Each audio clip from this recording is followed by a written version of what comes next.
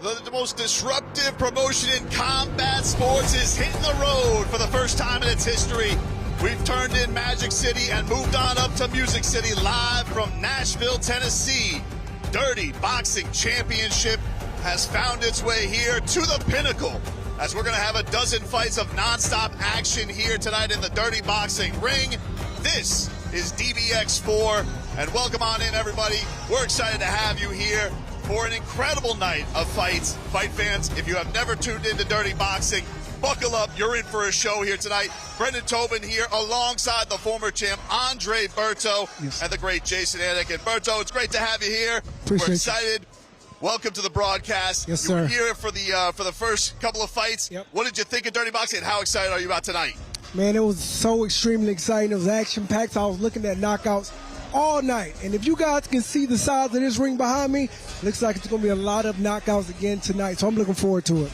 Jason, we've seen this thing blossom into something incredible, Dirty Boxing, but now we're here on the road. How exciting is this? Oh, gentlemen, you know I'm always jumping out of my skin. As you alluded to, BT, we are leaving the friendly confines of South Beach. We took this show on the road. Nashville has been incredible. And you said it, Brendan. Anyone watching live on YouTube right now, buckle up. This is the most explosive striking league on the planet. A lot of people going to be tuning in tonight for more reasons than one. We're excited to bring in another part of our broadcast here tonight. We're going to get the coach's perspective. Let's send it on over to the corner. Bryan Wright. Bryan, how excited are we for tonight to watch this Dirty Boxing action?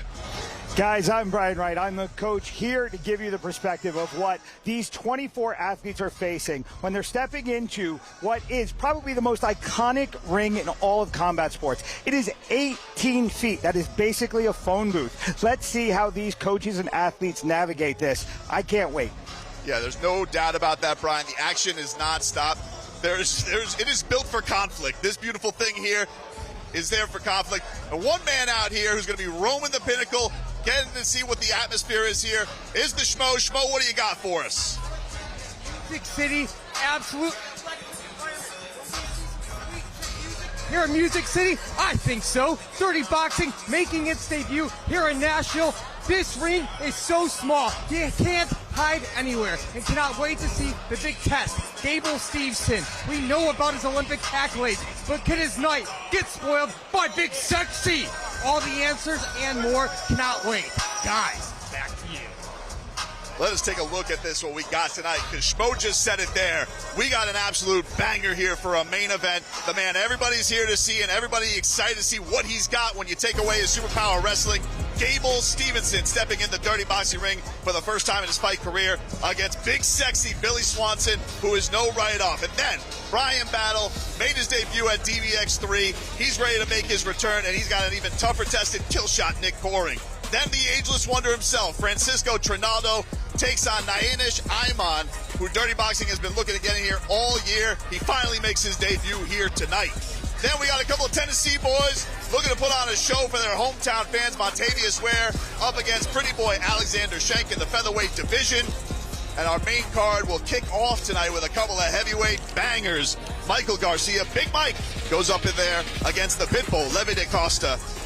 Boys, I cannot wait. I got the goosies already. I mean, it is unbelievable. I am so excited for our first show here in Nashville. I'm excited to see what Gable Steveson has, Berto. Yeah, man. I mean, of course, most everybody's here to see Gable Steveson, Olympic gold medalist. He's here making his transition, but he has to show up tonight. He's going to have to show up tonight to just make sure to let people know that he's here and he's going to be a big force here tonight. We got to see he's not able to wrestle. It's taken away, Jason. These rules are not meant for Gable Steveson. Well, just unbelievable. And he did make his LFA debut very successfully, right? But the wrestling background. But we are taking a look at the rules right here. Dirty Boxing, we've described this perfect rule set that's right in front of you. 4-ounce gloves, that tight 18-foot ring, nowhere to go. No hugging. This is a new rule. Potentially point being taken away for hugging. 3 3-minute rounds with the optional bonus round if we are at a draw, and conditional ground and pound. You can ground and pound to the finish. Standing ground and pound is allowed. And we all love no grappling, no submissions, elbows, back, fists allowed. So that's why you see everybody coming into this Dirty Boxing event. They get to get a little creative with their flow up top. They don't got to worry about they don't have to worry about takedowns. They don't have to worry about grappling. And those are things that Gable Steveson, that's his bread and butter. So he's ready to show what other tools he's got in the Dirty Boxing ring tonight. But he's a newbie. Let's take a look at the guys who are making their return, because we got a bunch of guys who are coming back to Dirty Boxing for their next performance. And this man, Jason, absolutely stunned the combat sports world. Oh, did he jump off the screen? James, that loose cannon cashes as a plus 450 dog there against Hector Lombard in the first round. Be an interesting night for James Cannon, though. He was there at 205, looking like a big boy. 185 tonight, so a little bit of trouble with the weight cut. We will see how he performs tonight, given those circumstances this week. And this is the beauty of dirty boxing. You never know that opportunity that might be in front of you. You take on a legend like Hector Lombard and can change your life, have a revitalization into your fight career, and he's excited to get another chance here tonight. Can't wait to see the cannon. Can't wait to see this man. Peter Stenonik back in the dirty boxing ring, a Muay Thai specialist, loves using his elbows, Jason. Yeah, and Stenonik in his first fight against John Marquez, they got real close during the week, almost became boys, right? So it was interesting to watch them fight. But Berto, he said some things in the fighter meeting talking about sort of wearing shoes and the Muay Thai. Tell me a little bit about that. Yeah, I mean, he's definitely trying to implement a lot more boxing in this fight.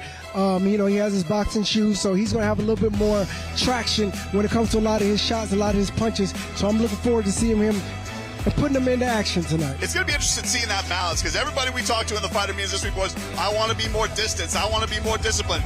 But you get in that dirty boxing ring, you can't help yourself. It just exudes chaos. Like this man right here, Yeah. Travis St. John, a firefighter outside the ring, a firefighter inside the ring. Had one of the all-time dirty boxing classics against Jancy Silva. He didn't even win this fight, but he didn't go home a loser at all, Jason. Well, it's unbelievable as you watch this footage and you see these knockdowns, right? Fight of the night, Travis St. John, it was incredible. He was so upset being on the bad end of that result. But what a fight between those two. And I'm excited for him to be bouncing back.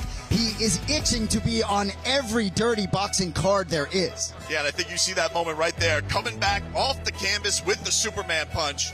If you want to talk about what could be a logo for dirty boxing in its early history, it might be that performance by Travis St. John and what Jancy Silva did on the other side. We also got making his return tonight. We mentioned him before. There he is, the Pitbull, Leve de Costa. He was in an absolute hammer heavyweight matchup with the Vanilla Gorilla Chase Sherman his last time out. Chase Sherman showed a chin that night. Leve de Costa was on point, and I thought he really nailed the rule set, right? He poised himself at the right time, took sort of some breaths in round two to get himself back, but his left was powerful all night, going up against another winner tonight from DBX3. Yeah, he's going to be stepping in there with Big Mike, Michael Garcia, making his return to the dirty boxing ring. A leaner heavyweight, but very tall in stature, and also one of those fighters we talked about, Andre, who wants to be a little bit more disciplined, but we'll see what happens when he steps in that dirty boxing Yeah, he ring. said he wants to be a little bit more disciplined, try to use a little bit more range, and try to use a lot more of his boxing skills. So we're going to see if he's going to be able to put that in action tonight. That fight is an absolute storm against Victor Cardozo to get his first dirty boxing win. An absolute great performance by him. We got one of Tennessee's zone in the building here from the Pinnacle, Alexander Shank. They call him Pretty Boy. He won a decision, a high-action, high-paced first fight at DBX1. Put on a heck of a show for the fans there in Miami. A lot more on the line here tonight in front of his hometown fans. Without question, a little bit of a karate background for Shank. That was DBX1. Didn't see him at the last two events, but his opponent tonight, Montavious Ware, is a different opponent. A boxer, a pure boxer. Big test here for Shank tonight. Going to be interesting to see those skill sets blend and who can come out on top. Both guys here from Tennessee. Big time showdown for him. This man, what can you say about it? The ageless wonder, Masaranduba, Francisco Trinaldo, one of the more iconic finishes in dirty boxing history, Jason. Masaranduba, give me all of that. The elbows just unbelievable. EC Moon, very skilled boxer, really had nothing for Francisco Trinaldo that night. The rule set seems to be perfect for him. Came in 3 pounds underweight. This guy's just aging in reverse. That's going to be an interesting thing we're going to see here tonight, Andre, is how do guys develop? Do they get a little bit more disciplined as this goes on? We'll see. The MMA guys have had the nod so far. Exactly, like they have to. I mean, I believe it's going to elevate a little bit. A lot more, boxers are going to be able to come into the space and really, show a different type of skill set. This man obviously put on a show, a very, very highlighted matchup his last time out against Derek Francis, and that's Bryan Battle, the Butcher, making his return. He says he gets the call from DBX. He says, you guys want me back for the next card? He's ready. The weight cut went smooth, and he's ready to come out here and put on a show for these fans here at the Pinnacle. An absolute fantastic venue here as we got dirty boxing underway from the Pinnacle. You can see our lineup here, and our main event is going to be exciting between Gable Steveson and Billy Swanson. But we're going to start off here tonight In the featherweight division, Gabriel Eurit taking on Akeem Basir, Corey Jackson's teammate. He's been excited about his first opportunity in dirty boxing. Ria Agapova taking on Desiree Yanez, Dirty Dez, as the ladies will get going in the bantamweight division. Then we got James Cannon, the aforementioned, taking on Zane Burton. Big time action coming there. You see our feature prelim there. Travis St. John against Kevin Felipe. Mike Garcia against Levi Costa. Montavia Square against Alexander Sheikh. Francisco Trinaldo against Nayanesh Ayman. Bryan Battle and Nick Kohring. And of course, you see the big boys there. Gable Steveson against Big Sexy Billy Swanson, who feels very disrespected coming into this matchup. Everybody talking about how quick is he going to lose to Gable Steveson. Let me tell you something. This guy is not coming here to lay down. He does not like the description of being a can.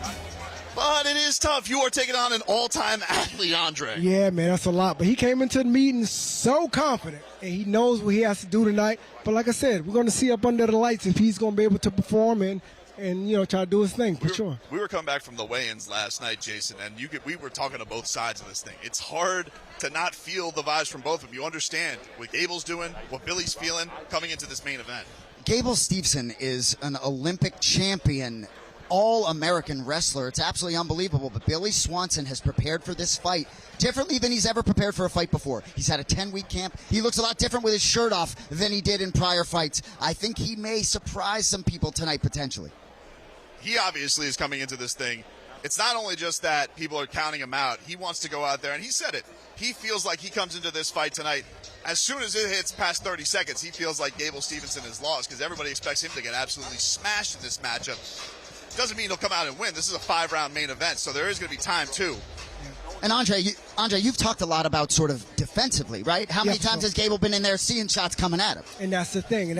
I mean, we've been seeing a lot of videos of him punching the mitts and, doing other things of that nature. But we need to see, once he fights someone that really comes at him and really throws these shots to see how he's going to be able to respond. We're getting ready for a big night of action here. Live from the Pinnacle, live and free right here on YouTube. It is DBX4. Let's get this action started here tonight, right here from Nashville, Tennessee.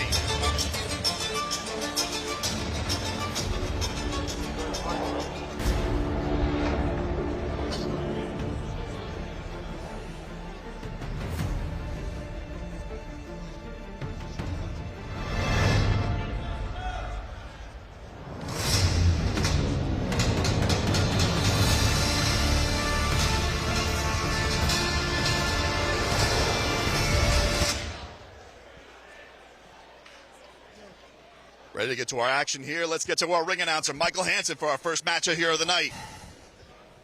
Ladies and gentlemen, good evening and welcome to the Pinnacle here in beautiful Nashville, Tennessee. This is DBX4. And now Nashville, make some noise. It's time to get our fighters out to the ring.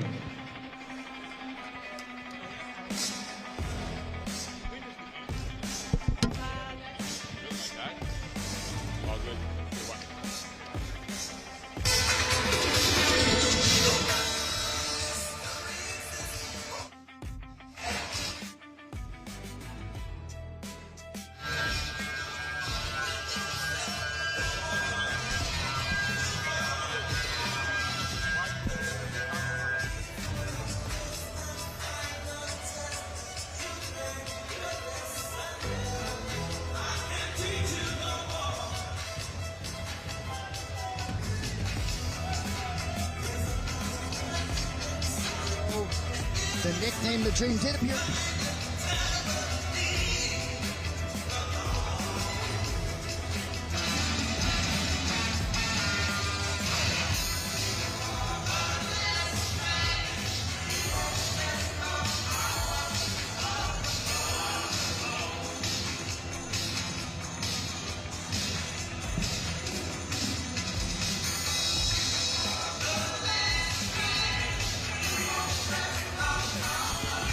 Going out and getting set for this opener here at the Pinnacle. Very excited about this. You can see his teammate there, Corey Jackson, on his side. Corey Jackson, one of the most electrifying fighters we've had in dirty boxing. He's been excited about Akeem getting his first opportunity, Jason.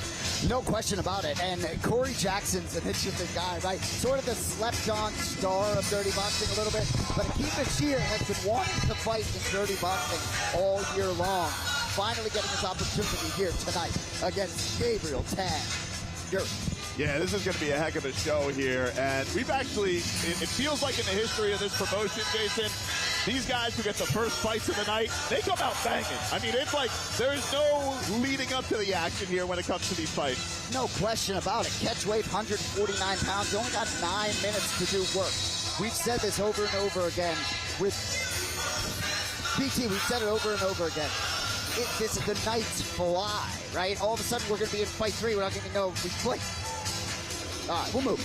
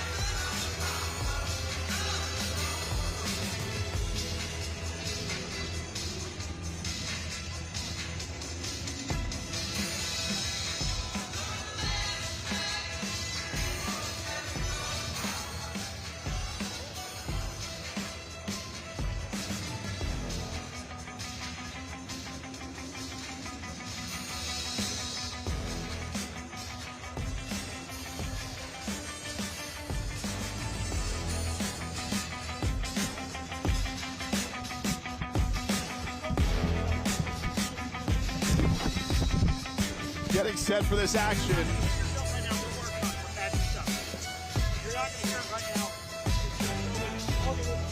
Look at this ring. Look at this atmosphere we got here tonight, boys. At the Pinnacle here in Nashville, Tennessee. Cannot wait to get this thing going, Andre. Are you excited for your first event ringside? I'm excited. I'm sitting here at ringside. I'm ready for this action. I want to see what these boys got. Cannot wait to see this matchup get going. Our first fight here of the night.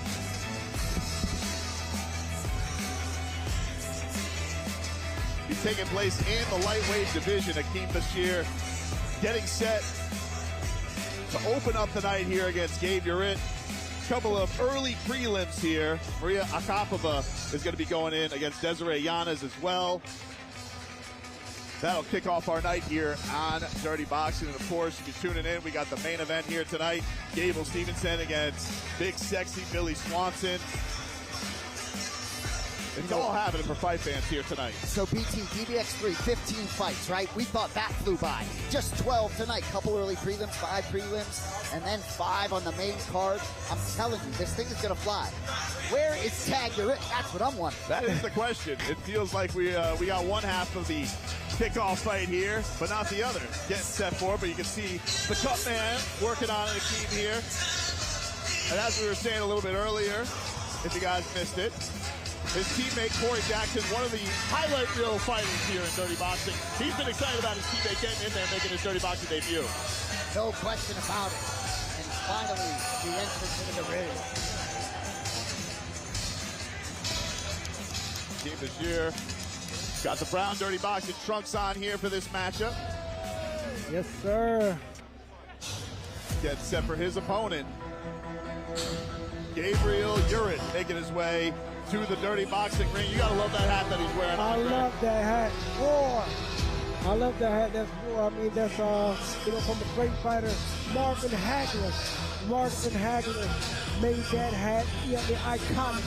They're getting ready to step into the ring for the war. So we're gonna see what he's gonna do tonight. And the Diamond Dustin Poirier continue to make that hat famous. Yeah. But Gabriel Tag Eurit. Kid's an athlete, ain't no, he's an amateur. He was the high school football player of the year, committed to Indiana to play football. Really going to be interesting to watch him compete. I think he's got a big future, whether it's MMA, whether it's boxing, maybe even in dirty boxing. You wonder if Indiana, if he knew how good Indiana was now, if he would have not committed. I think he found the right thing for himself. Indiana obviously playing real good football right now. Don't tell that to anybody here around Tennessee. Root for their volunteers, but we're getting set to see this young man in action because he is all about fighting at just 24 years old. Yeah, it's still a young guy, right? 2-1 overall, so his last appearance was a loss. That was LFA 210 back in June. He was real naked choked in the first round. He got a little bit antsy, sort of getting up. Didn't show the proper poise there, but pretty quick turn from to right the wrong view.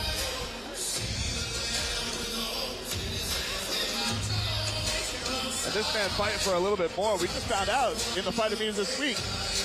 Let's go to our tail of the tape here. And there you see Gabriel Eurit, 24 years old, 5'9", weighed in at 149 pounds. He has a 71-inch reach. And Akeem Bashir, 37 years old. He also 5'9", weighed in at 149.5 pounds with a 73-inch reach.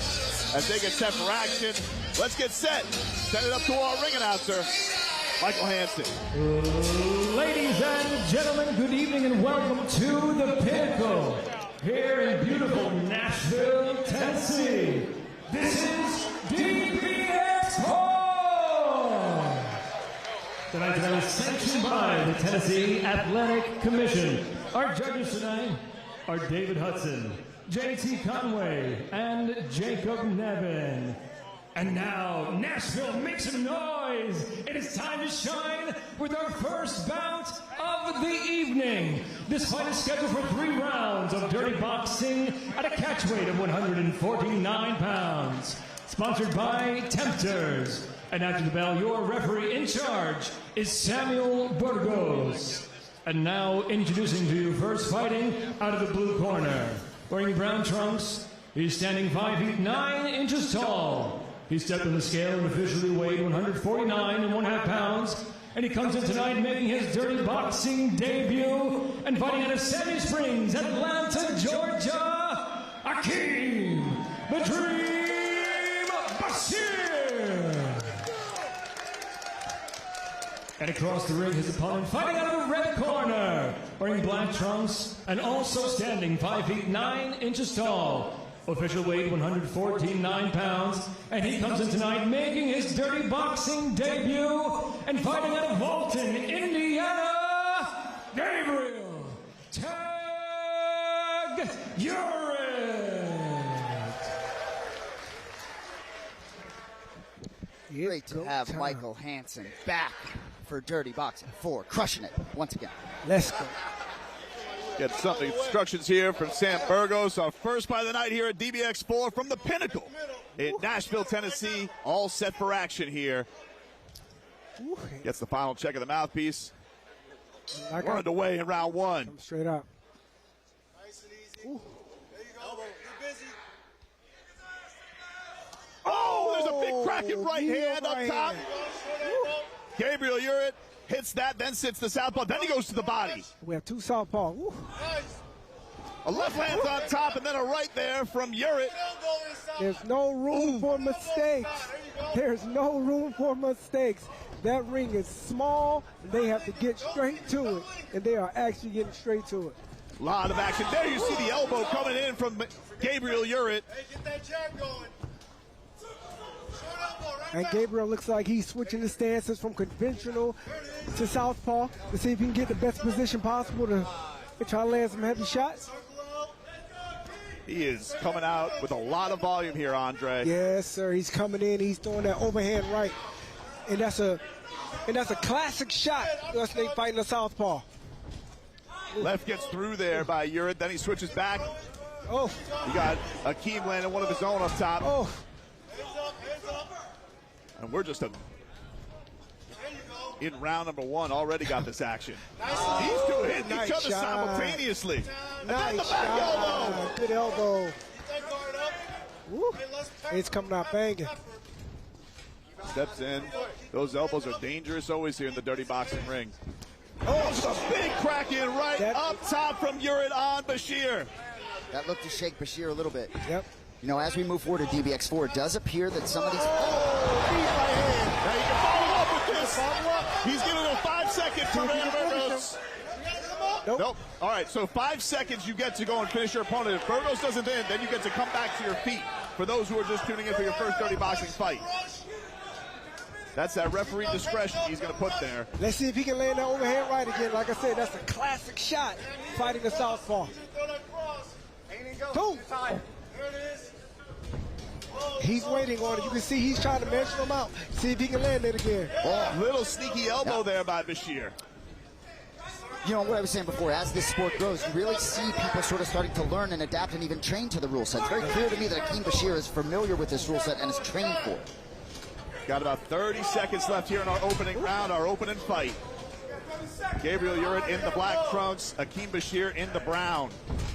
Body shot there by Eurit on Bashir. Goes to the left up top and then hits a little right hook. Heavy shot. Goes right to the ropes and followed up with some shots. But Sandberg's going to stop this. Heavy shot this by down. Dave. Does look a little bothered by his eyes there as Bashir steps back in the ring, but we're in the closing seconds here of round number 1. And there we go. We get back to our corner. Heavy first round. Excitement, you guys already. Tough excitement. The first fight, the first round. Unbelievable action there in that first round. Tons. Punches and elbows. We're getting all of that. They're coming in smoking. Sam Burgos getting these guys on the way. Sam Burgos, by the way, a shout out to him coming up from Florida, our most veteran of all of our Dirty Boxing referees, and has really been crucial in developing the rules of the sport and how to officiate this. Jason, he's a big key in the first events. I'm so glad you shouted him out. He's been crushing it in Miami, and it's a real big piece of keeping this as entertaining as it is for the officials to be on top of it. Tell you what, that's a way to get it started. I'd be surprised if we see another 6 minutes here, though. These guys are coming out banging, and you have to love it. All right, we're here with round number 2, and I like left gets up top by Bashir, then a body shot by Gabriel Eurit. Eurit wearing the black trunks, Bashir in the brown. Oh! Gabe looked like he's just setting up for that overhand right. And I like the fact that he's switching stances just to make sure to try to keep. He's finishing him. Got some follow-up shot there. That's how it's done. And he's going to wave it off. There you go. That's how it's done, guys. Round number 2, we got ourselves a finish. Gabriel tagged Eurit, has his first Dirty Boxing victory. As he sends Akeem Bashir to the canvas. And he's done that in impressive fashion. He stood in front of his guy. He showed him a few different looks. He kept switching it up on him. And he got a chance to land it overhand right and finish the fight up. Beautiful. What a performance. A lot of excitement, man. It's hard not to love this. Because it's non-stop action. It really is. As a fight fan, Andre, this sport, Dirty Boxing, is intoxicating. You just cannot look away for 1 second because that fight will be over. Yeah, that's a fact. The two show love to each other as they open up this great card here in Nashville, Tennessee. DBX4 off to a fast start, as all these cards have been. My man is wearing that war hat. He's paying homage to my man Marvin Hagler, and as you can see tonight, he came in here and put on the show. Let's get the official word from our ring announcer, Michael Hansen. Ladies and gentlemen, our referee Samuel Burgos intervened and stopped the fight. The official time, 33 seconds of round number 2, declaring your winner by TKO, Gabriel Tag Eurit. Ladies and gentlemen, I am here with your winner, Gabe Eurit. That's how you get this building going. How you doing? Oh man, I'm happy I could start off the night in a good way. Tell you what, the power hit immediately. So your first appearance in Dirty Boxing, what did it feel like for you? Man, it was awesome. The intensity was there. Akeem brought it. Hit me with a good shot, but I was in it the whole time. I love the intensity. Anything surprise you about what he did in there? I mean, one of the exchanges I got clipped at it. Honestly, I didn't know what happened. Said I got hit with the left hand, but I was sitting down on that left hand looking for the pole counter later. But, you know, we get hit. We're fighting. I hear you. So I know you have a bright future ahead, certainly some mixed martial arts experience. Can we see you back here in DBX perhaps? I'm gonna have to talk to my manager and figure things out, but I love it here. We'll see what happens. Well, you belong here. That's how to get the night going. Ladies and gentlemen, Gable, tag, Eurit.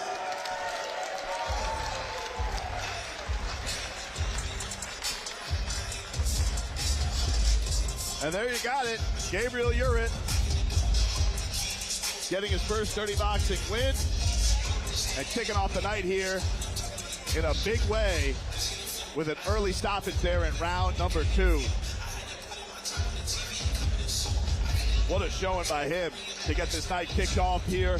Our first event on the road out of Magic City, out of the 305. We've landed in Nashville, Tennessee. Dirty Boxing keeps sweeping the nation. Good to be back, bringing this sport to a new location, Andre. Yes, looking forward to it. I think it's something we can take all around the country and bring everybody out. Because like I said, as you can see, people love action. And here at DBX, it's nothing but action. It really has. Unbelievable showing there in the first round, non-stop. And you guys can see it. You come in here, you don't like the grappling, you don't like the stalling, you don't like it. It is non-existent here in Dirty Boxing. You're going to see elbows, you're going to be spinning back this. Want to see guys fight?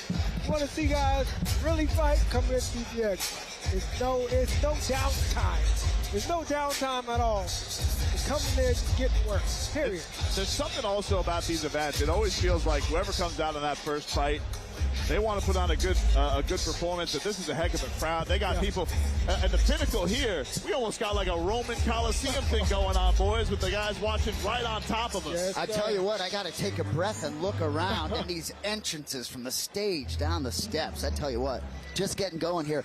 But Andre, I mean, I know you've been to some of these events. Now you got a hot microphone, but it really hits differently than any combat sport, does it not? Man, these guys, at the sound of the bell, they're coming out banging. They're coming out banging. The ring is small.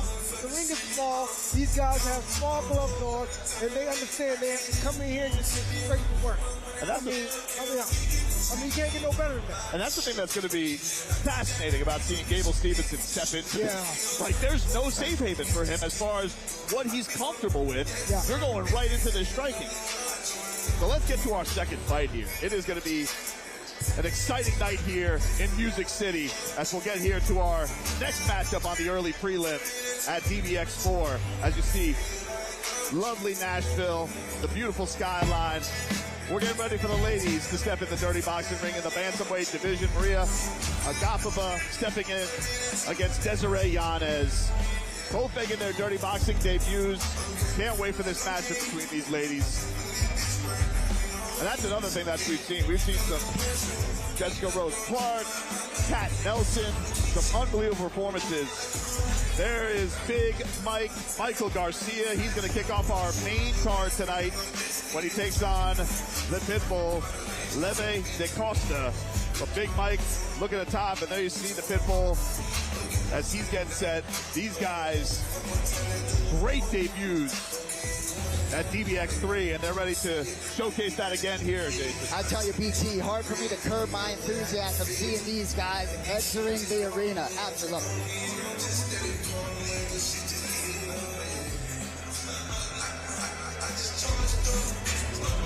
Getting going here for our next matchup here in the Dirty Boxing ring in the bantamweight division with the ladies.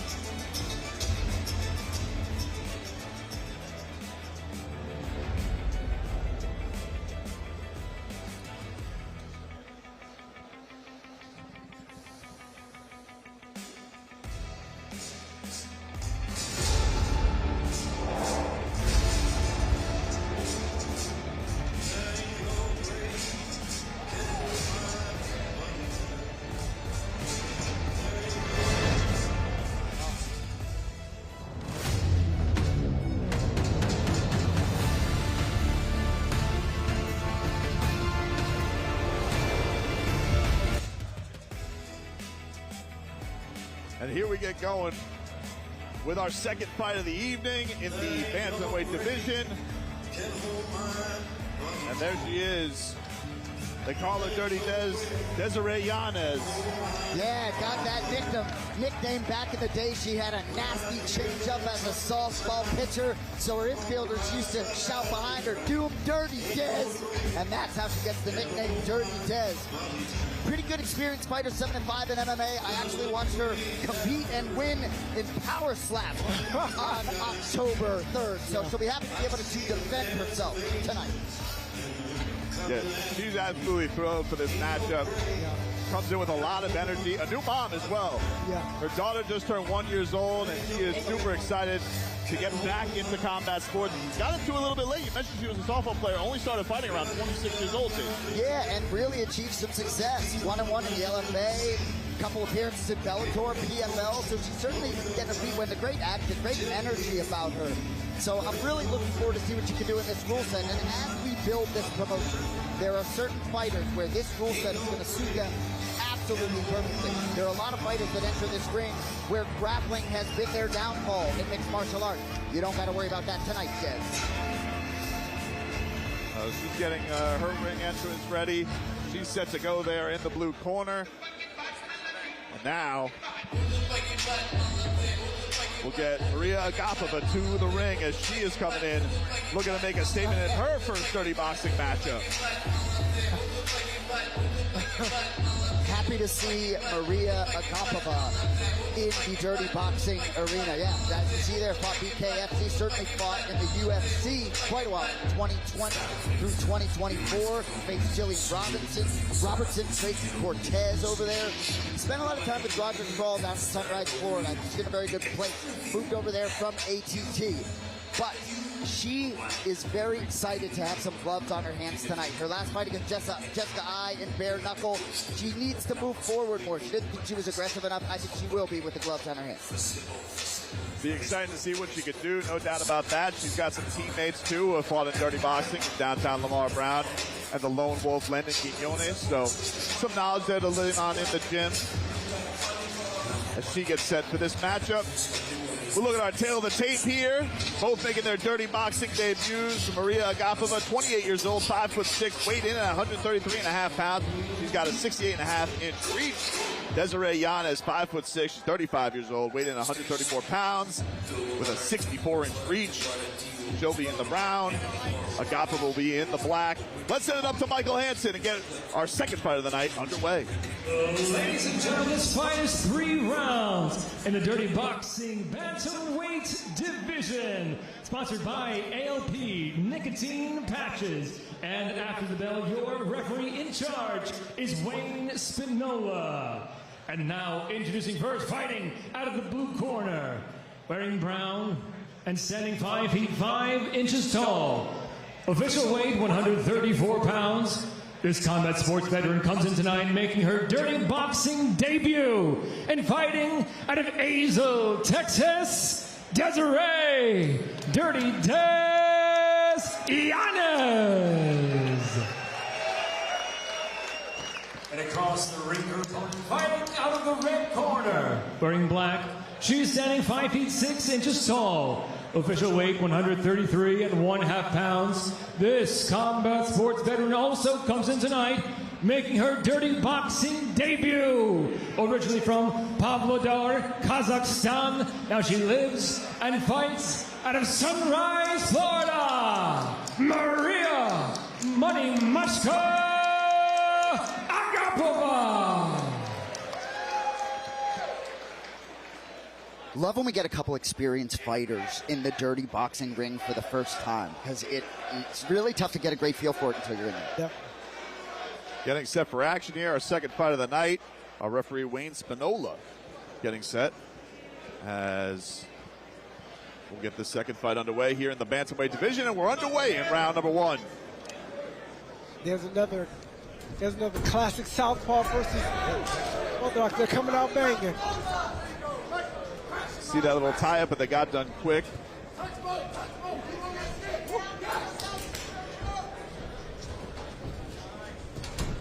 Oh, some big shots landed by Agapova upstairs. She comes through with on the left. Elbow to follow up there by Agapova, and then another big one up top.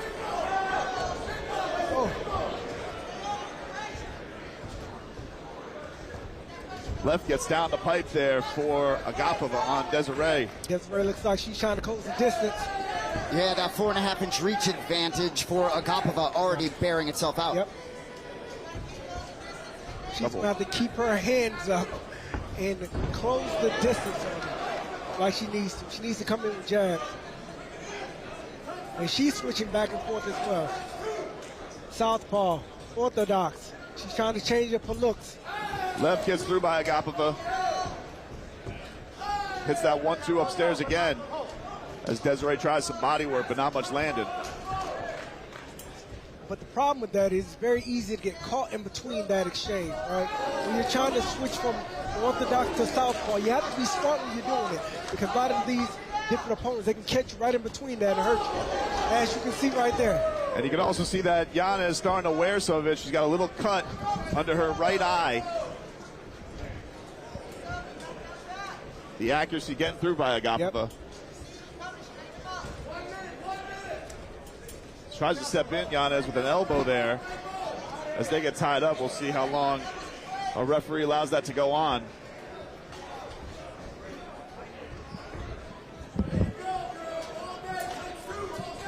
But the problem with Desiree right now, she's trying to walk in there without anything in front of her. She's not coming in with a jab or anything like that. So it's very easy for Agapova just to hit with these shots coming in. Especially with that distance, right, Andre? Of course. She's able to have that reach advantage, and she's sniping at a comfortable place for her. But Desiree trying to put her into the corner.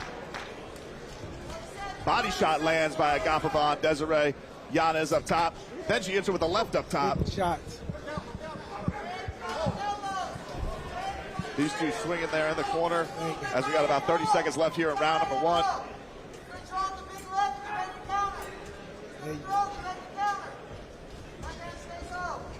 Now Desiree looks like she's understanding that she needs to come in with jabs now. She's pulling it out there. She needs to try to close that distance. There you go. She needs to try to close that distance and come in with heavy shots. She just can't walk in. Little left. She's going to keep getting hit with shots just like that. And round number 1 comes to an end. Got to think that one went to Agapova at the early going, boys, as Desiree Yanez wearing some of that damage on her face.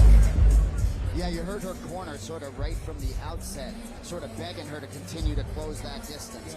Agapova certainly got more done, a little bit wild with some of the strikes, I think. Yeah, but the thing with Desiree, the corner wants her to close the distance, but she needs to close the distance with something. She just can't walk in, try to close the distance. She try to come behind the jab, you know what I mean? Or like come behind something or something. Just can't walk straight in. Great point. Confident that she, got some time to rehash. She knows what she's got. She's got her challenge of trying to cover this distance early on. Yeah. Right Andre, now, sitting here, sorry, BT. Andre, sitting here knowing your history and obviously boxing. Back Do to you work. sit here and think about how you would attack this rule set a little bit yourself? How I would? Yeah, do you think about that a little bit as you're here? Sometimes I think it'll be a field day for me, but Andre Burton will be a problem in the D-ring. A real problem. left lands up top for Agapova. Catches it with a hook coming inside. You can see Yanez is stumbling. She tries to tie it up. Some elbows flying. Elbows coming in. She's using her distance and she's using her range well. That left hand has found a home for Agapova frequently. Oh, and then the right hook up top lands for Agapova. And this looks like it's going to be Desiree's problem all night. If she doesn't come to try to close the distance with a jab or something, Agapova is just going to continue using her reach and her range just to hit her from the outside while she's trying to come in every time.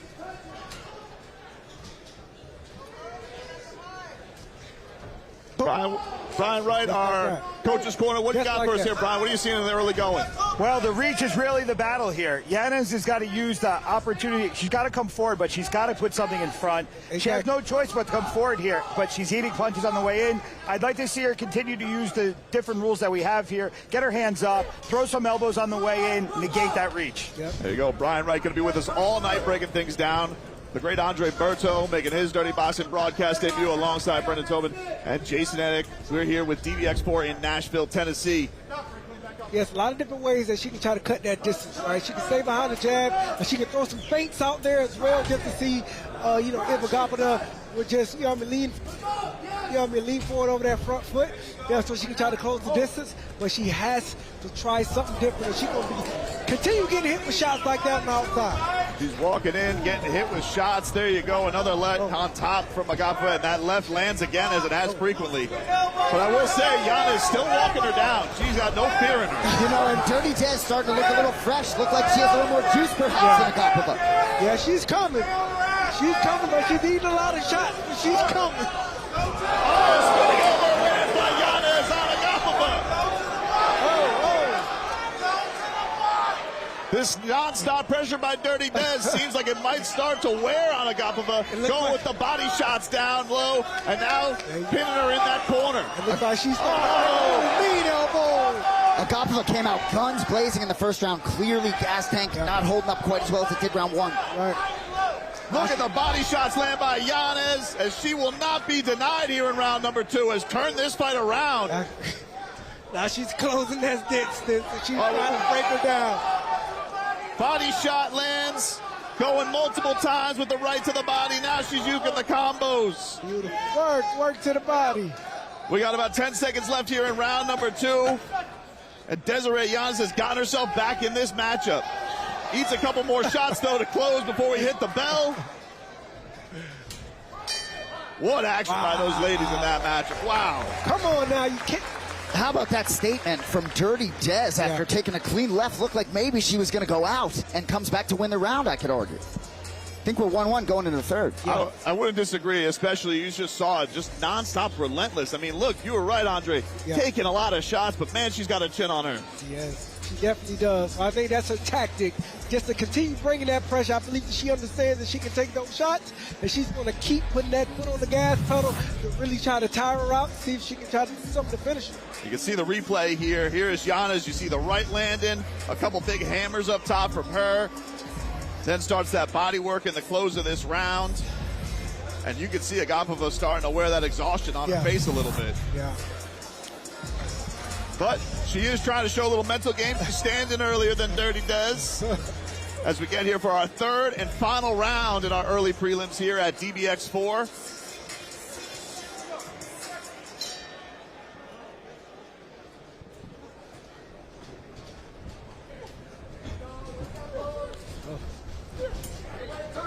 Des is bringing that pressure last round. She's bringing that pressure. Look at her face, looking very determined. Money Masha gets her mouthpiece back in.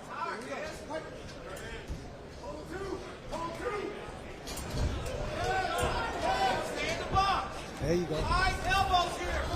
Oh, we got a right landed up top by Dirty Des. As they're tied up in an elbow there on the break by Yanez. Des doesn't care about any jabs. She's not caring about any face. She's walking in to come in there and get to work. That's it. She's going to take every shot just so she can get in there and get to work. Appropriate that Dirty Des is finding a home here in Dirty Boxing, because she's taking that truly there in the corner, using all of her arsenal. She's a machine. You ain't kidding, and it looks like Agapova has a little more juice than she did round 2. Maybe trying to win 2 of the 3. Well, you got to think her coaches wanted her to get back at that distance, Andre, because she is not comfortable here as she's eating elbow after elbow. And Des is killing her with the pressure right now. It has a strong momentum going right now. Working the body, investing in that body.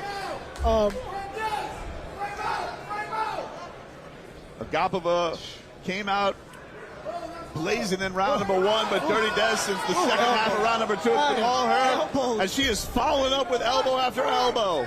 Berto, you think Agapova is incapable of getting out of this spot? She has to turn her opponent right now at this point. She has to get her and turn her and just get the rest of the ring behind her so she can move around and use her ring. She continues to throw. I just am not sure why she's not taking the action out to the middle of the ring. Exactly. Right now, the game is too even right now. She needs to turn her opponent, get the ring behind her, just so she can be able to use that range that she has.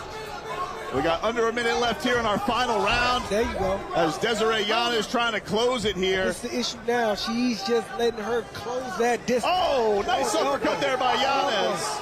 And another one up top. She is falling through relentless pressure by Yanez in this matchup. This This is Dez's game right now. This is Dez's game right now. Close that distance, just working on the inside. Back at a distance, this is where Agapova is comfortable. She Let's hits see her if with she the can stay jab. at a distance, though. Let's see if she can stay at a distance. She needs to get off that rope and turn her opponent and get the rest of the ring behind her so she can continue using that reach, using that distance. Closing seconds here in our fight. Spinning back fist there by Agapova to try and make a statement late, but it might be too little too late. Yanez keeps going into the corner. What a fight! This is relentless. They're going at it. And she's a new mom, right? It's crazy. Making her return to combat sports. Desiree Yanez has to be thrilled with how she turned that fight around. What a matchup by these two ladies. Wow, she has the gas tank, man, and she came in there with a lot of focus and relentlessness to go out here and try to make sure that she had to do whatever it took to really take this fight tonight, and it really showed. For her being a new mom, I'm scared of her. Seriously. So her husband, Edgardo Guzman, is an undefeated amateur MMA fighter, so certainly has a good body in the gym there. Yeah. Family full of fighters. Huh? Be interested to see how the judges see it. I'd be surprised if it doesn't go 2 rounds to 1 for Yanez. You agree, Berto? Yeah, I believe so. It felt like that momentum. That second round's going to be an interesting one, but it did feel like by the way Yanez closed the show in that second round that she should have 2 in the bag here. I will say, I do believe the third round mental game let Agapova down. I think there were paths to victory for her potentially, at least paths to winning that round, and I don't think she put herself in position to do so. Yeah. But all the credit to Dirty Dez. She had tough to get her off her, right? I shouldn't be hampering her, That's why Dez created that. Continues to add some thrilling performances by the women's division here in Dirty Boxing. They have taken to this sport absolutely sensationally. Looks like we're about to get our official decision here after that thrilling 3-round affair. We'll send it up to Michael Hansen, get our official decision. Ladies and gentlemen, after 3 rounds of dirty boxing action, we go to the scorecards. And our first judge scored the fight 29-28, Agapova. Another judge had it 29-28, Yanez. And our third judge sitting at ringside scored the fight 29-28 for your winner by split decision, Desiree Dirty Dez Yanez. And Dirty Dez gets her win in her dirty boxing debut. What a matchup by these two. A lot of respect between them after the matchup. A great showing by Maria Agapova as well.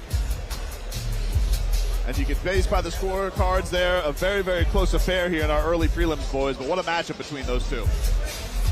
And the finish rates in dirty boxing are extensive, right? Most of these fights are getting finished, but even when a fight is not finished, look how those 9 minutes show up on your TV screen. Got the action continuing here from the Pinnacle in Nashville, as it has been already an electric start here in our first card in Tennessee. Excited to keep the action going here. Okay, so this is a true story from the Alp archives. Actually, this happened a week ago today. Sitting having coffee with my wife, my hot blonde wife, and she throws in an Alp 9-milligram tropical fruit, and she looks me straight in the face and says verbatim, "I can't believe there was a time when I didn't have Alp. Thank you for making it." She actually said that to me. Alp, she'll thank you for it. Get some at alppouch.com. DBX4 continues here from lovely Nashville, Tennessee. We're getting set here to start our prelim version of the card. St. Burton going to make his dirty boxing debut against the man who stole the show at DBX3, James "That Loose Cannon." This is going to be a can't-miss matchup here between these two guys. Cannot wait to see them in action. As we get set here, going forth at the Pinnacle. James Cannon against St. Burton in 3 rounds of action here for our prelim card.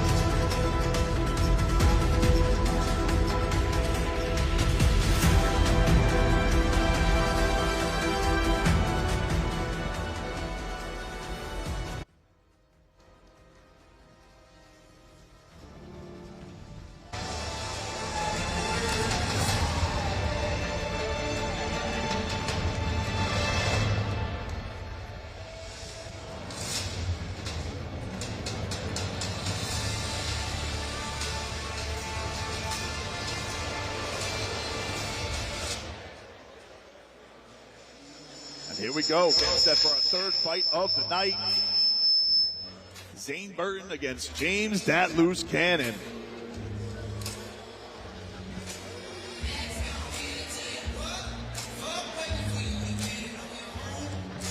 And there's the man who stole the show at DBX3. James "Dat Loose" Cannon making his way to the DBX ring. We talked about it off the top. An unbelievable appearance in DBX3. Hector Lombard going out right out of the gate. But James Cannon, right, talked at his first fight. After the fight, I saw him in the hotel lobby, and he said, I was in shape for this fight. A lot of people showing up here for 3-minute rounds are not in shape. Interestingly enough, though, tonight at middleweight, missed weight by 2.5 pounds, didn't want to bother going after that other 2.5 pounds. So big difference here, Berto, between 205 and 185 for Cannon. Yeah, it's definitely going to be a big difference. And like I said, just him coming into the fighters meeting, he looks like he's focused, he looks like he's ready. And like I said, we'll see how he's going to come in and try to pull a great performance tonight. So Cannon 9-10 as an MMA pro, 6 wins by knockout. He's not trying to get ahead of himself, but he did say he wants the winner of the co-main event tonight, Bryan Battle and Nick Kohring. Yeah, he's got some big plans here in Dirty Boxing. There's no doubt about that. And after what he did last time to Hector Lombard, tough not to believe in him. This is the time. You slay a legend in less than 20 seconds. People are going to believe in what you're able to do. As he gets set, fired up. Another note too, right, in the co-main event at DBX3. Third fight of the night here. So not sitting in the back as long, not as much time to think about it for Dat Loose Cannon. These guys are up now. And there you see Zane Burton making his way for his Dirty Boxing debut. If there's a better Southern accent in the United States of America, you can bring it my way. I could listen to this guy talk all day. This is a dangerous man right here. 6-2 as an amateur MMA fighter. You know, he's talking about different fights and things. He says, people like to come where they're safe. I'm safe everywhere, he says. But we talk about Desiree Yanez, right, having a newborn, right? He has a boy, Zakai. October 22nd was born. So you talk about a newborn, 8 days old. I'm sure he'll be thinking about his boy tonight. This man came into the fighter meeting with the wristband from the hospital. Yeah, he did. He was like, we're talking, he just had his baby. So obviously fighting for something big here. This is a man who wants to use fighting to put some big plans. He's a farmer. And is hoping that this can lead to other opportunities for him as well. But very excited seeing this matchup between these two guys. Played a little college football, Savannah State, did he not, BT? He did. I saw some highlights against the Canes back in the day. Former linebacker. And then actually lost his ability to walk at one point from MRSA. Gave up football, took up fighting.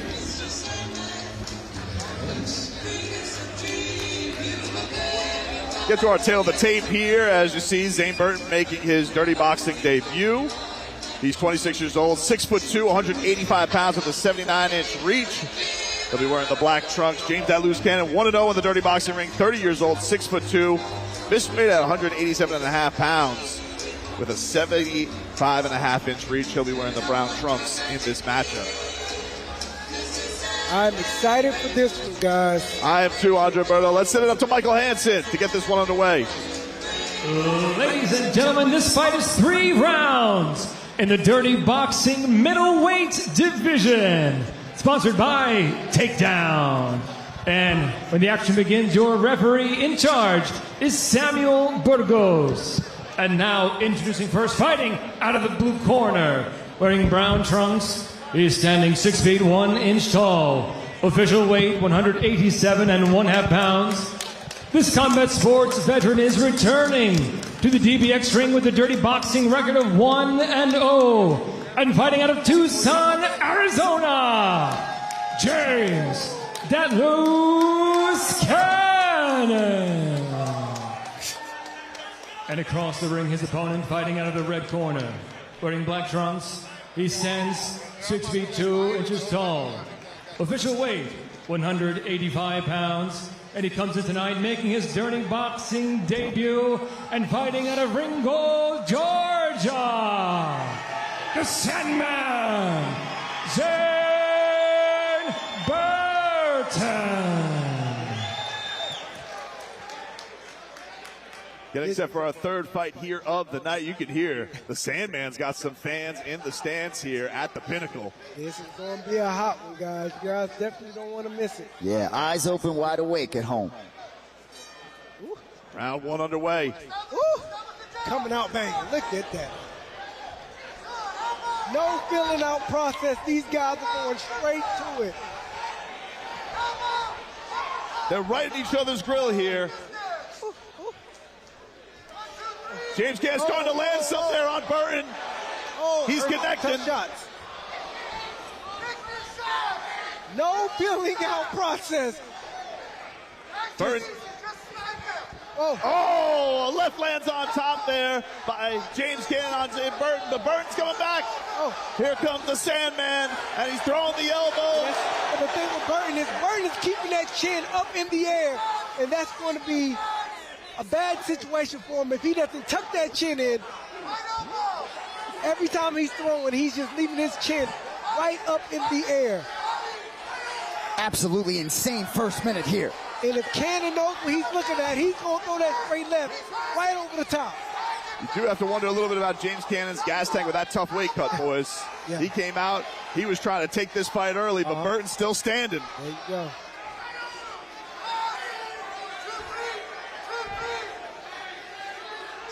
We do see in a lot of dirty boxing fights this sort of very intense first couple minutes, a little bit of a gas, and sort of, adrenaline dump, and I think, guys sort of get their win again, so.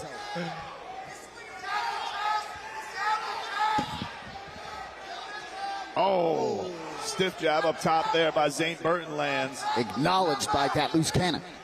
And then he ends with his own left on the follow-up with another left up top. And Cannon sees that straight left because, like I said, Burton's head is straight up. He's not tucking that chin at all. And these guys kind of lock horns like a couple of rams there with those elbows, and you wonder, with those chins sticking out, it could take one shot to put him to the ground. There you go. Like I said, that straight left. He's seeing it, but I don't know if he has enough juice to really put some real heat behind it.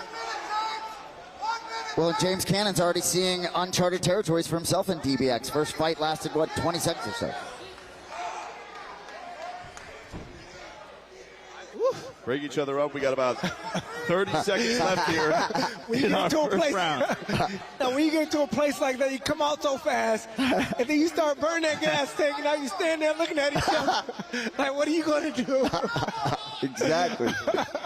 Now they're thinking a little bit more. Now they're trying to be a little bit more precise about their punches.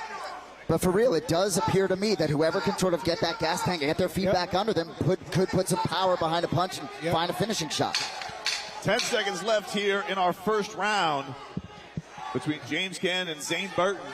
Burton tries to swing with the left there as he comes up, follows up with those elbows on the rope. Tries that pressure, but nothing landed of consequence as round number one is in the books here. Those guys are walking back to the corner, a little poof. This shit is real. The action is nonstop here in dirty boxing. You got to wonder when you take out that gas tank early. Well, right, when you look at the 149-pounders, Bashir and Eurit, right, had no problem getting through those 3 minutes at a ferocious pace. Maybe a little bit different for 85. And though Cannon is a veteran of dirty boxing because it was only a 20-second bout, so now we really get to see him go for the second time in the second round. So going to be interesting to see how these guys recover and who's got some more. But you can see some shots here. The elbows there landed by Zane Burton. Found a home with those at close range. And that strong right hand. Well, one thing with Burton, I see him in the corner. He's not sitting down. He's standing up. So that may be letting us know that he may be in a little bit, better shape here. He's ready to go. Tough first round to score for the judges. Yeah. Get set here for our second round as James Cannon opens up, sticking that jab in the face, tries the big left up top, but misses.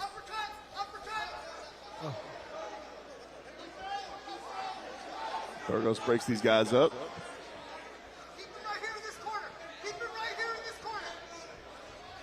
Left lands up top for James Cannon. Both southpaws trying to find their range, trying to find their looks. See who's going to land that straight left. There's a left that lands by Burton. There you as go. He follows up in the corner, sticks that jab in James Cannon's face. Nice quick left by Cannon. Oh! And the thing that I don't like about Burton, he's so square now. You know, he's throwing these shots and his legs are square. You don't want to, I mean, like I say, you definitely don't want to do it. You always want to try to make sure to stay at an angle, just in case your opponent has some punches coming back. That just lets me know the fatigue is sitting in heavy.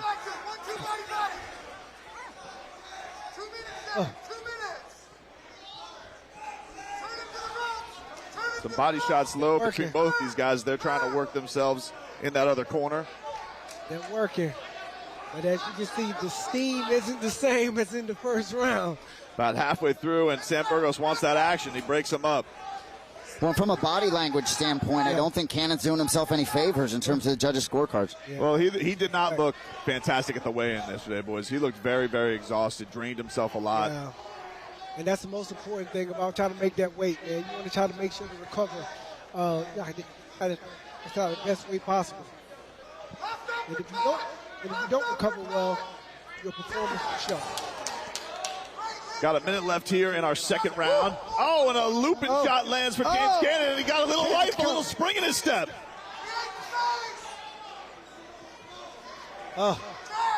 He saw one land and found a little life in those legs. Another left lands up top, and then a big one straight down the pipe. That's straight left.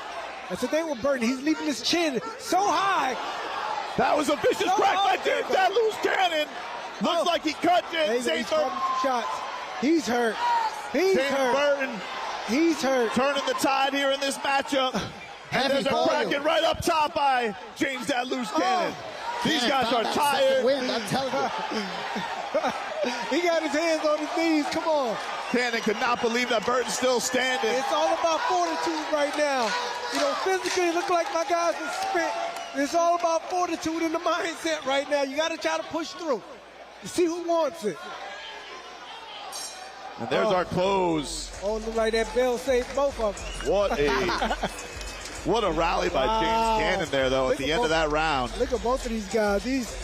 Both these guys are going back to the corner looking like they're dead. So we're going to see how they're going to come out the next round. Right now, it's all about the mindset right now. It's all about the fortitude, the relentlessness, and who wants to finish this fight, and who wants to go home as the victor tonight. So other than keeping the chin down, and you see now Burton has taken a seat on the stool, what are you telling Zane Burton if you're in his ear? I'm telling him he has to make sure to keep his foundation together, because with both guys, when it comes with a lot of fatigue, their foundation here is kind of falling apart. Everything is looking a little sloppy. Hold your foundation together. Stay focused on everything that we worked with in training and try to put everything down the pipe. Throw these punches down the pipe. Keep your hands up and stay focused at this point, because both of you guys are tired. Now it's all about who's going to hold it together right now until the end of the bell. Now you can see that cracking left that landed by James Cannon here. We got our final round up. Certainly think that ferocious fury in round two would maybe point me toward Cannon in round two. Yeah. Round one still tough to call. Anyone's fight. They said who's going to hold it together. The fatigue is sitting in. They're looking a little sloppy. We need to see who's going to hold the foundation together. See if they're going to be able to run these punches down the pipe so we can get rid of these. They're working.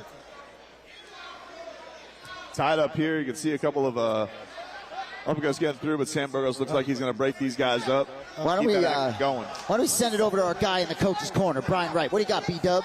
Well, Cannon is clearly just all firepower. I would really like to see Burton take a step to the side and come back.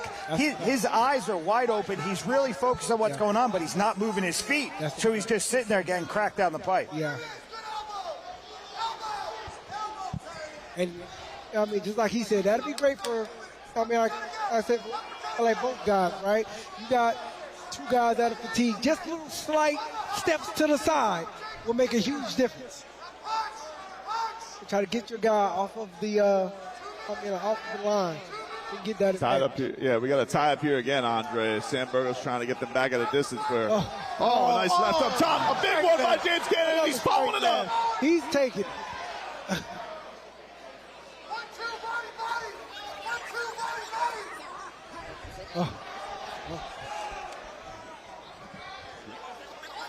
Fatigue to an extent has been the theme of this fight, but Cannon does seem to have just a little more to put behind some of these strikes. Especially if he's got that distance to snap the end of the punch with. Good point. Again, these tie-ups.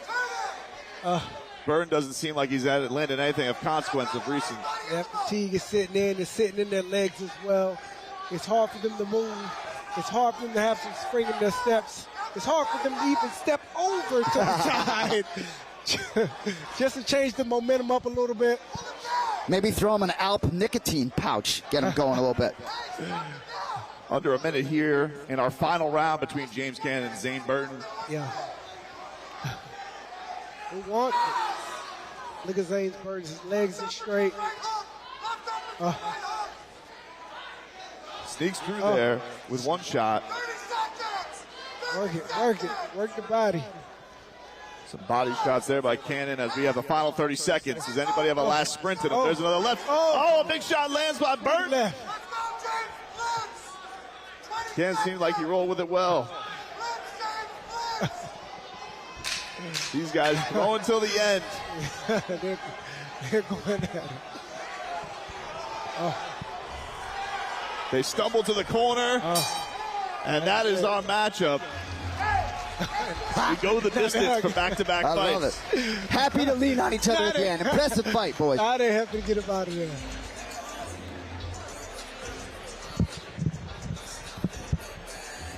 Oh, man.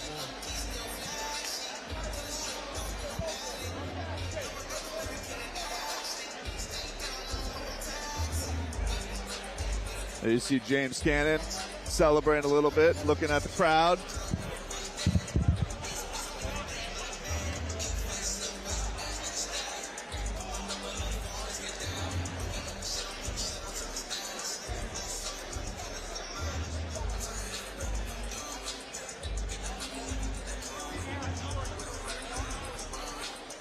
These two showing each other love in the middle of the ring. Yep. A nice showing. Fought through that fatigue and got themselves. James Cannon tells the crowd, show him some love. Cannon has found a nice home here in Dirty Boxing. He's put on 2 incredible shows. Dan Burgos brings these guys to the center of the ring. And we'll send it up to Michael Hansen, get our official decision. Ladies and gentlemen, after 3 rounds of action, we go to the scorecards. And all 3 judges scored this fight 30-27 for your winner by unanimous decision, James "Dat Loose" Cannon. James "Dat Loose" Cannon. Big win to get to 2-0 in Dirty Boxing. He has big aspirations of making this promotion his home. Nice for him to get through Zane Burton there. Yeah, it was, and there was a certain point where he just looked so fatigued, but he got a little spring in his step, landing in that second round, brought some life, and just don't know if Zane Burton had anything left to give, Andre, but. Yeah, I mean, I hope with, with Cannon, this was an eye-opener for him. The last fight was so fast, like now he was able to go the distance, and he got a chance to see how fatigued that he got within those 3 rounds. It's a great point. Obviously, three 3-minute rounds juxtaposed to 20 seconds in his first fight, but 205 versus 185. I'm sure that'll be a consideration as he moves forward. And you root for a guy like him. Big personality. Feels like he could find a great home here in Dirty Boxing. Now 2-0 in his DBX career. And he'll see if he can hunt down those big-time fights. We'll go to our next fight here as we'll go to the middleweight division. One of Tennessee's own, Andrew Stewart, getting set to go up against Ivanildo Metendaf from Suriname. A friend of Jairzinho Rozenstruik's. Looking to see if he can bring some of that Suriname power to the Dirty Boxing ring. But he's got to do it up against the hometown favorite in Andrew Stewart. What a showing this Pinnacle is, boys. Unbelievable. I tell you what, Andrew Stewart should have some people in the building tonight. You could be sure. You can see there the pretty boy, Alexander Shank, making his way. into the Pinnacle as he's getting set for a matchup later on tonight against Montavious Ware, also from Tennessee. Been running up the mountains here in Tennessee, getting himself set for this matchup. Reunited with his trainer, got a real new lease on his fight career, and excited to see what he could do at just the young age of 23 years old. Can't wait to see those two and what they bring on our main card later on tonight. Nashville, Tennessee. I tell you what, just getting going here, DBX4. Yes, sir. Let's go. What an atmosphere it is so far here at the Pinnacle. Looking to keep this action going here at DBX4.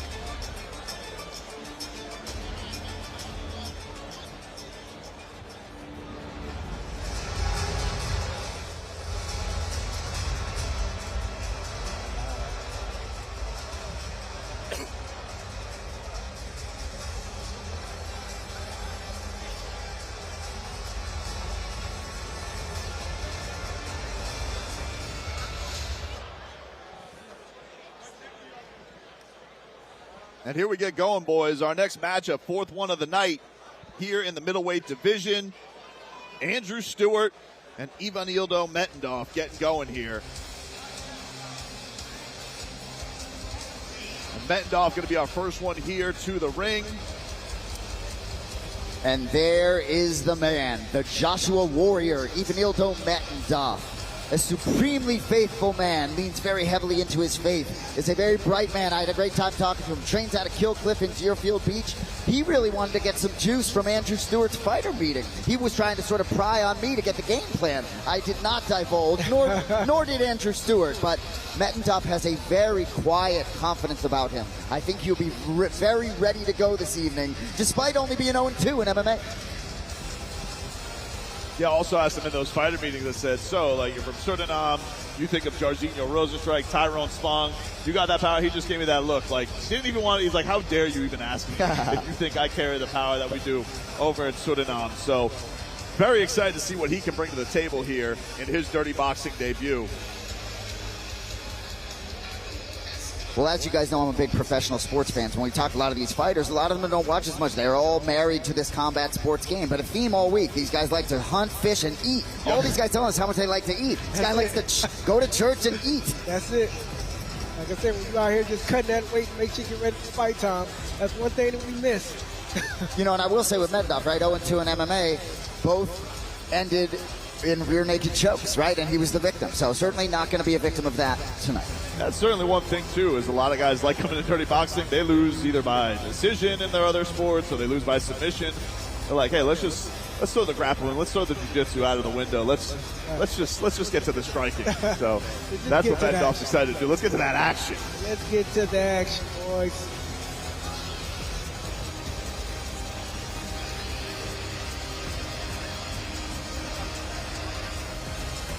Metendaf getting set for his opponent to get to the ring. He'll be there in the blue corner. And this guy bringing a big hometown flavor. Andrew Stewart making his way to the ring.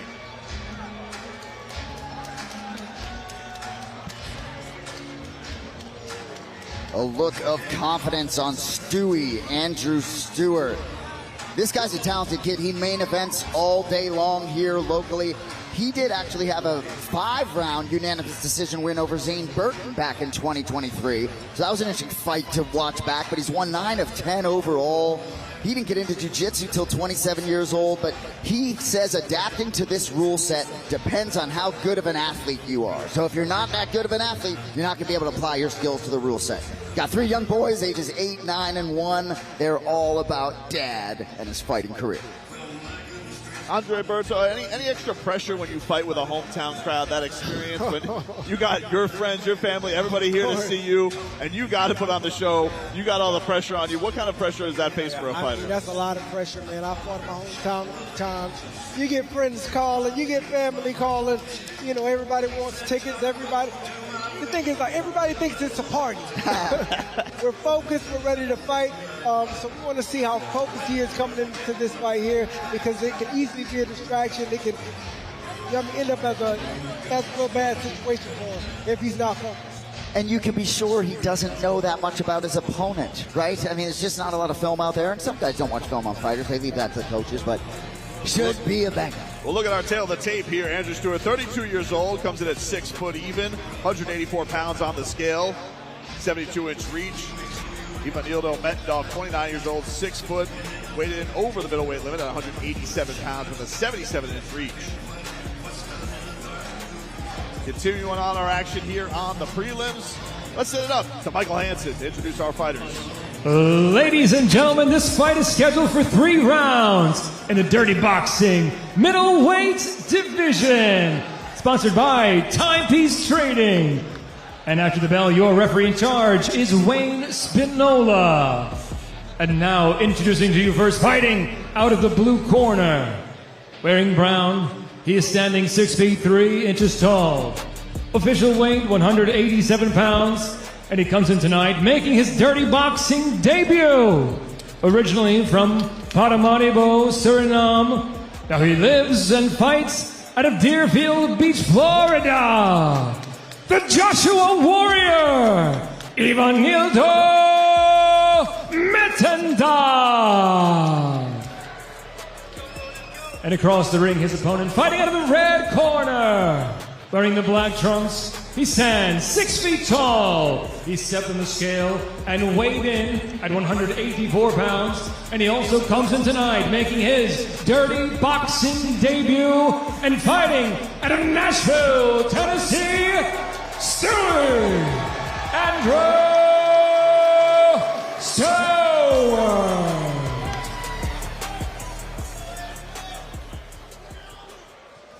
Very excited for this matchup coming up here, boys. Wayne Spinola, our referee here for this matchup in the middleweight division. Andrew Stewart in the black trunks and Ivanildo Metendaf in the brown. You can see the GOAT, Johnny Bones Jones, making his way ringside for this matchup. And we're underway. It's go time. Marc-Andre Barrio, familiar face in the corner of Ivanildo Metendaf. Looks like Stewart's trying to set up that right hand. Looks like he sees something already.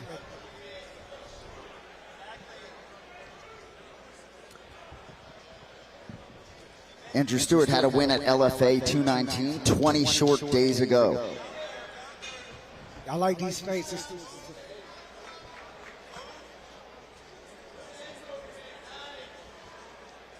These two sizing each other up a little bit more tempered pace than we had in our previous bouts. There you see the right up top by Andrew Stewart. Goes a little body work. He's invested into the body early, which is great. It'll pay dividends later on.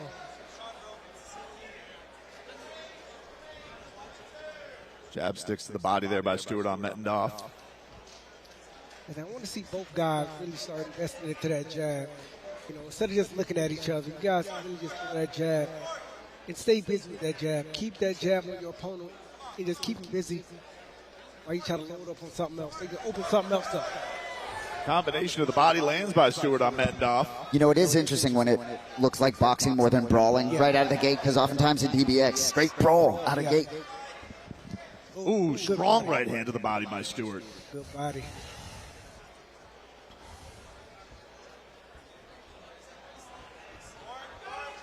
He's still trying to change up his look a little bit. He's throwing a few jabs, throwing the right hand to the body. He's trying to check a lot of different areas within his opponent to see if he can try to open something up. Just over a minute left here in our opening round.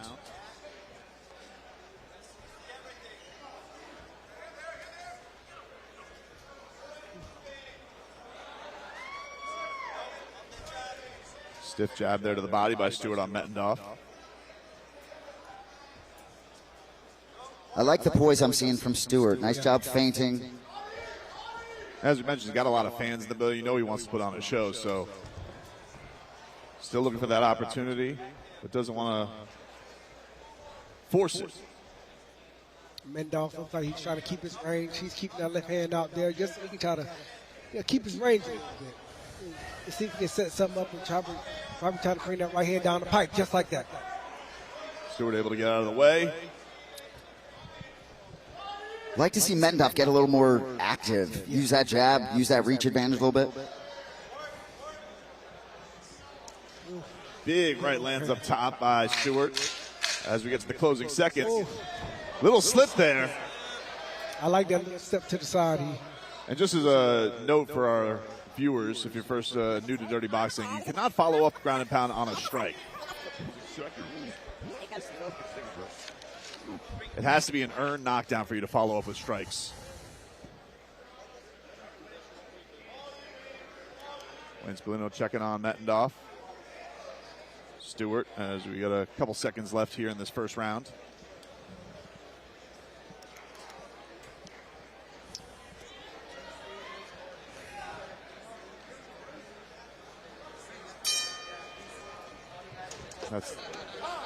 That's the end of round one. A little confusion. We're going to neutral corners, boys. Slow it down.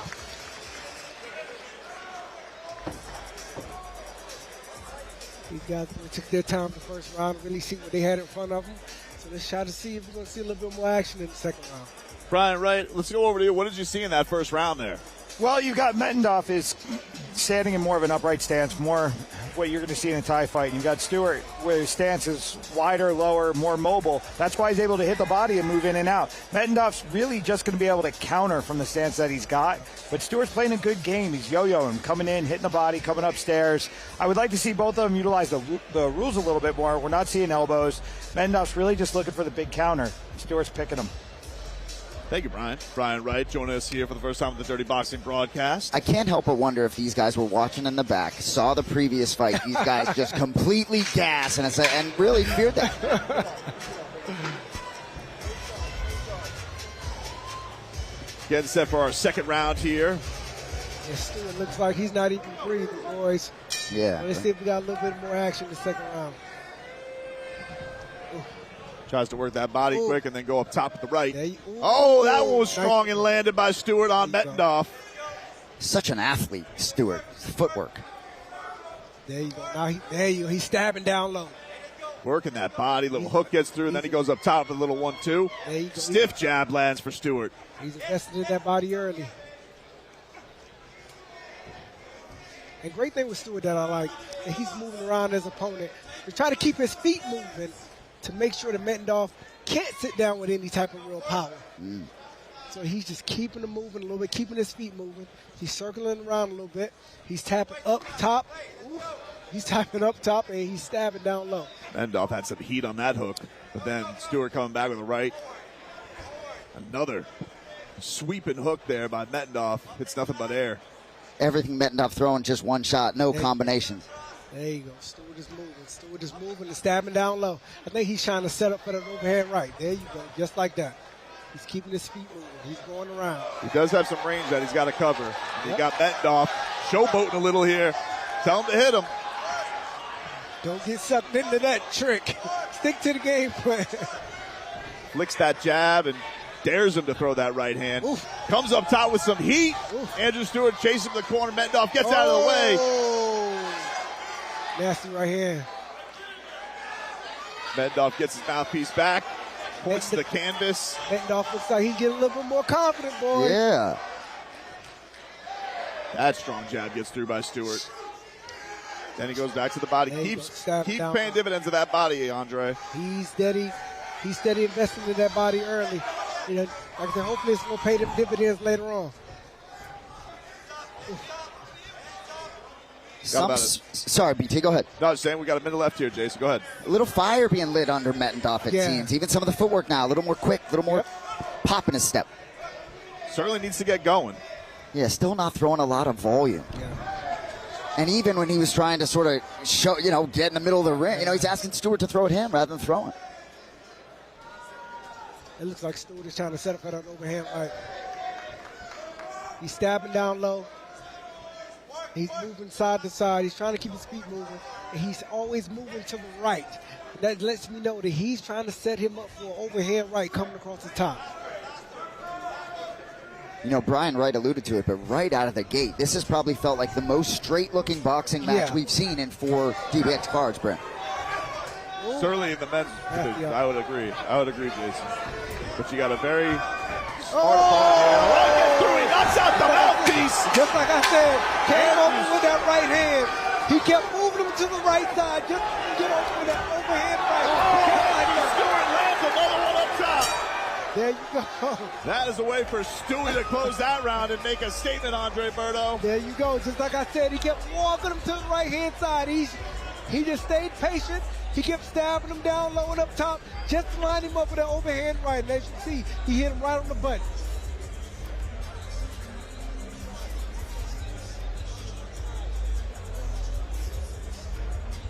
What a showing there at the end of that round by Stewart. Let's take a look at some of the action here. Boom. There you like can I said, see. just kept walking straight to that right side. Walk straight to the right side, right overhand. Boom! Just like that. It's tough to tell if Metendaf got the mouthpiece knocked out or he spit it out hoping for a break. That's really interesting. I don't know. But either way, Stewart started landing with some heavy shots there at the end. But you want to figure, in his hometown of Nashville, does he want to close the show here and make a statement? Will he press the gas a little bit more here in this final round? Yeah, I believe he should. I mean, he's a hometown kid. You want to try to make a statement, but try to make sure to stay smart. Stay smart in there. Body shot gets through there. Stewart on Metendaf, and then he sticks the jab in his face. Oh, and a right top. Oh. Sneaks that uppercut through. Bryan, what are we seeing here from Andrew Stewart? I'm seeing a lot of discipline with Stewart. His game has not changed the entire fight. Metendaf, he got all emotional, but it's because he was just doing the same stuff, just a little bit harder. Stewart's moving in and out. Metendaf's still just standing right in front of him looking for the counter. As we get here in this third and final round between Nashville's own Stewart in the black and a right up top. Another big one. Another right. He's hitting some ones, but you got to give it to Metendaf. He's eating these well. It looks like Stewart's going to stick to the game plan. You know, jabbing up top, stabbing down low, and keep walking him to the right-hand side to a power shot, and that's the right hand. Just like that. Just like that. The right hand is coming soon. Really appreciating watching Stewart's movement. Yeah. Well, he's a man who's got some big plans in this fight game. He wants to make a statement here. He's fought a lot at 170. You know, Metendaf's a big opponent. Metendaf, even some of his behavior in there looked as if maybe he's not necessarily feeling the finishing power coming back from Stewart. Yeah. There you go. He's doing the right thing. He's stepping to the slide, just like that, and he's setting things up for that overhand right. He's staying patient. He's sticking to the game plan. So overhand right, just like that. Just like that. He's going to keep on walking to that right side. Keep tapping him up and down until he gets frustrated so he can drop that right hand over and over like you guys been seeing. Got about a minute left here in our final round. He's going to keep Metendaf's feet moving. Right up. And come over the top of that right hand just like that. Playing a little bit about eye poker, seems like.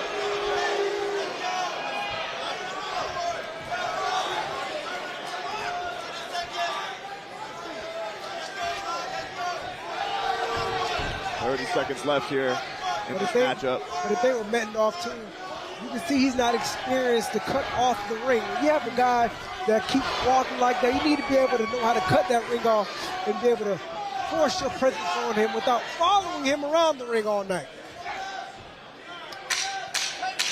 Final 10 seconds here in our third and final round. Stewart tries to follow up with a barrage. But finally gets some offense off. Throws his mouthpiece in disgust. I think a little disappointed with his own performance. Got to think Andrew Stewart, the hometown kid, is going to get his hand raised here, Andre. A nice showing by him. And I think even Metendaf, a little frustrated maybe that he couldn't let go a little bit, that hesitation but it was just a masterful job by Andrew Stewart working that ring. Yeah, definitely. I think Stewart stuck to the game plan. He had walking to the right, the hand side, and Metendaf couldn't do anything about it. I mean, it's his fault. He should have been able to cut off the ring and really try to bring that pressure to him. you know, like I said, he didn't do that tonight at all. He made it a little bit more of an easier job for Stewart tonight.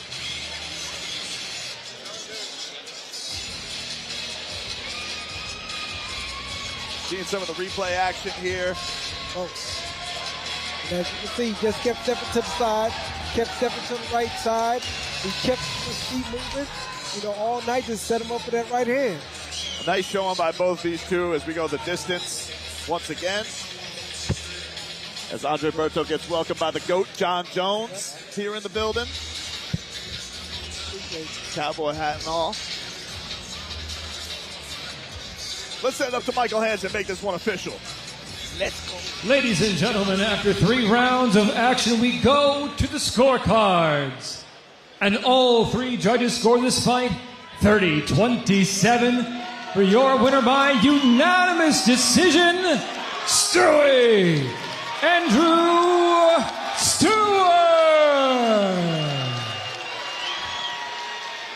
Ladies and gentlemen, I am here with the local kid, Andrew Stewart. How do you feel in front of the home crowd? I feel real damn good in front of my home crowd. Hey, let me go ahead and tell Dirty Boxing something. I'm not a prelim fighter. I'm a main card guy. Hey, especially in Nashville. I represent Nashville every time I come out here, and I run shit in Nashville. I'm letting it slide this time. I'm letting it slide this time because I wanted to be on this fucking card. But let me tell you, you come to Nashville, I'm on the main card. I tell you what, your footwork masterclass, technically just pieced them apart all night. Competing in this rule set for the first time, how did it feel? What was it like competing with this rule set? Hey, I fucking love it. I can't tell you how hard it is to find somebody to stand on the feet with me in MMA, and I might have a better ground game. I'm just happy to fucking throw some punches for once and hit somebody. Like, you see my head movement, you see my footwork. I've been putting in work at the highest level. I got the best coaches, the best teammates, the best father-in-law in the world. Keep putting me out here so everybody can see who I am and what I do. Well, we'd love to see you back in here anytime, ladies and gentlemen. One more time, Stewie Andrew Stewart. There you go, Andrew Stewart victorious in his hometown. They're not booing, they're chanting Stewie.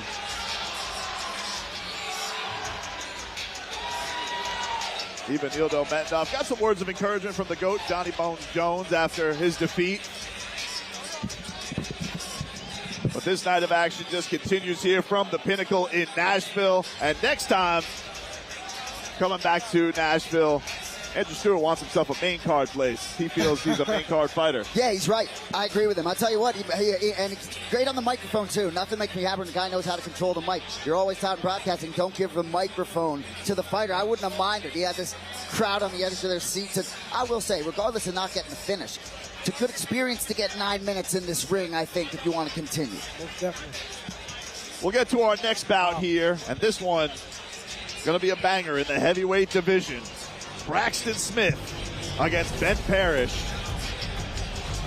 First of 3 heavyweight matchups here on the night. Cannot wait to see what these guys do as the heavyweights stepping inside the Dirty Boxing ring here in Nashville. DBX4 off to an awesome start. Lots of action between these fighters. We do have a little bit of a discrepancy. We have a little bit of a lull in some finishes, so we'll see if the heavyweights can come and finish one before we get to the judges.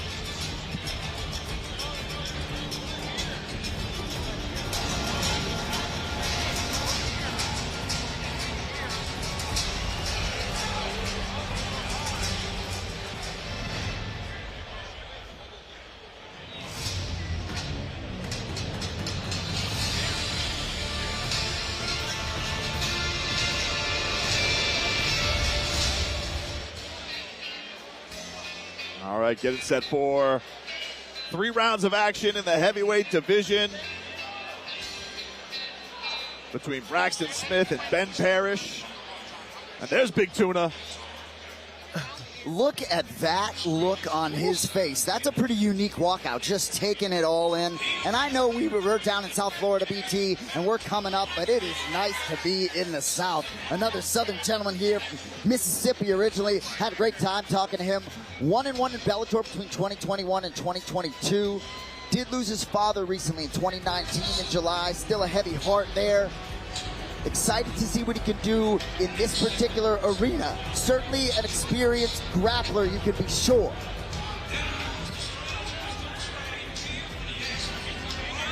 Will not have the luxury using that grappling tonight whatsoever. Yeah, it'll be interesting. You know, I think that's one of the things everybody likes. We heard it just there from Andrew Stewart. He likes to be in a matchup where he can actually defend some punches. So excited to see what Ben Parish can do in front of this Nashville crowd. Certainly a veteran of the sport.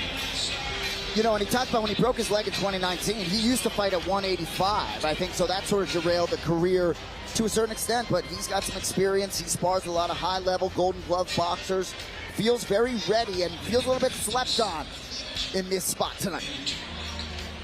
There's no doubt about that. Definitely had a look of focus with him at the ceremonial weigh-ins. I even saw him at the hotel last night, right before he was ready to get his last sleep before action.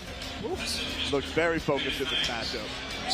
You know, we talked about the grappling, right? 7-5 as a pro. He's finished every 7 of his wins, but 5 of them by submission. Gonna have to get it done with hands and elbows tonight, brother.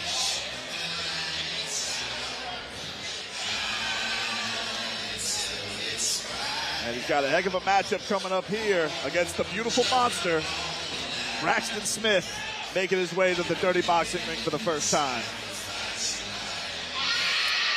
Braxton Smith is an imposing figure. Did make an appearance in the UFC. That was at UFC 288, April of 2023. Suffered a loss to Parker Porter. Did have a 4-fight contract there, but was suspended, so not able to continue. But 5-2 as a pro, all 5 wins by knockout. His last fight was a loss. That was Karate Combat 55 back in July. Lost in the first round to Daniel James due to punches, but sort of been ding and dong in wins and losses. Looking to get back in the win column here tonight. And this is his favorite time of year. He hosts a horror podcast with his best friend. Oh, yeah. Loves Halloween. He loves Halloween. Shout out to the Jump Scare podcast. Go check it out. He loves horror movies so much, he writes screenplays, does little productions. So a creative mind behind those menacing fists. See if he can put the scare into the Big Tuna. The Big Tuna does feel like Braxton Smith. He wonders about that cardio, so this could be an interesting tactic. How does he go about this? Let's get to our tail of the tape here as we get ready for our first heavyweight matchup here at the Pinnacle in Nashville. The big boys stepping up here. Braxton Smith, 35 years old at 5'11", weighing in at 263.5 pounds with a 72-inch reach. Ben Parish, 33 years old. He's 5'11", 243 pounds on the scale with a 73-inch reach. Set it up to our ring announcer, Michael Hansen, to get the big boys going here at DBX4. Ladies and gentlemen, this fight is 3 rounds in the Dirty Boxing Heavyweight Division. Sponsored by Market Cypher. And after the bell, your referee in charge is Dan Mergliata. And now introducing to you first, fighting out of the blue corner, wearing brown trunks, he stands 6 feet tall. Official weight, 243 pounds. This combat sports veteran comes in tonight, making his dirty boxing debut. From Pontotoc, Mississippi, Ben Big Tuna Parish. And across the ring, his opponent fighting out of the red corner. Wearing black, he stands 5 feet 11 inches tall. Official weight, 263.5 pounds. This combat sports veteran also comes in tonight to make his dirty boxing debut and fighting out of Austin, Texas, Braxton, the beautiful monster Smith.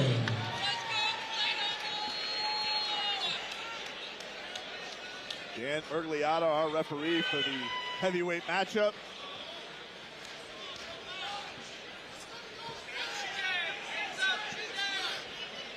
Ben Parish in the brown trunks, Braxton Smith in the black.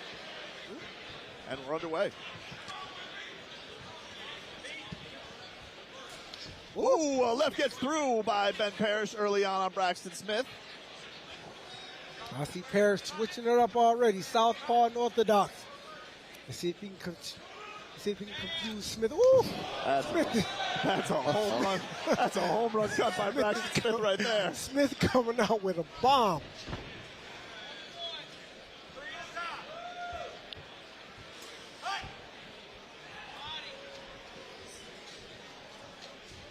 Ooh. These boys got some big arsenal coming back and forth. Big ammunition. Wow. Definitely don't blink with this one.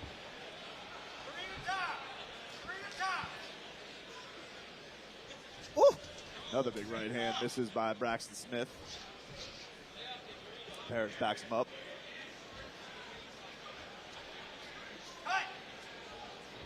I think Parish is doing the right thing, try to play distance a little bit. But he bring his presence in a little bit, and he's going back out. He's moving to the side. He's just trying to show Smith a few different looks. Yeah, so he just won't be a stationary target to get hit with that bomb of a right hand. As you can see, Smith is strong. Then Parish puts the hands up after bullet a little bit. Then he goes to the body on Braxton Smith. Couple body shots to follow up, and a right hand up top misses. Good work by the big tuna there in the clinch. Wow, Parish is working. Parish going to that body again, then an elbow up top.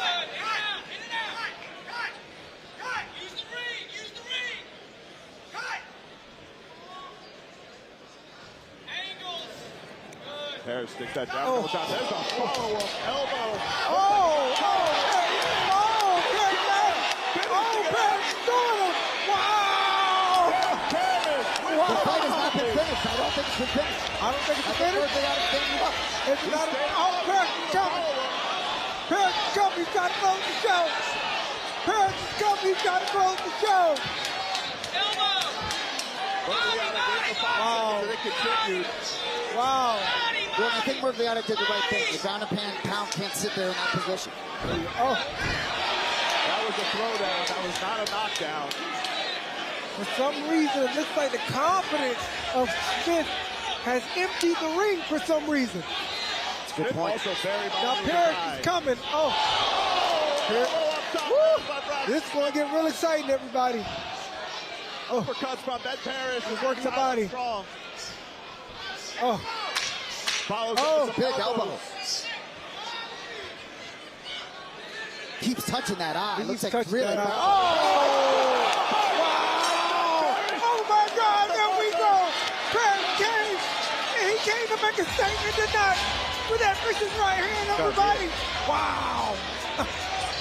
Big Tuna with a big finish. And this one is over. Big finish. Wow! Big Parish came to make a statement tonight, everybody. He said, I may not look the best physically, but I'm going to come in here and make a statement tonight. What a performance by Ben Parish. Wow. Did that knockout occur right before the buzzer? Right at? Sure, we'll see a replay here. Wow. Put some serious damage. Parish said you better put some respect on my name tonight.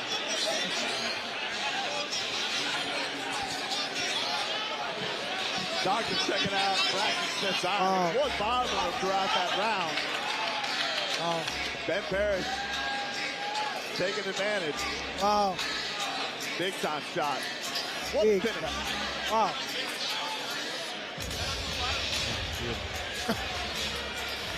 Man, Parish came in here focused tonight, man.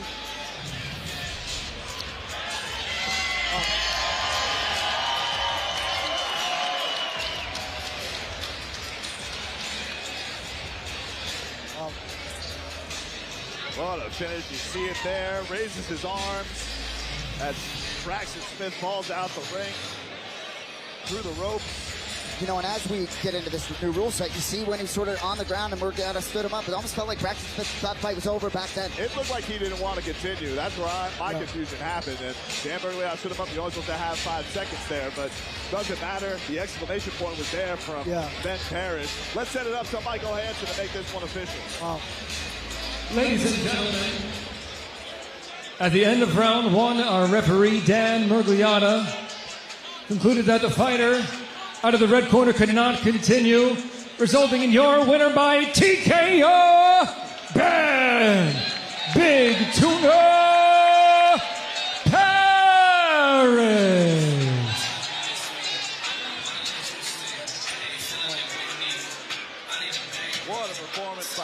Harris.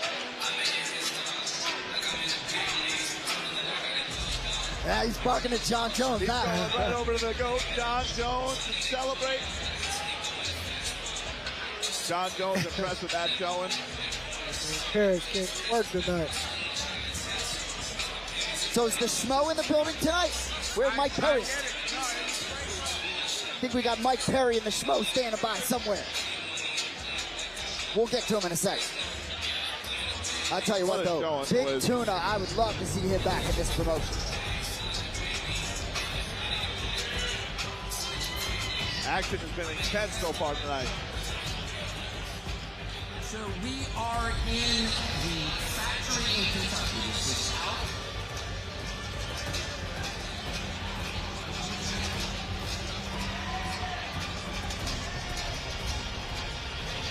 And 4 15 honestly a lot on 3 now, but it's good.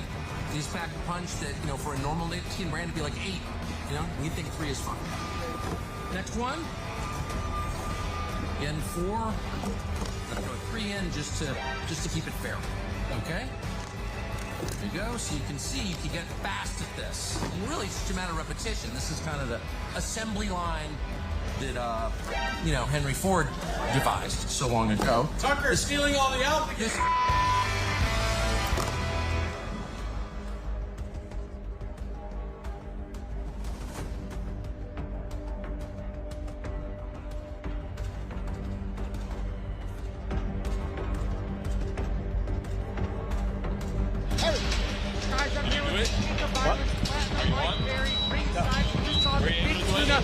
How's it going?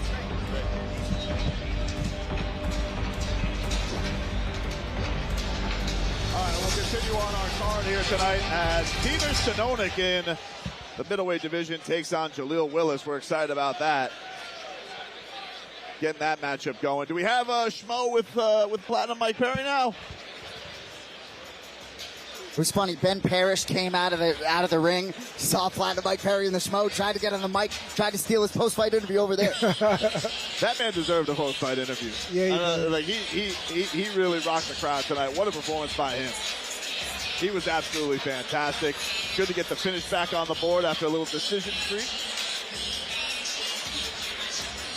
You know, Braxton Miller, we talked about it earlier, but Brendan, you alluded to it. It did, I am not one to call out fighters, but it did look like it almost as if the fight was over in his mind. No, that's where I was confused with. I mean, it looked like he was turtled up in that corner. He didn't want to continue, and Bergliata keeps it going. Now, mind you, you strike an opponent down, you have 5 seconds to finish, and so it could be a little bit of a fine edge there. But look, Ben Parish put no doubt there. There was no doubt after that one. He put the absolute period on that sentence with this one. Yeah, he did.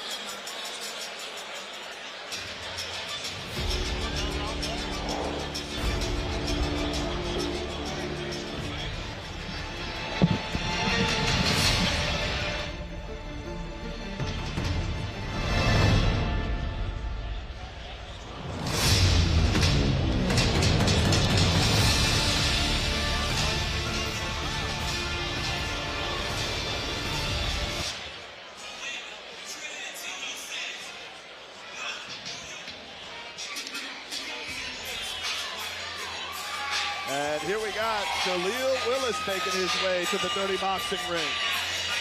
Another hometown kid, well, not hometown, Tennessee, Memphis, Tennessee. Trained out of Memphis, judo and jiu-jitsu.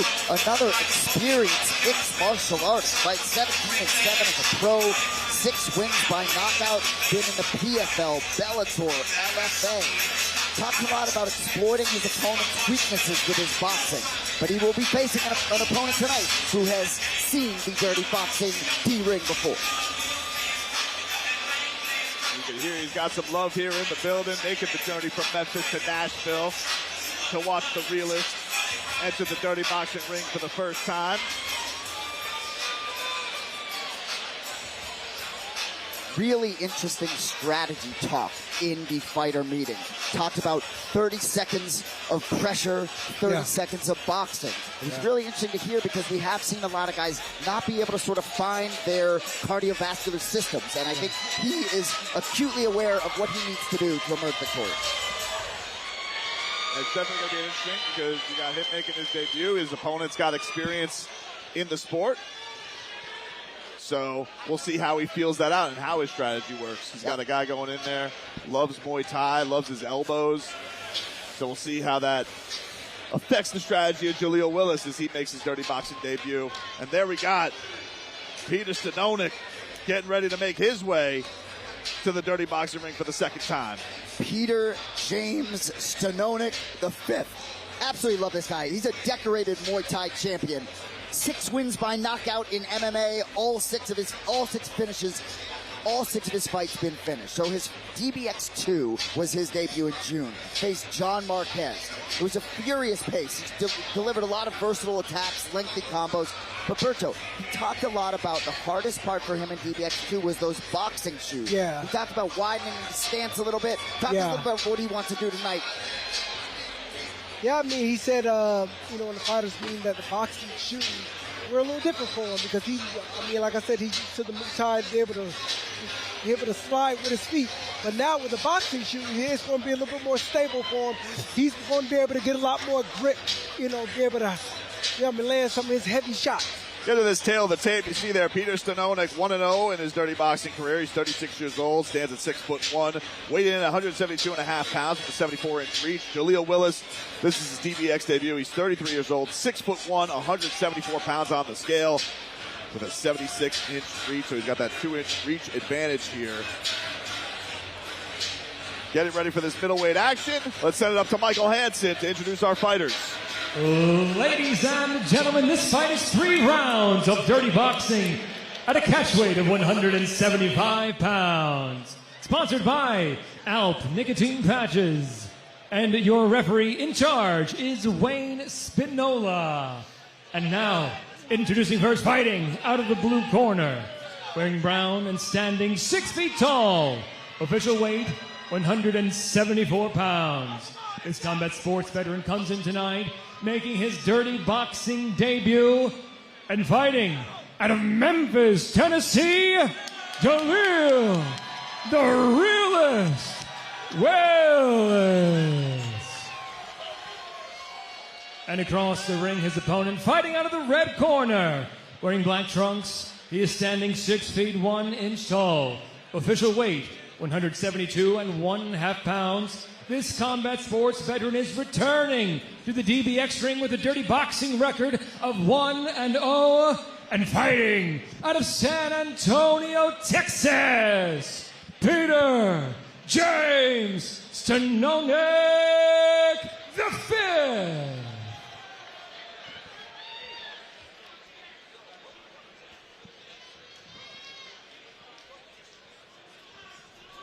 Willis had a distinct game plan.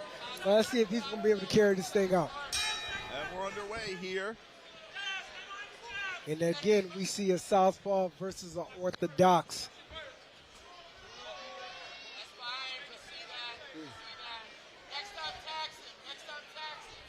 Oh. Jaleel super aware of vulnerability in the clinch, doesn't want to let Stenonik get anywhere close to that. Stenonik tries the uppercut but misses. Comes with that straight left down the pipe and then a right up top.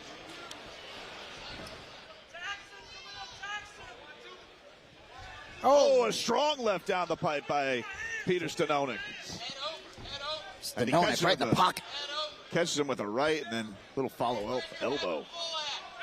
That's one thing with Stenonik. He sees his opponent is right in line for that straight left hand. And that's one thing about it. When you fight a southpaw, you want to go away from that straight left hand. But it looks like, Willis is walking straight to him and walking straight into it. Oof. Oh.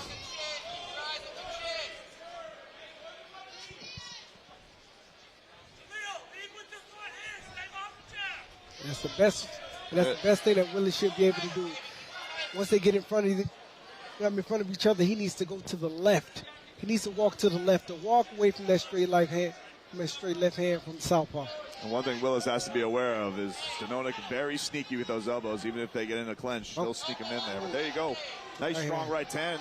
by Willis, then goes to the body. Oof. There's a right up top, and then a right from Willis on his own. Oof. Heavy shots from both guys.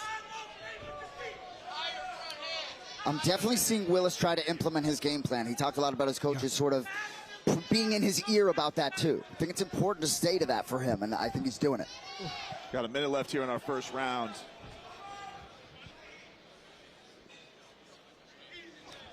Another left by Stenonik.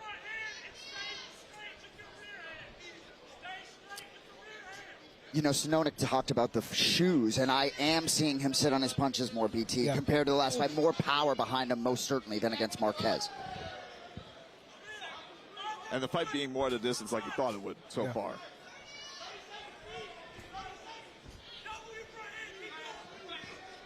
Oof. Looping right, misses by Stenonik, and then he hits the straight left, his bread and butter. Willis tries some body work. Oh.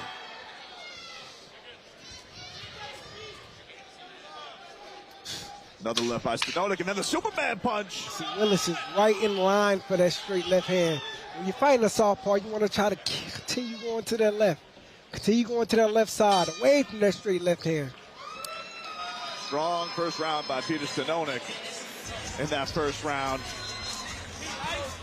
Shout out matchmaker AJ Ariosa. I like this matchup quite a bit. Physically, you know, it's not always easy to match up a lot of these guys when there's not a lot of film, not a lot of footage out there, and we consistently are getting great matchups here at DBX.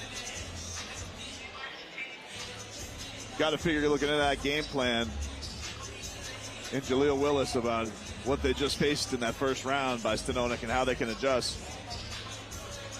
Certainly Stenonik did more, landed the cleaner shots. I think Willis needs to see more volume out of him. Yeah.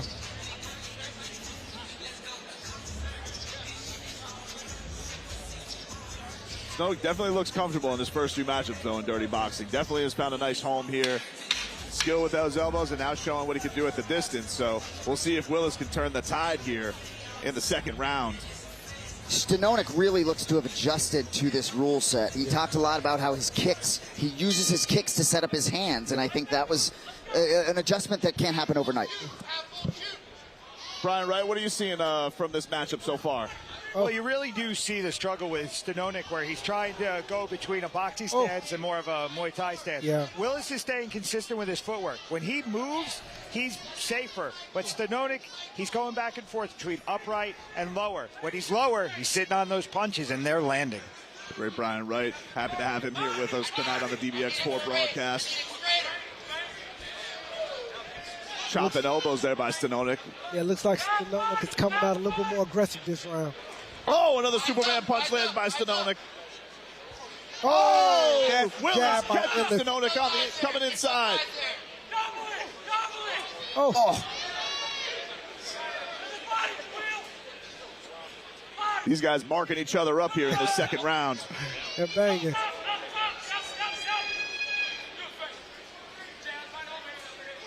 Oh. Couple swings and misses by both of them there. Now Willis is going southpaw. Oh! Heavy shots by both guys. Great right hand to the body. Great right hand to the body. Right lands to the back of the head of Stenonik. Looked to shake him for a sec. About halfway through the second round here. There's a little shot on the break by Stenonik on Willis. Good action, boys, on both sides. Right hook up on top by Stenonik. They get tied up here. Willis pushes him off. Comes with his right hand as he's going to the body of Stenonik.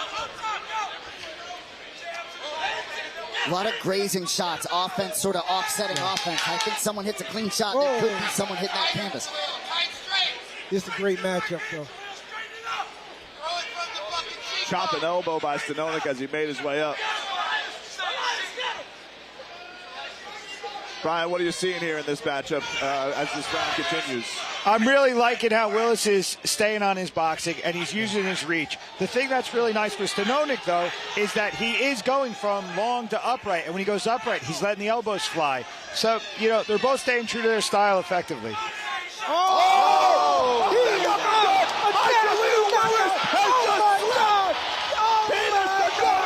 Nasty knockout by Willis. Uppercut came from the depth of hell. Wow. What an absolute hammer shot by Jaleel Willis. Memphis, Tennessee, stand up. Stenonik still unconscious on the canvas. Uppercut from I don't know where, and he hit him right in the front. Memphis, Tennessee, stand up. Wow. He just brought down the house. The crowd is on its feet. Wow. What an absolute knockout by Jaleel Willis. Unbelievable. Wow. Medics are checking right now on Peter Stenonik, who is starting to get upright. That was a scary land by him. But a pristine shot by Willis.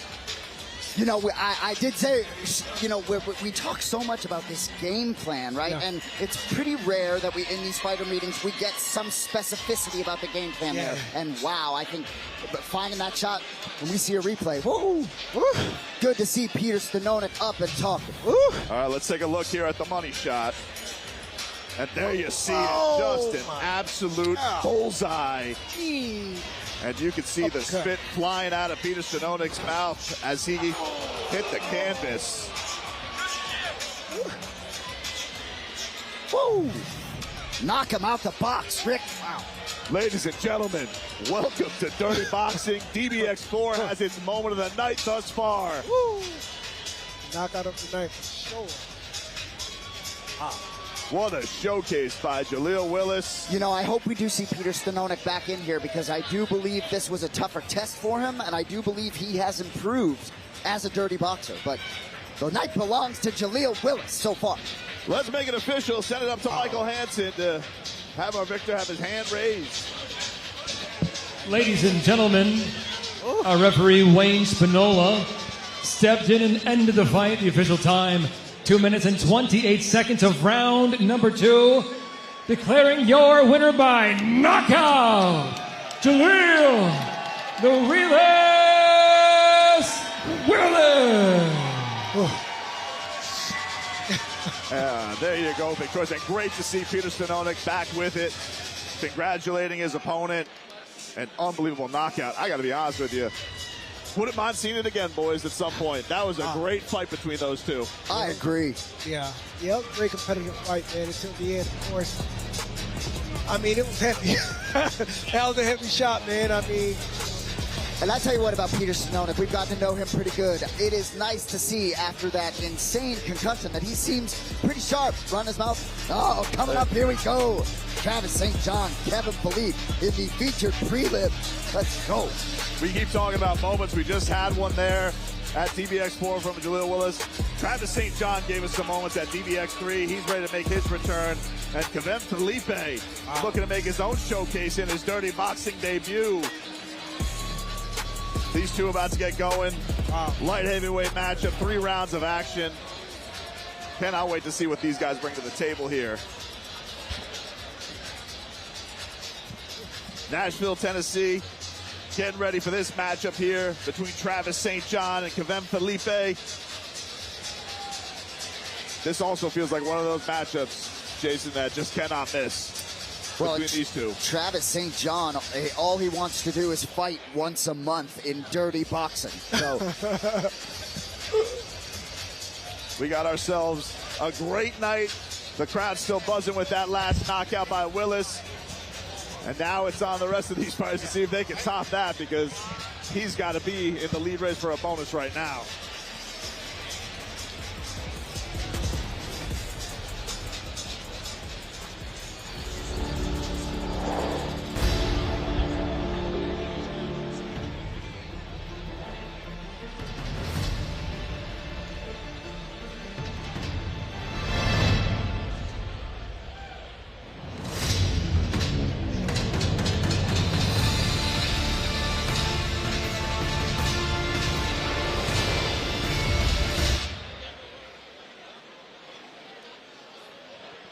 We're getting set for our next matchup here at a catch weight, our feature prelim of the night.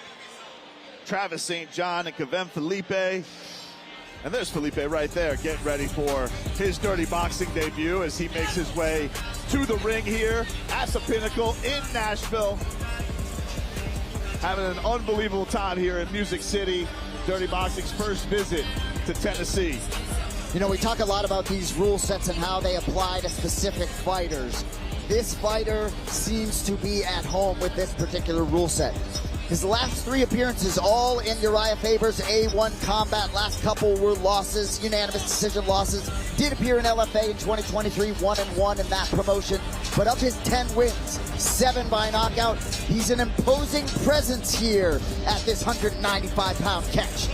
Should be able to give Travis St. John a great fight. Hopefully as good a fight as last time Travis St. John was part of Fight of the Night at DBX3. Yeah, that was an incredible showing, and Travis St. John has promised an even better showing this time around.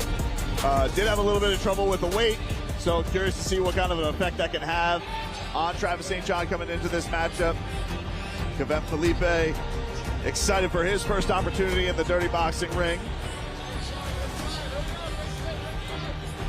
As we'll get the red corner out here, getting set for the other side of this matchup here in Nashville, Tennessee.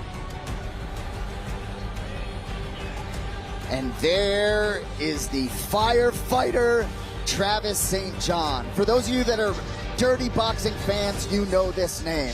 This guy's really a Muay Thai guy though, right? 5-1, his pro Muay Thai record, won 5 straight. He was doing an interview with Mike Perry on the Overdogs podcast and literally got called to fight a fire mid-interview, had to shut it down. But he said he really wants to put on a show rather than show his technical prowess, which he certainly put on a show in the first event, had a great chance to win it, but did come out on the losing end. No, he's a wild man. I mean, like he's an adrenaline junkie. You know, we've talked to him about the fires that he's faced. You know, this is kind of a new profession for him, and actually had to take a break from fighting to become a firefighter in the midst of that. So now he's well established in that career, and he's keeping his fight career going, and he wants to stay very, very active. Always pestering the matchmakers here at Dirty Boxing to try and get back in the ring. And looking forward to seeing what he can do here in his second entry into the Dirty Boxing ring at DBX4.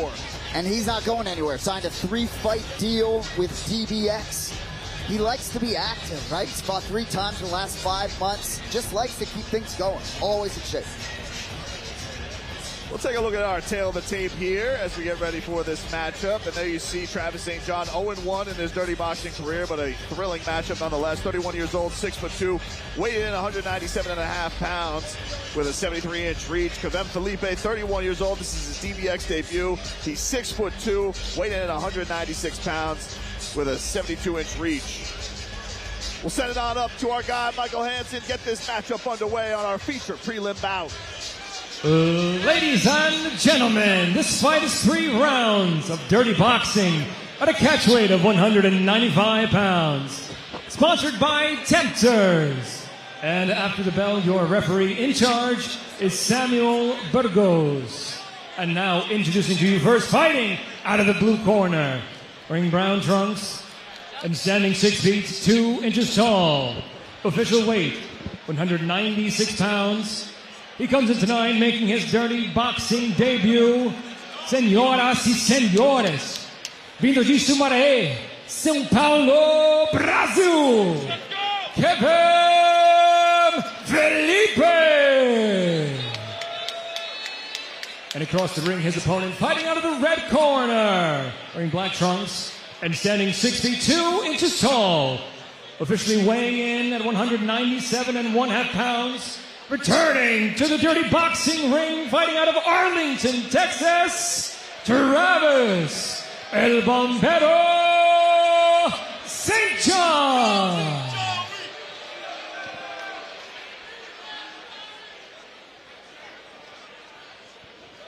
San Burgos giving us some final instructions. Felipe in the brown trunks, St. John in the black. As we're set for our feature prelim bout here.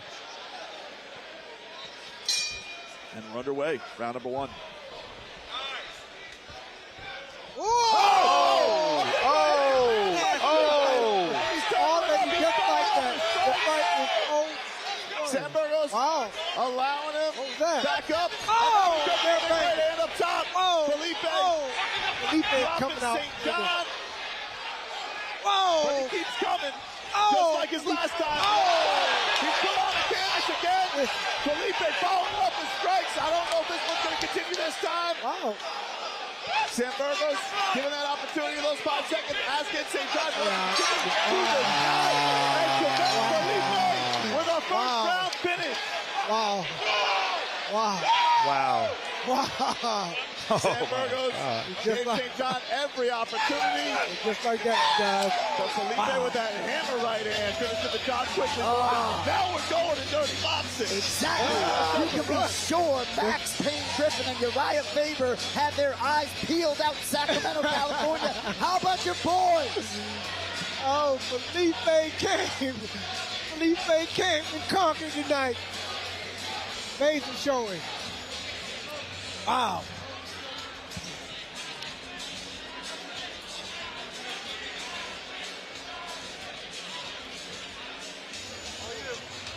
You know, little issue with the weight cut for Travis St. John, right? They end up at a catch weight of 195. You know, I understand he's always in cardiovascular shape, but I think maybe a full camp might benefit him. And in terms of those knockdowns, right, as we get used to this dirty boxing rule set, right, you got to stand the standing ground and pound. Unless that finish happens, what, within 5 seconds, BT? The official's doing the right thing. He's gave him every opportunity. He looked at Travis St. John to see if he wanted to continue. Very clearly he did not. He had taken 2 pretty vicious shots to get on the canvas. But what a showing by Felipe. What a dirty boxing debut.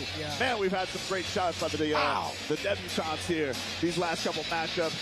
St. John's up. He's okay. They embrace. And that's the great thing about it, right? Like, even if you get knocked down, you ground the pound a little bit, if you still look like you're there, they give you another chance to get back up and to fight. So, you know, I mean. Let's make this one official. Send it up to Michael Hansen. Ladies and gentlemen, our referee, Samuel Burgos, intervened and put an end to the fight. The official time, 38 seconds of round number 1. Declaring your winner by TKO, Kevin Felipe.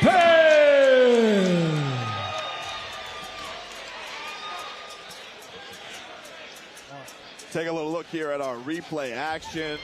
What a showing by Kevin Felipe.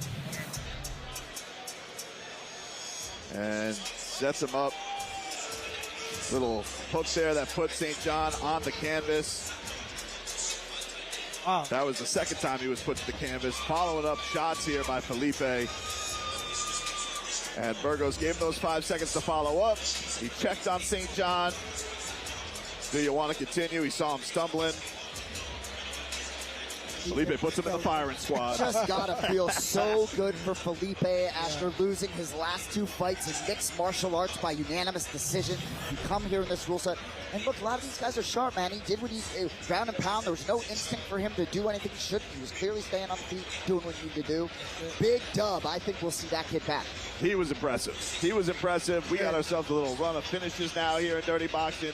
The prelims have been absolutely on fire, boys. Nashville's getting a heck of a show here at the Pinnacle.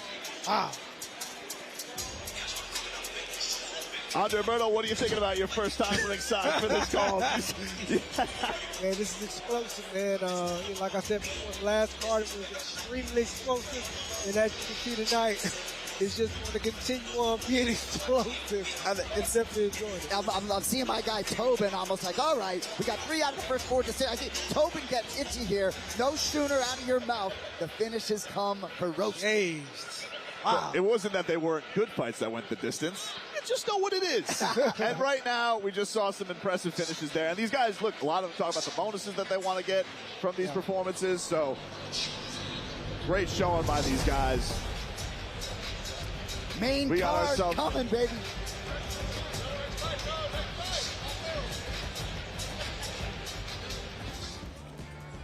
Gosh, Hillary Clinton. Are you kidding? You can read on the face of someone who's got a nicotine deficiency disorder. Permanent creases around the mouth, scowl lines, a tendency to commit genocide in foreign countries. Like, these are all recognizable symptoms of someone who should be using our product and isn't. Is that intentional? Probably not. We're an evangelical company in the truest sense. We want to tell people about ALP. We want people to use ALP. And by the way, even if it cost us money, we would still want that because it's a positive good. I look at my life, the life of every person in my family, including extended family. They're all ALP users. My wife, last Monday, sitting having coffee in our bedroom, and she said, and I'm quoting her, "I can't believe there was a time when I didn't have ALP. Thank you for making it.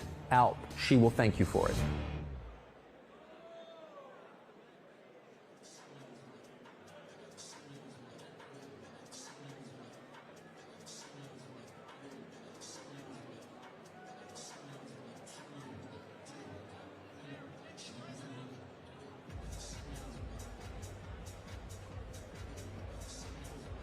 So far here tonight in Nashville, DBX4 is absolutely on fire. Jason Anik, I cannot believe what a showcase we're getting. First time out of Miami, and the boys in the back with the fighters, they are delivering. What a show we have here tonight. It's just unbelievable, BT. It's hard to catch your breath sometimes. And as I looked at these 12 fights on paper, it was hard for me not to sort of lean into that main card, because what we have in front of you right now, these 5 fights coming, not a breath on this main card. Absolutely stacked top to bottom, and finishing with, Billy Swanson versus the man, Gable Steveson. This fight, we cannot wait for this matchup. Gable Steveson has the entire combat sports world captivated on what he's going to do here tonight when he steps into the dirty boxing ring for the very first time, an Olympic wrestler. None of that at his disposal, but he's going up against Billy Swanson, big-time matchup. Look at this crowd here tonight, Jason Anik. Unbelievable to see how Tennessee came out here tonight and seeing dirty boxing spread and everybody getting the word out. We've created this unbelievable underground, vintage, rugged environment with dirty boxing, and it is translating nicely here in the South. We've seen an incredible night of fights. We got a great main card coming your way here soon from the Pinnacle here in Nashville, Tennessee. Cannot wait for all the action that we're going to get. Man, some of those finishes we just had at the end of the prelims. If you're just tuning in, make sure after you watch the main card, you scroll back and watch those on YouTube, because they were unbelievable.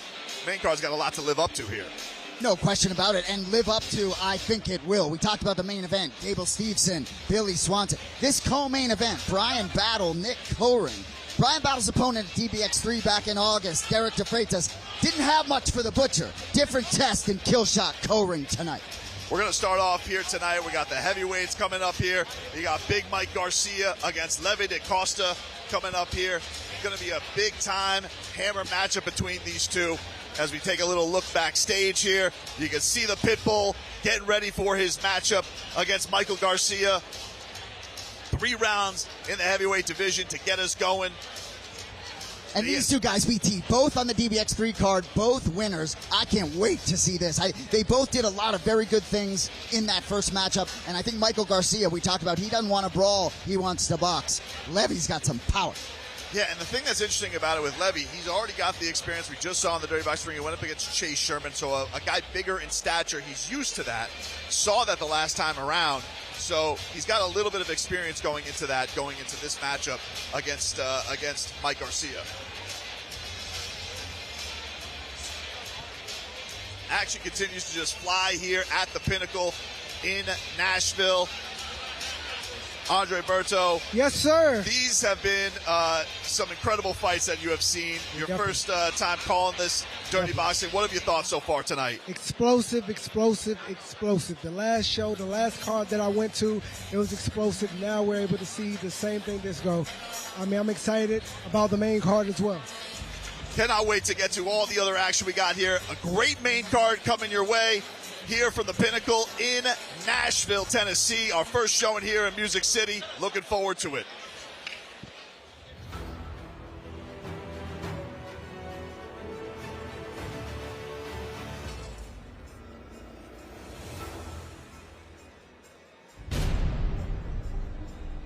Welcome to the deep end of combat, where only the meanest, toughest, and the dirtiest will survive. Where fighters don't dance around, they collide. Any punch, any elbow, any second could end it all. This ain't boxing, this ain't MMA. This is Dirty Boxing Championships, where you stand and bang or you don't stand at all. DBX4, Nashville, Tennessee. The sound of country meets the sound of carnage. You got warriors from every corner of the fight world, from the ring to the streets, all chasing one thing: respect. Some fight for glory, some fight for pride. Me, I fight because this is what I was born to do. This is the future of combat sports. No politics, no point fighting, just pain, chaos, and pure fucking heart. DBX4, the takeover continues. 5 fights, 10 dogs, and only one rule: don't back down. In the main event, Olympic gold hits the dirty ring. Gable Steveson, world-class wrestling, freak power, built different. But across from him, Billy Swanson. Big beard, big heart, Tennessee tough. Gable might be the future, but Billy's coming to remind him this ain't the Olympics. It's dirty boxing. In our co-main, Bryan battled the ultimate dog, all gas, no brakes, up against Nick Kohring, smooth, dangerous, and ice in his veins.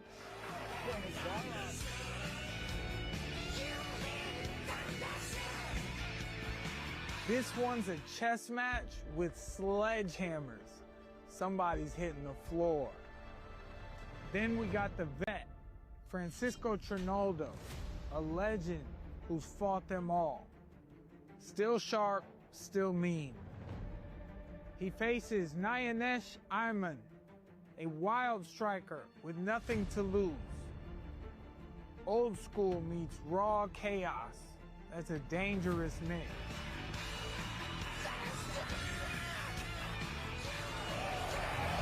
Next up, Montavious Ware. Born in the grind, built for pressure. But across from him, Alexander Shank, a sniper. Ruthless and cold-blooded.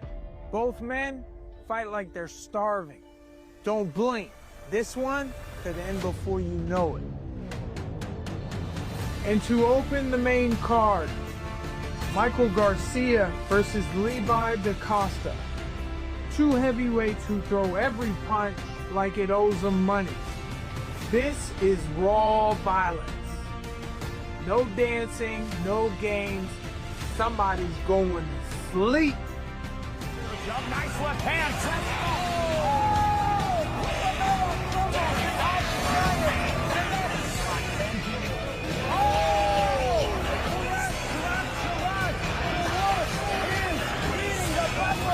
This ain't for points.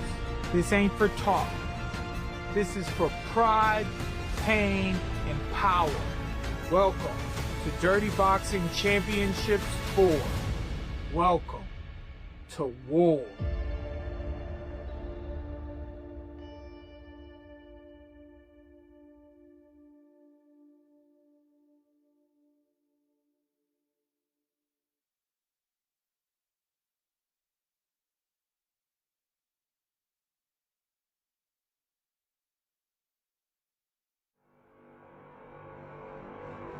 Pinnacle in Nashville, Tennessee.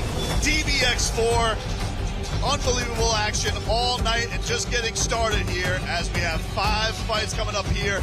Our main card going to get set for action as we're all set for our main card here in Nashville, Tennessee. Boys, it's been an incredible night so far and it's just getting started.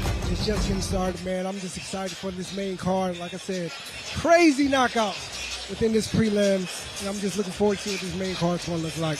Jason Stenonik, the highlights have been filled these last few minutes, these last few fights. We'll see if we can continue it. I'm a broken record talking about dirty boxing, but the proof is in the pudding. Look at the smile on Berto's face. We can't get enough of this. I can't stop thinking about the realist. I mean, how about that uppercut?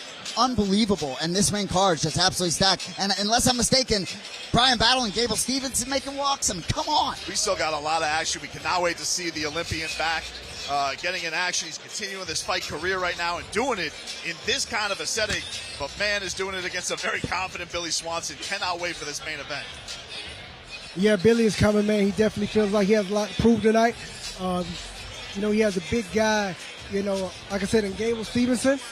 But he's trying to come and try to make a statement tonight. Having that doubt, though, has really, really fueled him so far, Jason, in the lead-up to this. Everybody expects Gable Steveson to walk through him, but he's saying, hey, I'm the guy with experience. I've been in this. This guy's just walking into my sport. Yeah, everybody maybe except Big Sexy. An enormous opportunity for him. Been training for 10 weeks. You can be sure he's going to be ready to go tonight, and he's not going to be surprised. He may shock the world, not going to shock himself. Well, we're going to send it up to our ring announcer, Michael Hansen, with an announcement here for our crowd here at the Pinnacle in Nashville, Tennessee. Let's get to our matchups here tonight as we transition to the action, and we do have an exciting night here coming your way. As you see here, the man everybody's here to see is Gable Steveson, the Olympic gold medalist. He's taken away his superpowers, only striking, but he's going up against Big Sexy Billy Swanson in a 5-round heavyweight main event.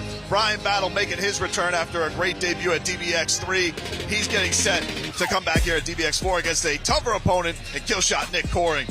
Francisco Trinaldo takes on Nayanesh Ayman, who Dirty Boxing has been wanted for a while, and he finally has gotten the opportunity here at DBX4 to make his debut. We got a couple Tennessee boys, Montavious Ware taking on Pretty Boy Alexander Shank in the featherweight division, and then 2 heavyweights to get going in Mike Garcia and Levi de Costa. This is going to be a heck of a main card here, boys. Cannot wait for all the action that we got.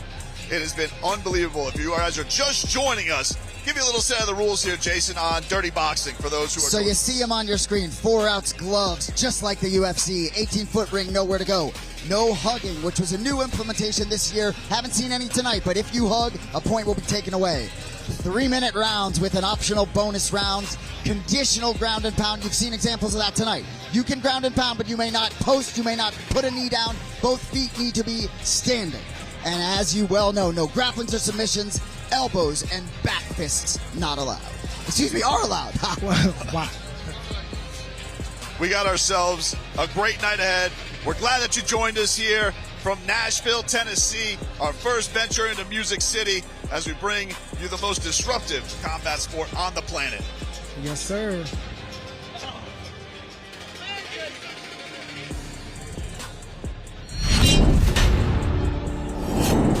My name is Michael Garcia, and I'm fighting out of San Bernardino, California. I've been fighting for around 15 years, give or take, training, but competing for a year.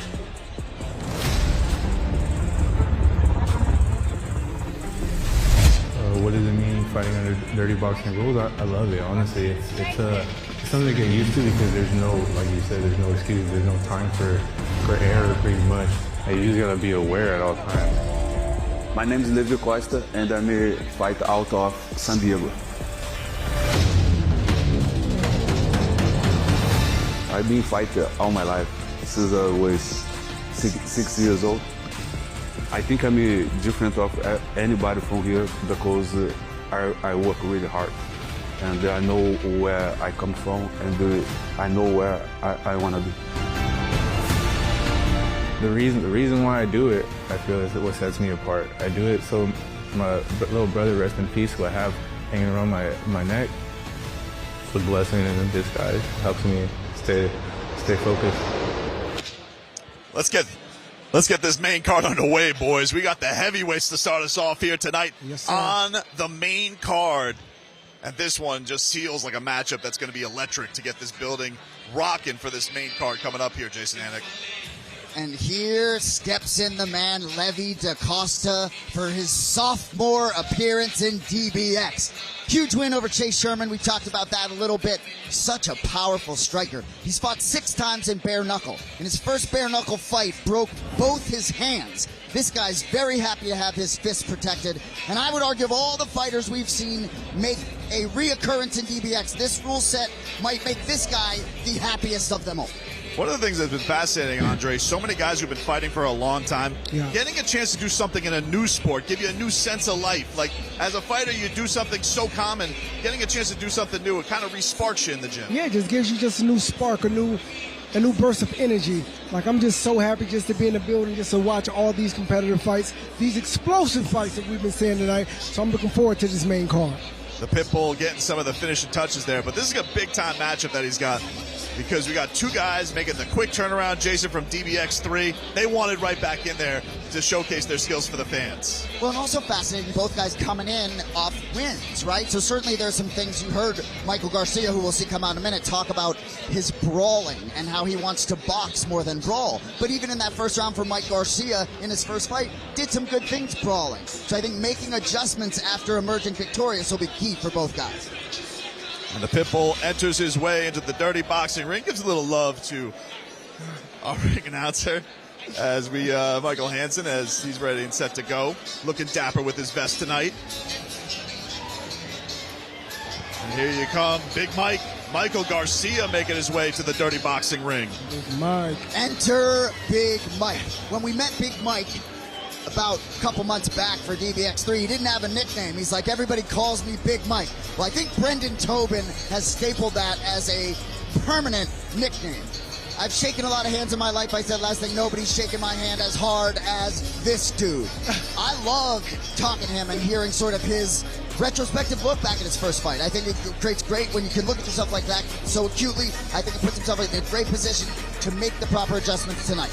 Well, here's the interesting thing about this one, boys, is he says he wants to fight a little less reckless than the last time. Yes. And we've seen tonight, the guys who have their game plan, it has executed and led to a big-time finish. Yeah, some of them. So like I said, I want to see how Big Mike is going to execute tonight. You know, we spoke to him at the fighters meeting. He said he wants to use his range, he wants to use his distance, and really try to be a lot more of a smarter fighter in there tonight. So we're going to see if he's going to be able to execute. It's a little bit of a different feeling once you're up under those lights. You see this type of crowd, you know, like I say, hopefully he can stick to his game plan. You walk in and you see this crowd, this energy, right up on top of you here at the Pinnacle. What a venue this place has been so far tonight. It really is, and juxtaposed to the hangar in Miami, the elevated seats, that's a view of the dirty boxing ring I don't think's been seen before. There's no bad seat in here tonight. There's no bad seat in here tonight. Everybody will be able to see the action up close and personal.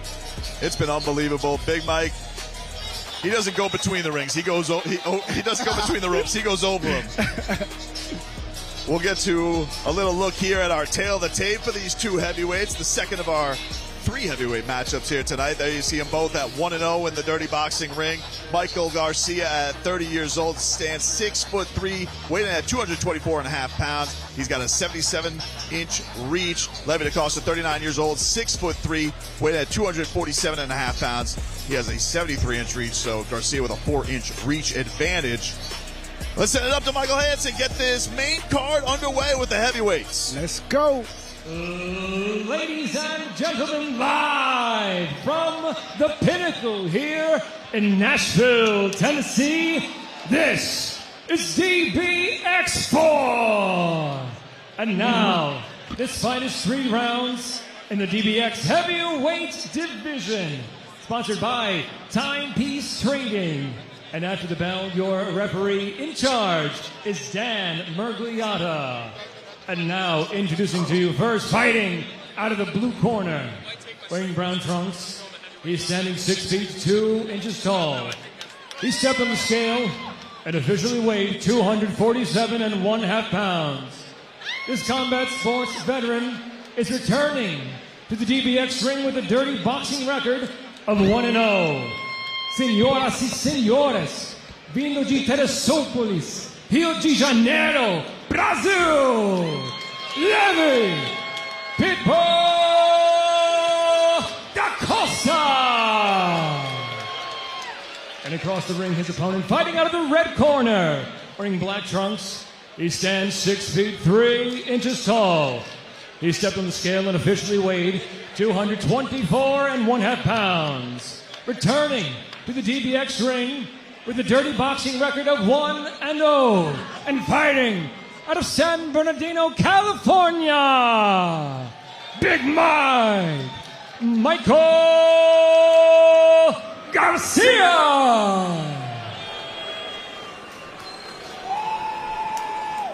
Dan Bergliata, our referee. Levy Costa just loves it when Michael Hansen introduced him. Sorry, go ahead. This opening main card bout brought to you by Takedown Shop, the official fight gear of Dirty Boxing, and we're underway. Let's see if Garcia is going to be able to stick this game plan, like he said, to use his range, use his reach, and try to put Costa in a bad position tonight. And another thing, we have another Southpaw versus Orthodox. We're going to see how this is going to play out.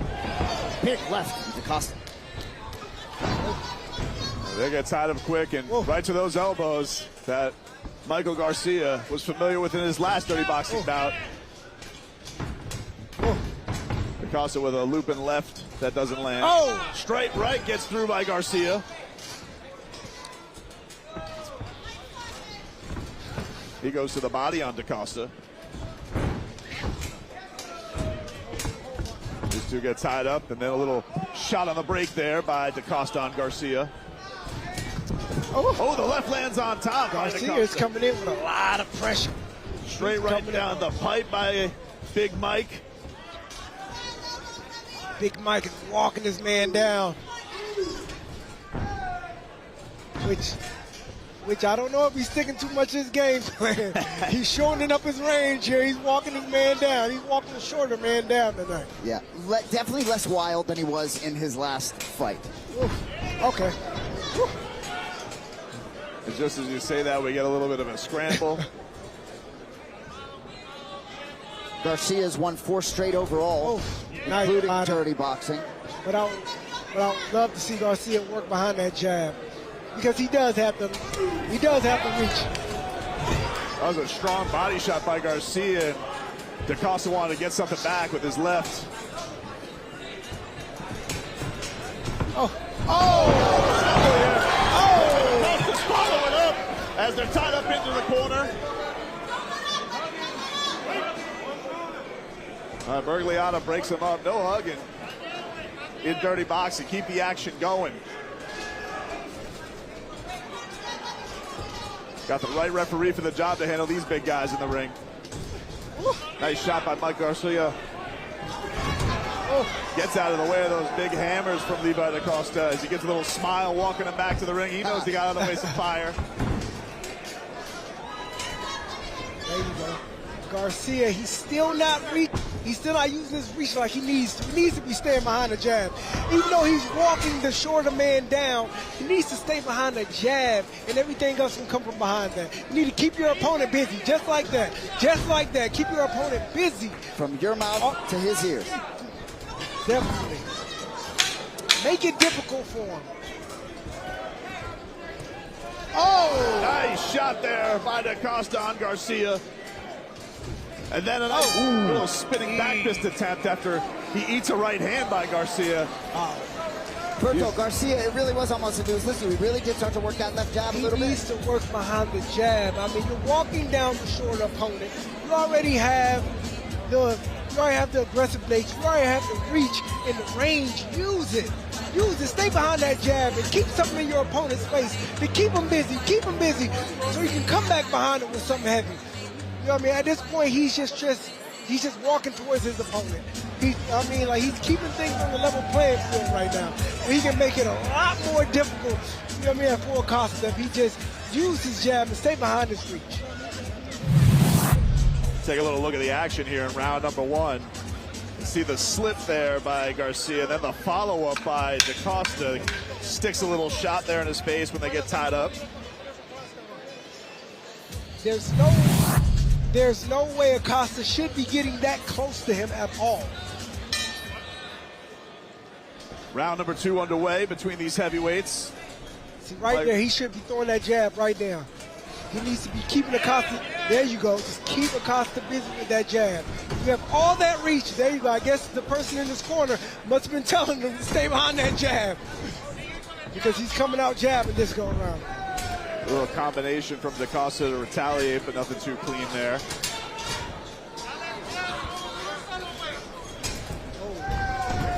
Send it over to Bryan Wright. Bryan, what are you seeing here after round 1 between these heavyweights? I'm in 100% agreement that he's...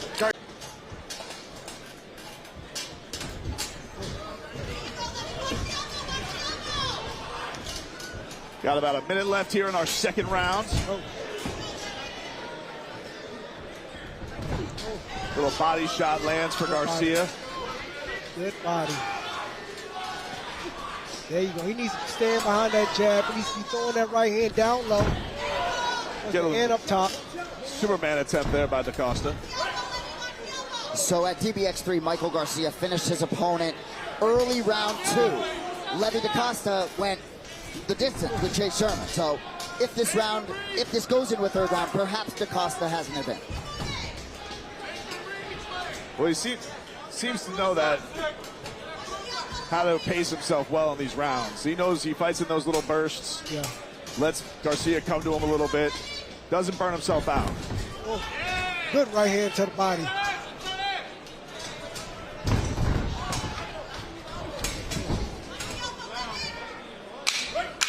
Brendan, I almost feel like with that hugging rule implemented, there's almost been no hugging, almost a lack of hugging just because the rule's in place. Just all action. Nice shots by Costa there to close round number 2. We're going to take these heavyweights, see if they go the distance or finish it here in this round, but take a little look back here. There you got Montavious Ware, Tennessee's own. He's getting set for his dirty boxing debut.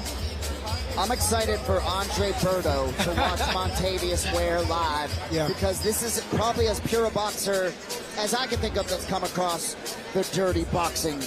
Well, I have to do it against the DBX vet, Alexander Shank, who was at DBX1, got himself a decision victory, and he's back in his home state to put on a show for his fans.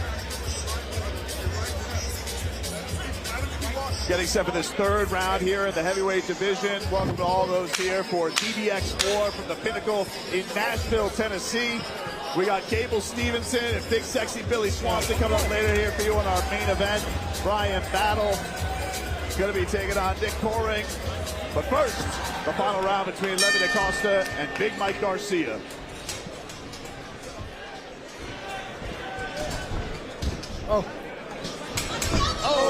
Shot up top by Garcia. But the Pitbull leads it with that strong chin of his.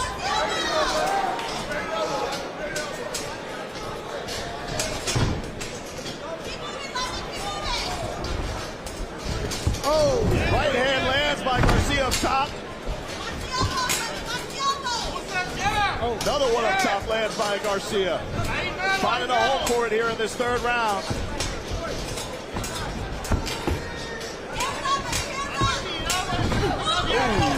Nice shots to the body. Good body. Got about 2 minutes left here in our final round.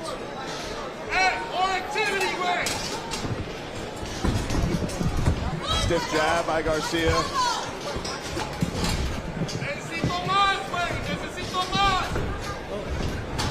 These two tie up. Costa with a hook on the break.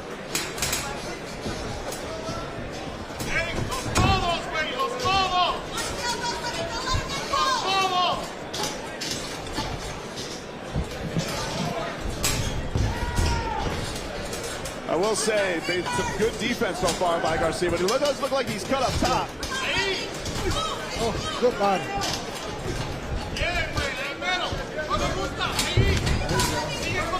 See right there by the left eye above his brow, Garcia's bleeding a little bit.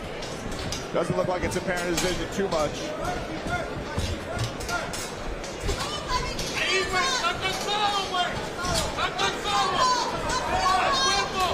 Good right body. By Garcia. Good right hand to the body. He's investing in that body, guys. He's investing in that body.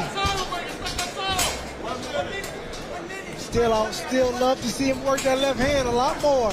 Behind the jabs, up and down, because he has that reach. But he's starting to invest that right hand in the body. Garcia certainly controlling the ring here this third round. Yeah, but then again, like I said, you have a situation like this. Garcia's walking him down, but he's following him around the ring. He should be able to cut this ring off and make this fight a lot more difficult for Costa. But he's following him around the ring right now at this point. Great point.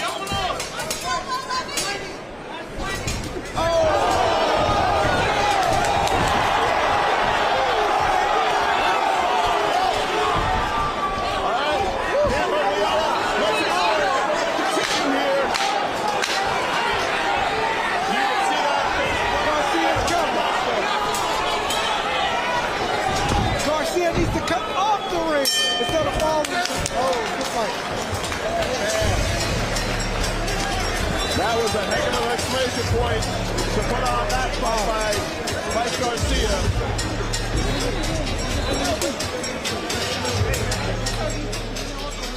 Yeah.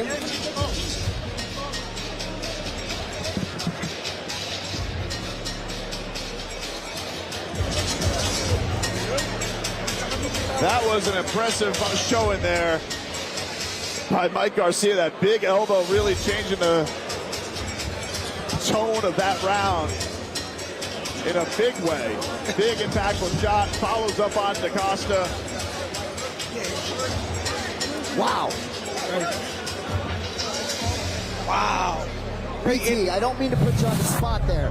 How do you think Mergliata handled that? I think he did okay. It seemed like he did enough time. You know, this is Mergliata's first dirty boxing matchup. Oh, that was a nasty elbow. I thought it was a right hand, but that was an elbow to the face of Costa. Gave him about 5 strikes. Yep, I think it was perfect. It's not the easiest thing to adjust to as an official when it's your first rodeo. Even a veteran like Dan Mergliata, great to have him here in the building for this.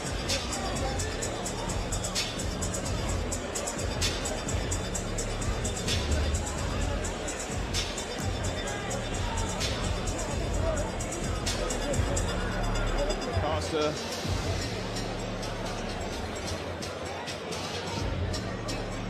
Gets looked on. You see Mike Garcia there getting a cut work. Mike Garcia looks like he's ready to go. Yeah, right? Fresh as He looks like he's trying to... Your points were very well taken, Berto, in the first round about maybe he wasn't going to the game plan, but he's definitely saving some energy in a way that he most certainly didn't, I think, in the first fight.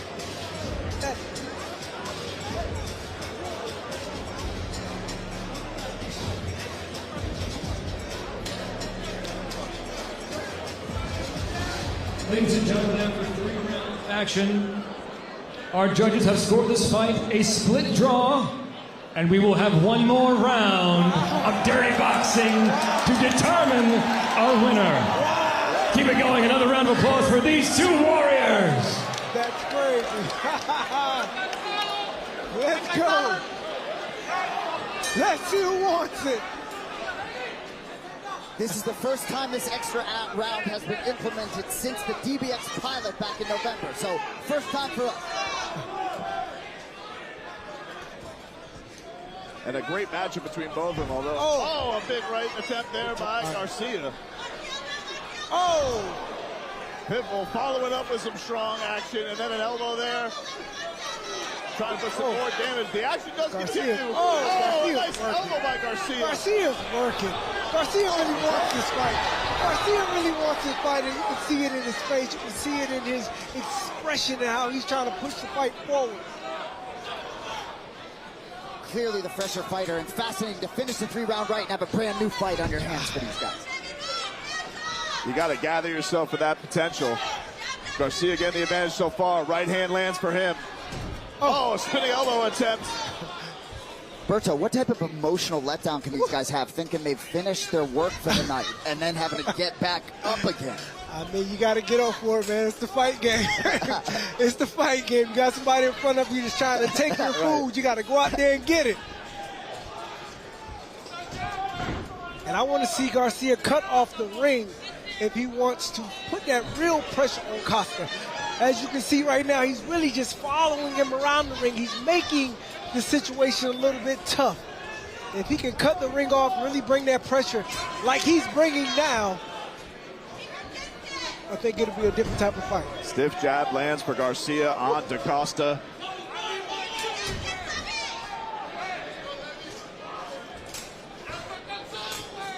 Works his way in.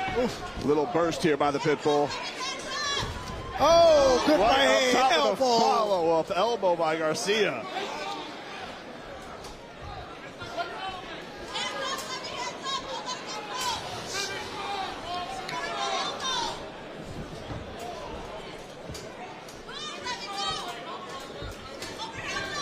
Have to think if Levy has anything else left, he's got to start getting real aggressive here, because Mike Garcia is certainly landing more in this final round. Especially since he dropped in that last round. He's really felt like he's had the momentum swing in this fight, extra round and all. But I believe Garcia really could stop this fight if he was able to really cut the ring off and really get to Costa like he needs to instead of walking around the ring following him.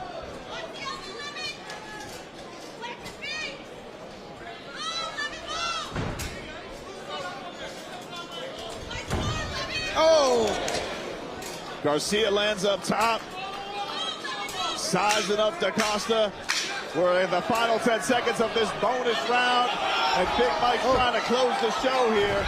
Big Mike. Oh! Wow. Unbelievable action by these two giants.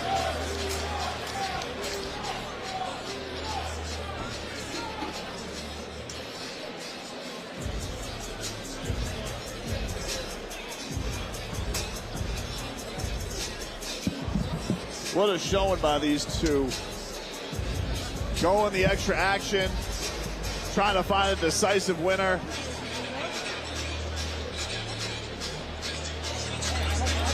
Certainly think Garcia did enough. I would think so. It feels like he's had the momentum ever since he dropped the Costa, but it was a close fight. I mean, those bursts are very hard to score, Jason. So I would think that he's going to get his hand raised here soon. And your point's kind of interesting, right? Because the judges really can't look at that knockdown at the end of round 3, correct? As you're judging this one bonus round. Yeah. You have to be dominant. It's one of those things. You have to look at this and be like, hey, absolutely. It's not just a straight boxing match where usually you knock a guy down to straight 10-8. You got to have some judgment there. And Bergliata let it keep going. And so that's why we ended up in our bonus round.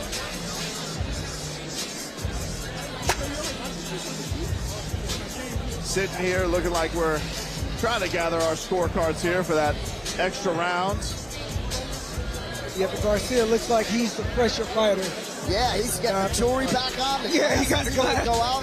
He got the glass jewelry back on, like a walk in the park for him. You know, he's a former training partner of Dominic Reyes, and sometimes that high-level gym experience really does translate when you get to these spots.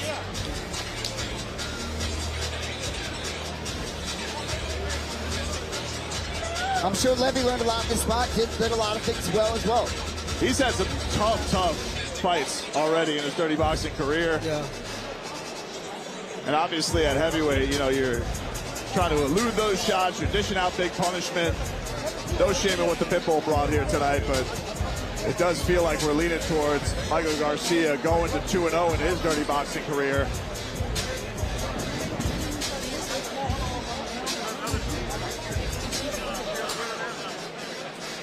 Looks like we do have an official decision now as Dan Bergliata gathers the fighters to the center of the ring.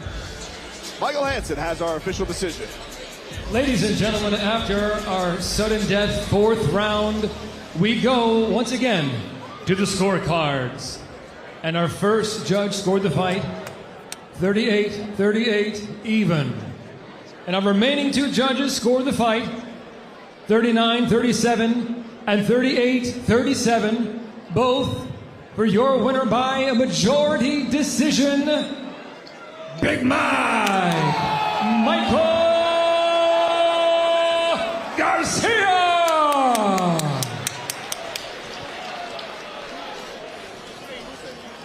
There you have it. For Big Mike. Big Mike with a big win, Jason. What a performance we got to see. We are having a night here tonight, ladies and gentlemen. We got ourselves some big-time finishes, and we got decisions. We got bonus rounds. It's all happening for us here at DBX4 in Nashville. We got our guy roving out there. Schmo, what do you got for us? Thanks, guys. I'm here with the man with the hand, Platinum Mike Perry. We finally went to a sudden death here in Nashville. Big Mike Garcia got the decision. Would you agree with that or what? Oh my God, the first fight to start the main card of Dirty Boxing. Every fight has been main event worthy tonight, but that one to start the main card, those heavyweights were so technical and so devastating, so dangerous.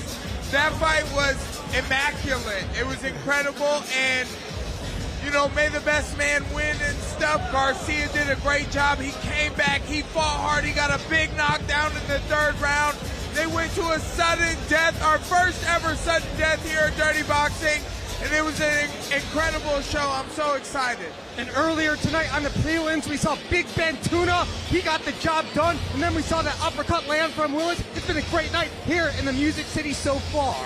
So far, Willis has the knockout of the night. I mean, he's looking at that bonus right now, but we got 4 more fights coming on this main card, and these guys are coming for blood. Dirty Boxing's not playing around. We are now the fastest growing combat sports in the game. You better believe it. Let's go. We'll catch up with you lately. Platinum Mike Perry. Guys, back to you. There you go, the electric chief violence officer himself, Platinum Mike Perry. As our incredible night here in Nashville, Tennessee continues in the featherweight division. Montavious Ware getting set to take on Alexander Shank. 3 rounds of action. 2 of Tennessee's own about to step in the Dirty Boxing ring and put on for their home state right here in the Pinnacle. What a night it's been so far. And there you have him. The Olympic gold medalist putting it all on the line tonight. Gable Steveson making his way into the building. 5 rounds of heavyweight action if they need that many in the main event. And there you go, big sexy Billy Swanson. He knows everyone's counting him out, everyone's doubting him. He don't care, he's ready to put on a big display and make a statement here tonight when the world is counting him out.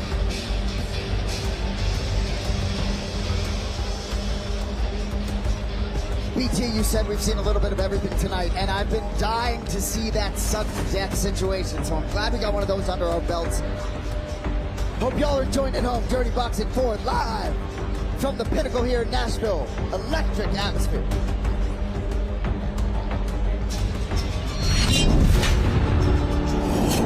Well, my name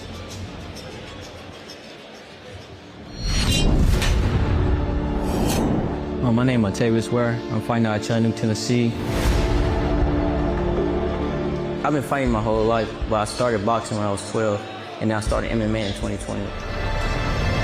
I just feel like I'm opening up to a new style. When I hear that bell ring, I would think of this war and just an animal. When I get in that ring, I ain't really trying to prove a point because I know what I can do. So I'm just want to give the crowd a good show and show my talent. My name is Alexander Shank. I'm fighting out of Clarksville, Tennessee. I've been training in MMA for about 10 years. I've been doing karate since I was 8. I'm 24 in boxing for, I don't know, a year. I'm the best here, man. I'm just here to prove that I can beat anybody, anywhere, any way. Don't let this smile fool you. I'm still the same pretty teeth at the end of the fight.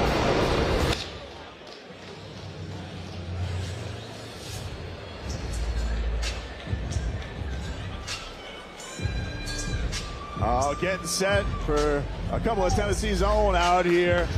And there's pretty boy Alexander Shank making his way back into the Dirty Boxing ring after winning his first time out there, Jason.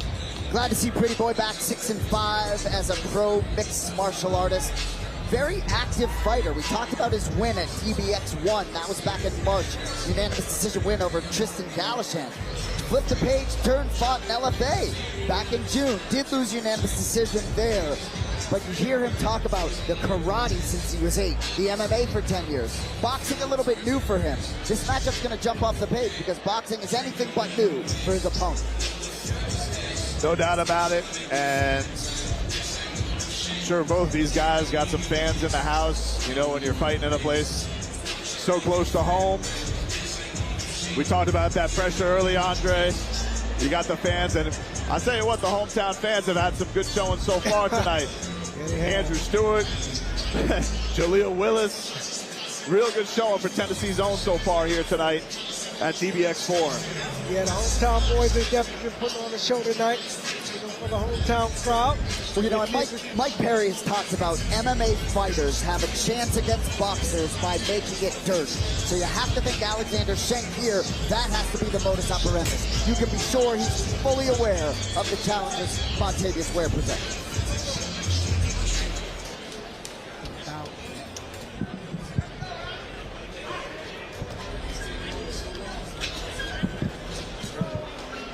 And then we see Montavious Ware get set to make his way to the Dirty Boxing ring and making his Dirty Boxing debut. There he is, Montavious Ware. You know, I asked him if he had a nickname. He didn't have one. What do you think of Montavious Beware? How about that? See if he likes it. Anyway, we talked about 4-0 as a pro boxer, all the finishes in the first 2 rounds. His last fight back in September, I watched it in its entirety. Absolutely insane display, uppercuts, body shots. Kid really seems to have all the tools with those 2 hands.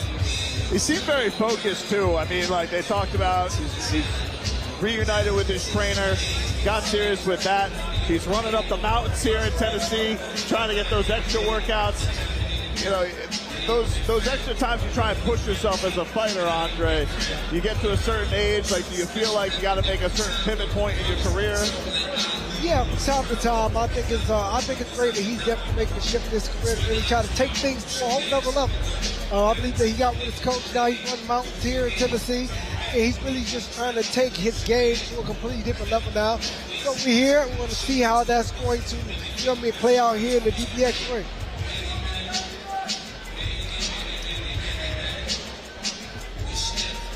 I'm looking forward to it. He has the shiny shoes on. It looks like he's going to come out and try to put a show tonight.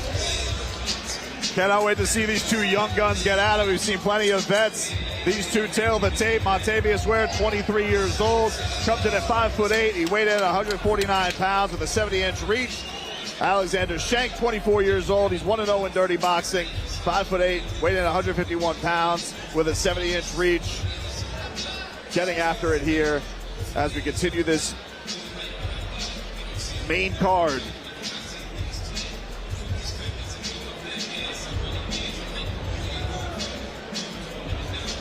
Let's send it up to our ring announcer, Michael Hansen. Make this one official and get this one going here. Ladies and gentlemen, this fight is scheduled for 3 rounds of dirty boxing at a catch weight of 150 pounds. Sponsored by Takedown. And after the bell, your referee in charge is Wayne Spinola.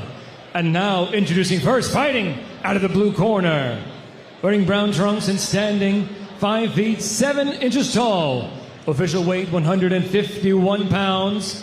This combat sports veteran is returning to the DBX ring with a dirty boxing record of 1-0 and fighting out of Nashville, Tennessee, Alexander Pretty Boy Shank. And across the ring, his opponent fighting out of the red corner, wearing black trunks and standing 5 feet 8 inches tall. Official weight 149 pounds. And he steps through the ropes tonight to make his dirty boxing debut. And fighting out of Chattanooga, Tennessee, Montavious Ware.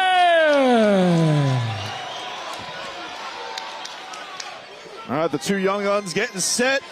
This main card fight brought to you by Timepiece Trading for all your jewelry needs, the official timekeeper for DBX. Well, it looks like he's coming out as a southpaw in this first round. And here we go. And I got to give it out to Montavious Ware for the greatest here tonight. And cracks him early with a hook up top. Oh, you can see that swift head movement that he's got. These boys are going to be moving fast tonight. Definitely see that good boxing skill that he has already. He has great boxing IQ from what I can see. He has a great stance. He's moving slick. He's showing us a few different looks and a nice range that he's keeping his opponent. Oh! There you go. Big time left lands from Montavious Ware. He drops him. Looks like he's going to try to finish him. There you go. That's the big difference. Up in the shot. There you go. Looks like he's going to finish him. Hey, look at that. He grabs the leg. He should be allowed to reset here. We're going to let him reset. But Ware? Montavious Ware has come out and made a statement early in this fight. Ware is so his hands up. Straight left hand by Ware.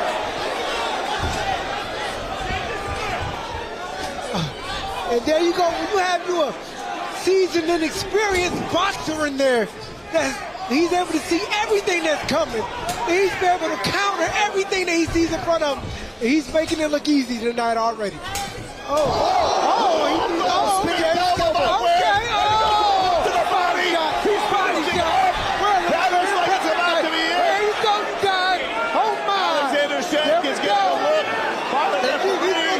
Does he want to continue? It looks like he knows. He's looks like he knows. and that's going to be it. Montavious Ware won his dirty boxing debut. Looks sharp. There it goes. Gifted a back. Montavious Ware. Let me tell you. Beware. I tell you what, and respect to Alexander Shank, showed a lot of toughness in that spot too. Whoa. Unbelievable. Those hands were lightning quick. Wow. Where? Sharp. That was an impressive showing, Andre. And that's what I'm saying. If you come in here, you have a nice seasoned boxer in here that's sharp, that knows what he's doing. He can make it look as simple as that tonight. The thing that was, I mean, he had such an understanding of the rule set. The follow-ups were impressive. Yes. And then we even saw some spinning elbows, spinning up elbows in the arsenal. Yeah. He had it all working for him tonight. Yeah, What a showing by Montavious Ware. Take a look at some of his handiwork here. Sharp. Knocked down with that right hook. A little bit of ground and pound. Came straight at him, working him, keeping his distance range. Went down to the body. He knew what he had in front of him. Left hand, right hand. It was easy play because his man was right in front of him. Went down to the body, up to the top. Made it look easy. Boom, another straight left. His opponent didn't know what to do. He didn't know what to do. Where it was in front of him, he looked sharp, man. He looked sharp tonight. And a credit to Alexander Shank. Looked like he wanted to continue, but the body said no. The heart said yes, the body said no. The referee stepped in. Let's send it up to Michael Hansen, make this one official. Ladies and gentlemen, our referee, Wayne Spinola, intervened and ended the fight. The official time, 1 minute and 36 seconds of round number 1. Declaring your winner by TKO, Montavious Ware. Ladies and gentlemen, I'm here with your winner, Montavious Ware. So, big stage here for you tonight at DBX4, and man, did you deliver. Talk to me, brother. Feel good. Feel good. I'm ready to have fun. So I know the microphone, you're not so much microphone, we talk just as you are in the ring. You are the purest true boxer I think I've seen come in here. Unbelievable showing. We saw maybe one spinning elbow out of you, but what'd you think of the rule set? I love it. Only no elbows. All right, we're going to get this kid opened up a little bit. You said you had no nickname. I came up with a nickname for you. Montavious Beware. I'm telling you. Andre Burton was super impressed ringside. Talk to me. You think we can see you back here? Yes, of course. So what's next for you? You got anything on the books, or we can see you maybe at DBX5 coming up soon? Another DBS fight. I tell you what, this kid's a star. We'll get him going on the microphone. One more time for your winner, Montavious Ware. Hey, short with the words and short with the actions. He was great tonight. He let all of his fight and did his talking in the ring, Andre Burton. And I just heard from the powers that be, they want him back on a multi-fight contract. This young man was excited to get his pro fighting career really off and running.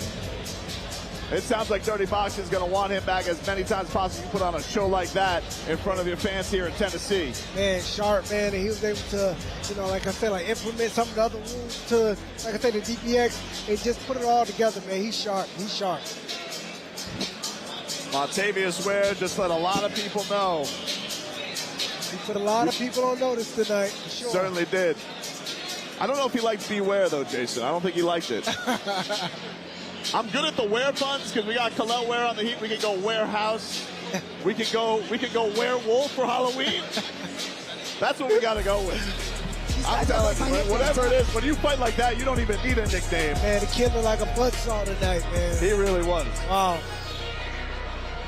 I wake up every morning and I combine 2 tins together. So I always have 40 in it because I don't want to be without it. I mean, it's in my holster, part of my tactical gear. But for example, I flew from Europe yesterday or 2 days ago. It was a maybe 9-hour flight, and I did probably 30 on the plane. I felt good, really good. because I had time to enjoy it. There are certain times I'll be working or totally distracted by something and I won't be using enough ALP, but when you're sitting in the airline seat flying across the Atlantic, it was just ALP after ALP after ALP. I was chaining ALP, and by the time I landed at Newark Airport, which is an atrocity, I was in such a good mood. I basically floated through customs. I didn't have global entry, but I was so elevated by ALP, they just let me through. They literally said, Mr. Carlson, welcome back. What a show it's been tonight so far, boys. So were you guys coming up with new nicknames for him as well? I was just stealing a bunch from the Buzzsaw. I'm telling you right now, I come from an MMA background, but when I saw this kid, Montadius, Ware on film this week, I knew you'd be blown away, Andre. You are. Like I said, he came out sharp. Of course, I understood the type of look that he was bringing, but the fact that he was supposed to, he came out like he came out, and then he was able to implement, all the other little tactics too, the elbows, things of that nature, man. The kid is young, the kid is fresh, fast, strong. I think he's the future. Well, let me tell you, we go from the youngest fighter on the card to the oldest, as we got Francisco Trinaldo going up against Nayanesh Ayman. What a matchup this one's going to be. But Francisco Trinaldo, I mean, the birth certificate says 47. The action in the ring does not. Masa Randuba, right? So he's about a month younger than me, but he walks in a fighter meeting. I'm like, how come I look 47? You look 37. What's going on? It's unbelievable. Weighs in at 167 pounds. That tells me all I need to know. Really has been a great showing here tonight. As we get ready, as this main card rolls on here from Nashville, Tennessee, all the action going on.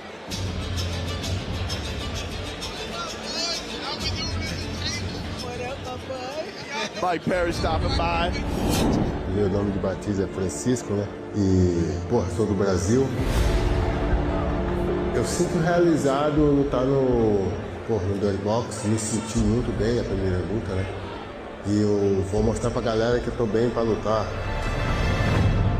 Eu estou lutando mais de 25 anos.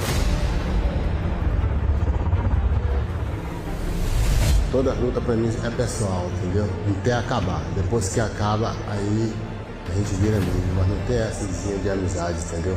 É pessoal. My name is Nayanesh Ayman.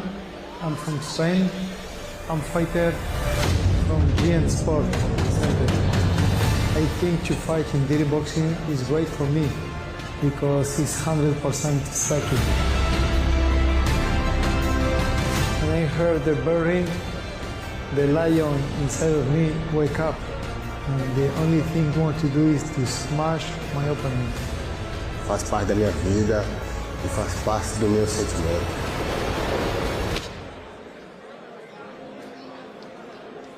Insane.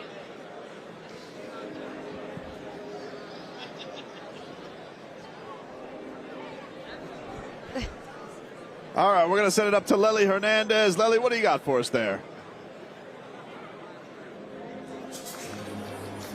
Thank you, guys. Tonight has been insane. Every fight has gotten better, one after the next. I've been on the edge of my seat. And now coming out, Nayanesh Ayman.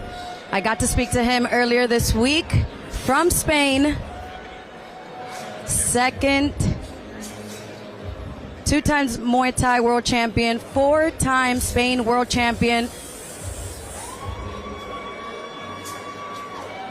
Won the Best Sportsman of the Year award, originally from Congo. We're excited to see him tonight. Definitely can't wait, Lely. Thank you so much. As we've been waiting to get his dirty boxing debut for a while. The powers that be here, Jason, they've been wanting him in the dirty boxing ring for about a year's time now. And Lely alluded to him and his decorated Muay Thai career. He has family all over the world. His dad's from Spain, his mom's from Congo. His sister is coming from Paris to the fight. He's got all sorts of family in Atlanta coming here. So while we got a lot of local Tennessee boys tonight, we got Singto here with some people of his own.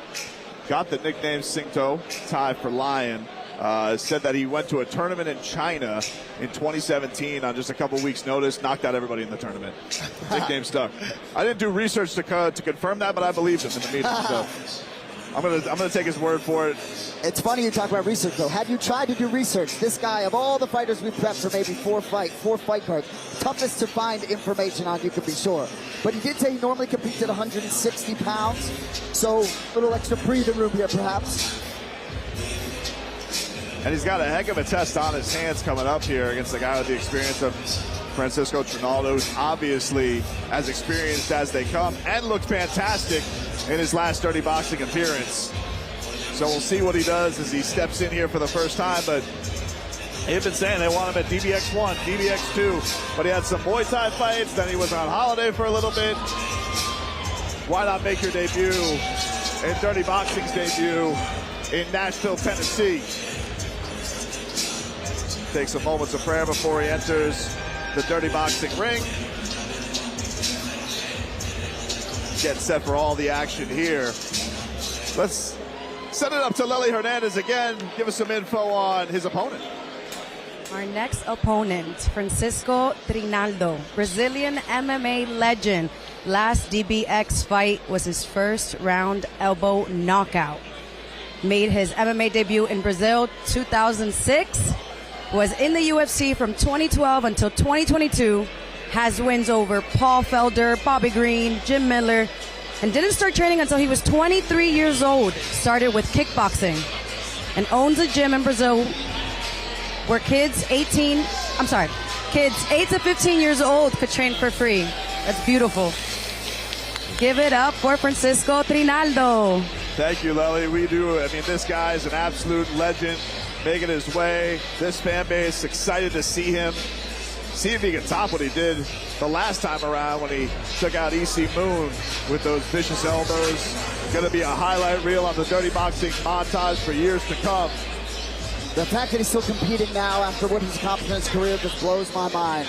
26 UFC appearances over a 10-year span from 2012 to 2022. His debut in DBX2, you alluded to back in June, a victory over EC Moon. Just keeps coming, But I think this opponent could present some different challenges for Masao Nduba. And Nayanesh Ayman just has a very confident way about him when we talk to him this week in the fighter meetings. To the Dirty Boxing welterweight division, sponsored by Market Cypher. And after the bell, your referee in charge is Samuel Burgos. And now introducing to you first, fighting out of the blue corner. Wearing brown trunks, he stands 6 feet tall. He stepped on the scale and officially weighed 169 pounds. And he comes in tonight making his Dirty Boxing debut. Damas y caballeros, desde Madrid, España, Nayanesh Ayman. And across the ring, his opponent fighting out of the red corner. Wearing black trunks, he stands 5 feet 9 inches tall. Official weight 167 pounds. This combat sports legend is returning to the Dirty Boxing ring with a DBX record of 1-0. Senhoras e senhores, vindo de Brasília, Brasil, Masaranduba, Francisco Trinaldo. Getting set for this welterweight matchup as our main card continues. This matchup brought to you by Market Cypher, the only trading tool you'll ever need. Sam Burgos gives him those final instructions, and now we're set for action here. You can be sure not the first time Francisco Trinaldo has faced a taller opponent. And we're underway.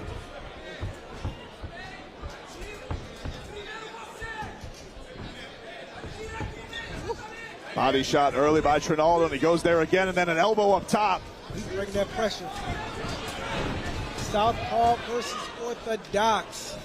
Trinaldo's just so rugged, and he lands a left up top. Yeah, he's trying to make the fight real uncomfortable. Real uncomfortable for his young opponent.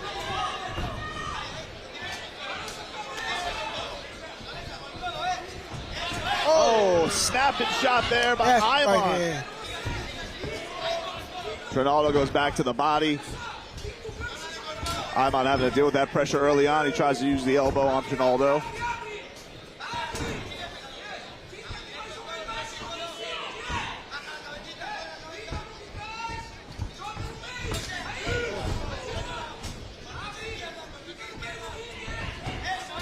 Right hand sneaks through there by Iman. Then it goes to the body. No jabs. They're out here just banging it. Banging it out. Little tie up. Sambergo's going to let these guys work it out. Tells them no holding. Nice feints. Nice feints by Trinaldo. Right hand gets through by Iman.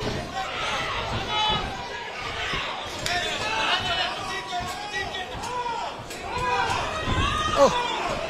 There's a big lefty elbow coming in by Iman on Trinaldo.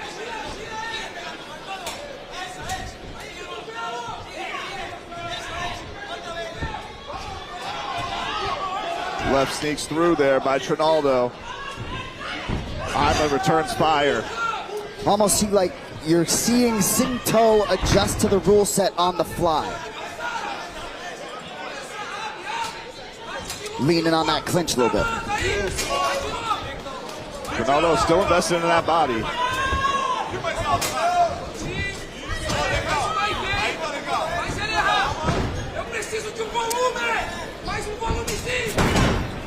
Leads in with that elbow.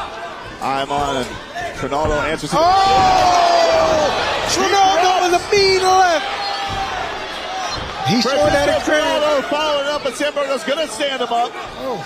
What a combination to drop Iman by Trinaldo, the ageless wonder. Oh, Trinaldo's going to bring that pressure. He's going to bring that straight left right back down the pipe. He just took a home run cut to try and finish the show, but it missed. Oh, he's setting it up for that straight left. And he's standing right in line for that left.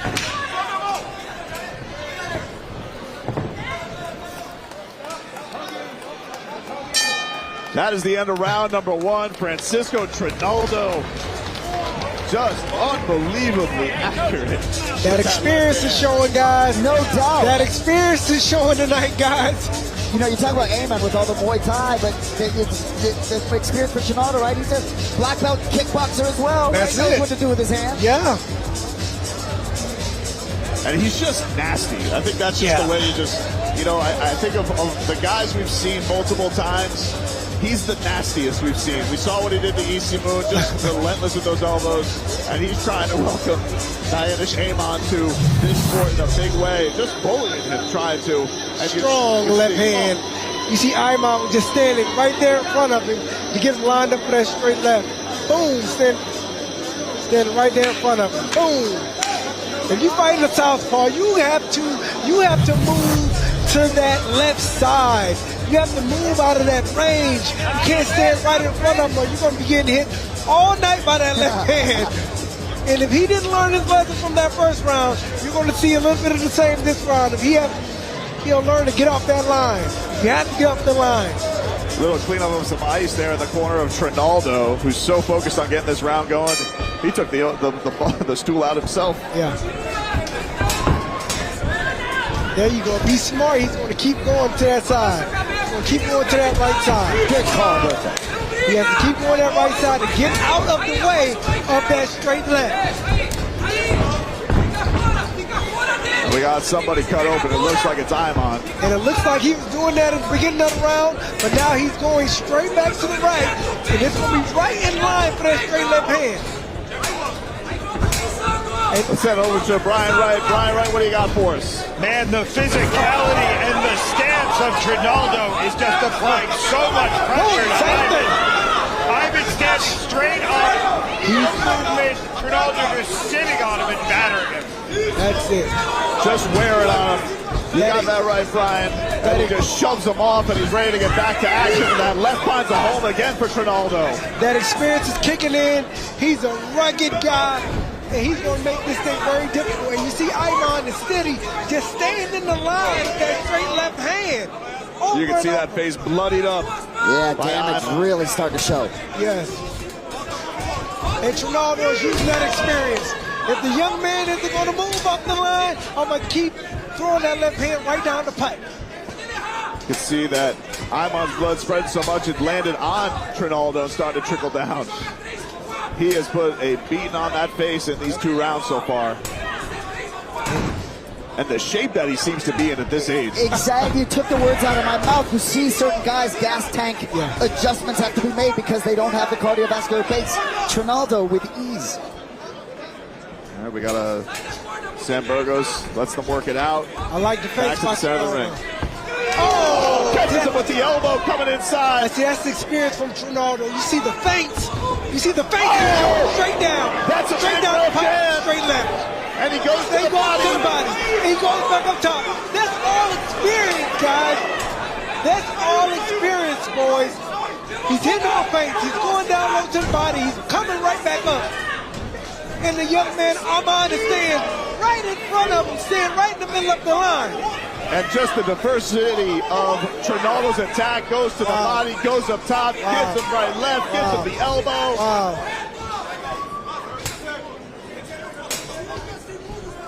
Under 30 seconds left in round number 2. Iman finally makes contact with a right hand up top, but he is bloodied and battered.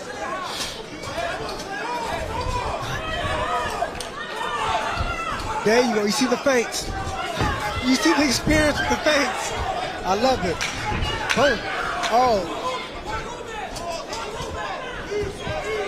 Francisco Trinaldo is just putting a beat down on Iman. What a 2 rounds by Francisco Trinaldo. Wow. There you see Bryan battle backstage, getting set for his second walk to the dirty boxing ring. The weight not an issue at all this week. Great mood all week, Bryan battle.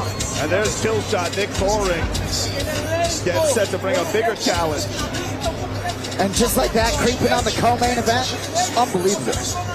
What a night it's been so far here at DBX4 in Nashville, Tennessee. Bringing the wood ring up to Music City. Yes. So Trinaldo says he trains with young guys. He trains for that young energy and wants to match that energy. I really believe he could do some damage, perhaps sort of rise up when we have DBX rankings and potentially put himself in a picture to have a DBX strap around his belt. This rule set is great for him. I mean, you have a couple performances like this. Hard to deny him. He's looked absolutely fantastic. Does Iman have anything for Francisco Trinaldo in this closing round?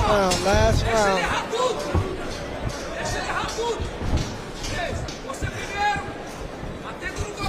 Oh, left gets through again, and then he goes to the body. Iman trying to return fire and make a statement in this fight. He needs to. Wow. Nice little run out of Iman. Straight left by Trinaldo.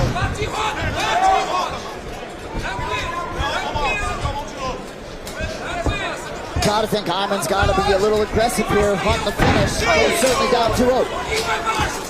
Those strong legs just keep fighting up. He has no answer for it all fight. Trinaldo is the older veteran, but looks like he has a lot more energy. He's bouncing, he's coming in and out, he's working the body, and he's making Iman walk into a straight left. I believe that's what he's waiting on. Iman trying to find some action as they get tied up here. And Trinaldo shoves him out the ring. As Sam Burgos tries to get things gathered up. We reset. No stopping. Let's get going.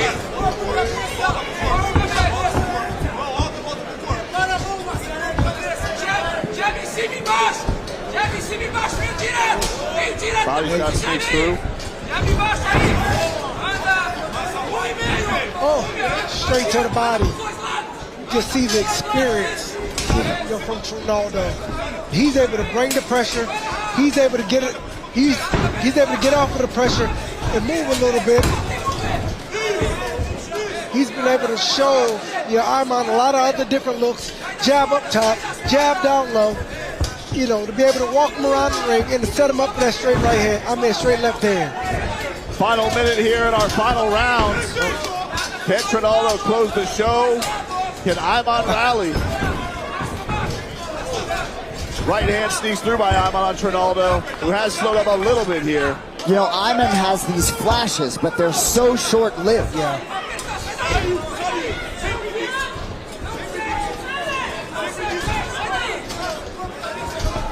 He'll mix in nice combinations. Trinaldo just neutralizes everything. Yeah. The footwork is pristine. You can just see it all. You can see the experience that he has in the ring.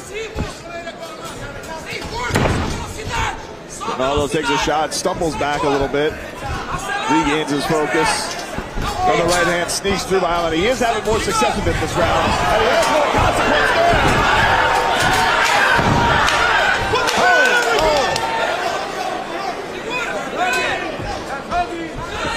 Time may just be running out for Nayanesh Ayman, though. And there you go. That is the bell for our final round. What a showing by these two. Wow.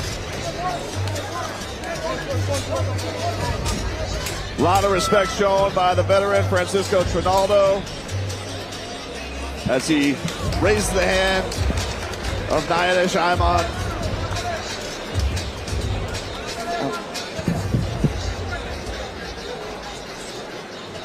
Trinaldo looked very much in control of this fight for the majority of it. I would be surprised if he's not getting his hand raised, Andre. Oh, no, it looks like it was a unanimous, it should be a unanimous decision tonight.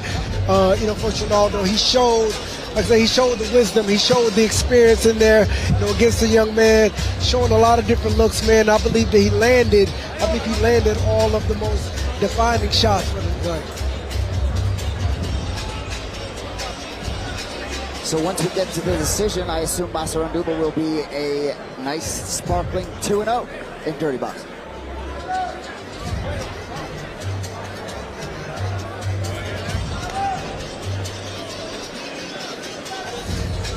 Looks like we got our scores here from the judges. As a little cleanup off the blood from Iman's corner. And we're set to make this one official. Let's set it up to our ring announcer, Michael Hansen. Ladies and gentlemen, after 3 rounds of action, we go to the scorecards.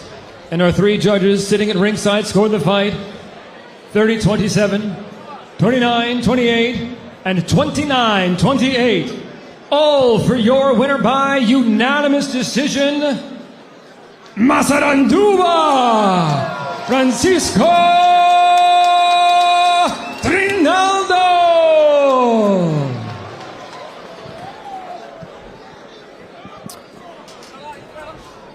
What a showing by Francisco Trinaldo. No problems with those scorecards. I do think Iman had a really good third round. I don't see the official scorecards, but I'd imagine the type of pressure he had in that last round warranted.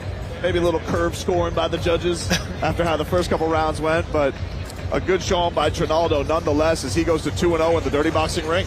And I do think for Singto, some valuable experience here being able to compete for 3 rounds, because I will say, there's been a lot of athletes that have come into this rule set. He did look to be a little bit confused and feeling it out a bit. Yeah, no doubt. I mean, you are still coming into a new sport. Even if you have all the Muay Thai experience in the world, it's still going to be different, especially when you got that kind of pressure coming at you. All right, we got our man, the schmo, standing by. Take it away, schmo. Thanks, guys. I'm here with one of the hottest quarterbacks in the nation, Diego Pavia, the 9th ranked Vanderbilt Commodores. You're soaking in all the action here at DBX4. What do you make of the action? I think it's really impressive what these guys bring to the table, especially that guy War from Tennessee. So I think he put on a real show tonight. What do you make of the rule set? What do you make of the elbows and the close distance? You have nowhere to run inside this ring. I think it makes it really, really dangerous, and I really, really love it. What kind of inspiration are you going to take into this weekend against Texas? We know what it looks like here. It's got to look like this by the end of that day. Oh, well, you know, it's bring the fight, stay on them, jump them off the bus and stay on them. And what are you going to learn from watching this that you're going to take inside that game?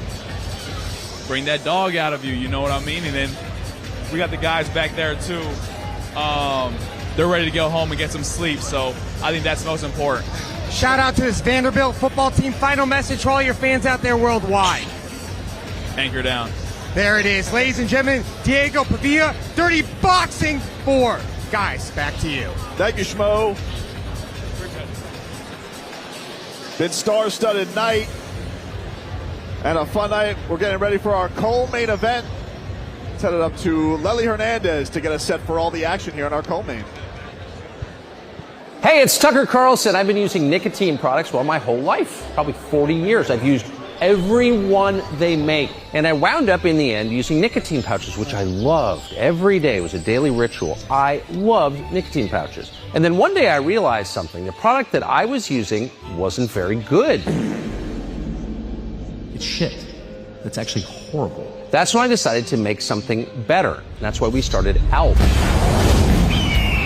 This isn't really a business experiment. It's something that we made because we use it all the time, every day. We wanted something better, and so we made something better. ALP pouches give you 20 pouches per tin, not 15 like the others, and they are moist. They're not dry like a tea bag. They're delicious. ALP has 5 product offerings, all available in 3 milligram, 6 milligram, and what I use, 9 milligram. Mountain wintergreen, chilled mint, refreshing chill, tropical fruit, and sweet nectar. I use all 5. What an incredible night it's been here in Nashville, Tennessee, and we're getting set for our co-main event coming up here. Bryan, the Butcher Battle, stepping in the Dirty Boxing ring for the second time. He'll be taking on Killshot Nick Kohring coming up here. Should be an all-action bout, as many of these have been here tonight. It has been an unbelievable setting here so far at the Pinnacle in Nashville, Tennessee. And we still got a couple of huge ones here for you. Bryan Battle liked his first experience in the Dirty Boxing ring. Now he's got a little bit more of a challenge coming his way. Let's get all this action set. Send it up to Lely Hernandez to get us ready for this co-main event. I'm still going crazy over that last fight.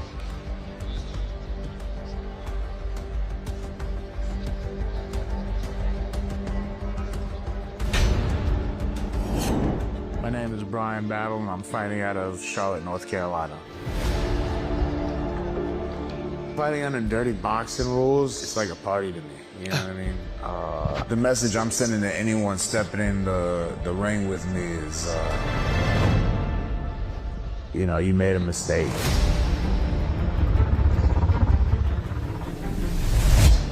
The rule set, but fighting in general isn't like a fun thing to me, you know what I'm saying? Like, this is what I fucking do. If you're stepping in there with me, you better be willing to die for it, you know? My name is Nick Kohring, and I'm fighting out of Stockton, California.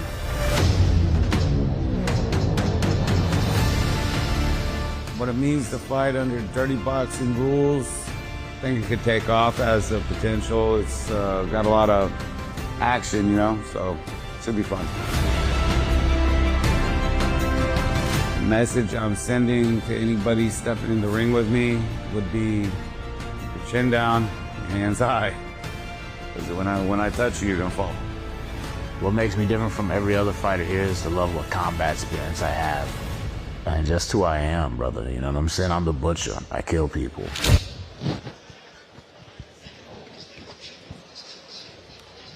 Let's get set for all this action. I've been teasing it enough. Let's get to Lely Hernandez to actually introduce it. I apologize, Lely. Thank you, guys. No worries.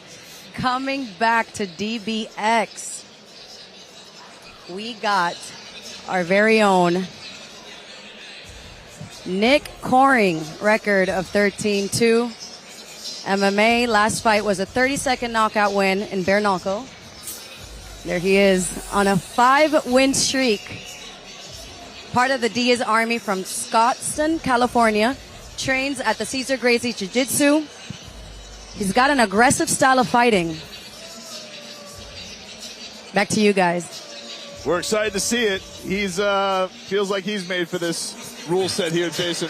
Nick Kohring really, you know, jumps off the page, right? Lely alluded to 13-2 overall, 12 finishes, all in round 1. This guy's unbelievable. His last fight was in bare knuckle in March against Kyle McElroy. Comes out like a bat out of hell with super clean striking. That was March of last year. Can't find a fight. Now he's got Battle. Finally someone who will step into the ring against him. And we talked at the top, right?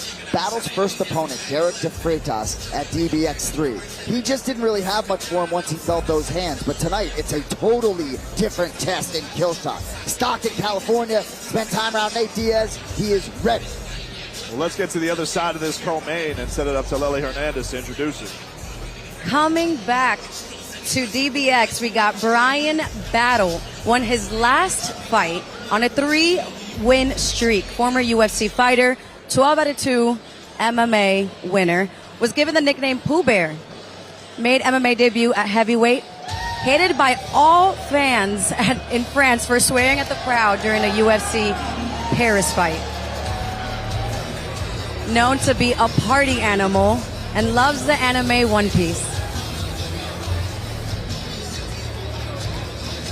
Here he is, the Butcher. You know he's got quite the resume. 7-1 in the biggest promotion in the world in the UFC. Talked about his DBX debut back in August. It's on a 6-fight unbeaten streak. Unbelievable to hear that he began as a heavyweight. But I genuinely believe this is a very different test. You know, Kohring talks about being scary. Battle said there's looking scary and then there's being scary. So we'll see if he's scary when he gets in there. The weight misses in his past seem to be a thing of the past. Battle on weight, seems ready to go, has become a part of this DBX family. You have to think, too, the last time he was in here, so much chaos around his career. You get let go by the UFC. You say yes to this new promotion. You have to still make weight after trying to make weight recently. He came in this week very lively, just seemed very relaxed, ready to have some fun in the dirty boxing ring. Doesn't really know where the fight path is going to go. He's just kind of along for the ride right now, just wants to make statements and have great fights. But very loose all week, Bryan Battle. He was enjoying the fight week activities. Yeah, so he missed weight. UFC 319, that was in August, was scheduled to face Nursultan Ruziboyev, was 4 pounds over, simultaneously cut 10 days later, fighting into the extra. Gets a big welcome here from the Nashville crowd. Nick Kohring ready to see if he can get a bigger challenge to Bryan Battle this time around. We take a look at our tail of the tape here. Bryan Battle 1-0 in the dirty boxing ring. He's 30 years old, stands 6'1", weighed in at 184.5 pounds with a 77-inch reach. Nick Kohring, it's his DBX debut. He's 35, stands 6'1", weighed in at 183.5 pounds with a 74-inch reach. Let's get set for all this action and send it up to Michael Hansen to introduce our co-main event fighters. And gentlemen, we have made it to our co-main event of the evening. This fight is 3 rounds in the dirty boxing middleweight division, sponsored by Tempters. And after the bell, your referee in charge is Dan Mergliata. And now, introducing to you first, fighting out of the blue corner, wearing brown trunks. He stands 6 feet 1 inch tall. Official weight, 183.5 pounds. He steps through the ropes tonight to make his dirty boxing debut. And fighting out of Stockton, California, Nick Killshot Kohring. And across the ring, his opponent, fighting out of the red corner, wearing black trunks. He stands 6 feet 1 inch tall. He stepped on the scale and officially weighed 184.5 pounds. This combat sports veteran is returning to the DBX ring with a dirty boxing record of 1-0 and fighting out of Charlotte, North Carolina, Bryan the Butcher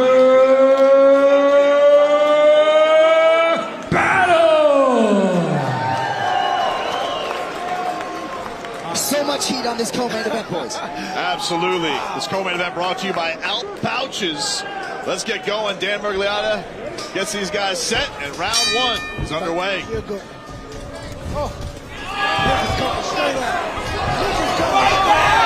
shot coming out. But he turns it around. These guys are throwing monster shots. Kill shot keeping that pressure on Battle. Tries to follow with an elbow.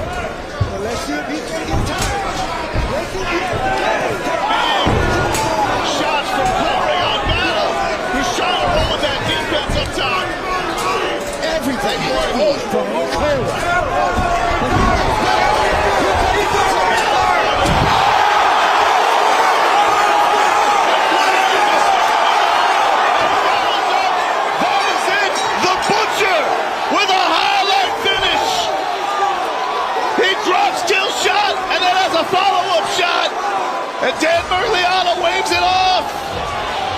What a showing by Bryan Battle! Bryan Battle!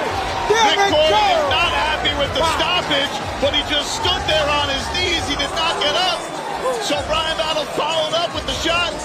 Dan Mugliata seemed to say, that means you don't want to continue, and that's all she wrote. Wow. There's no pausing in dirty boxing. Kohring came out hot, absolutely blazing. Battle withstood the storm, finished the fight. Oh! Wow.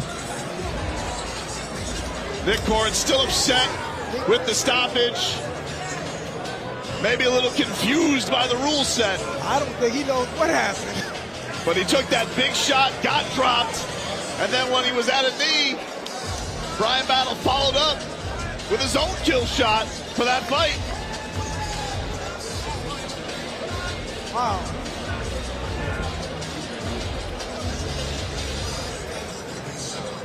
Looks like Bryan Battle's mistake holds the whole time.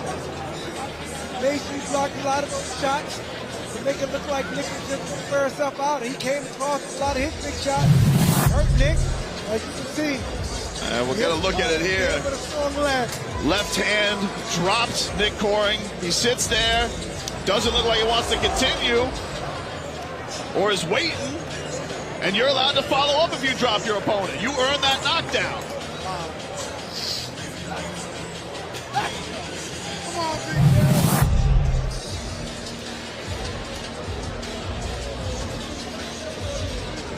Dan Mugliata gathers the fighters in the middle of the ring. Let's send it up to Michael Hansen to make it official. Ladies and gentlemen, our referee, Dan Mugliata, intervened and put a stop to the fight. The official time coming at 48 seconds of round number 1. Declaring your winner by TKO, Bryan the Butcher Battle.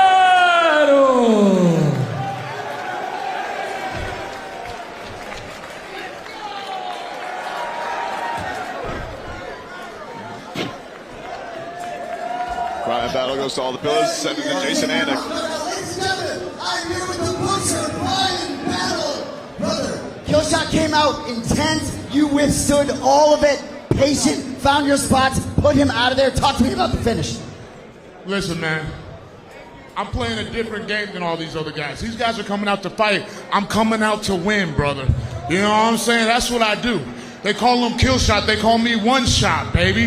This is what I do. I put people down, brother. You get in my way, I'm going to kill you. Your last Dirty Boxing appearance didn't last very long. Is this what you expected Killshot to come out like?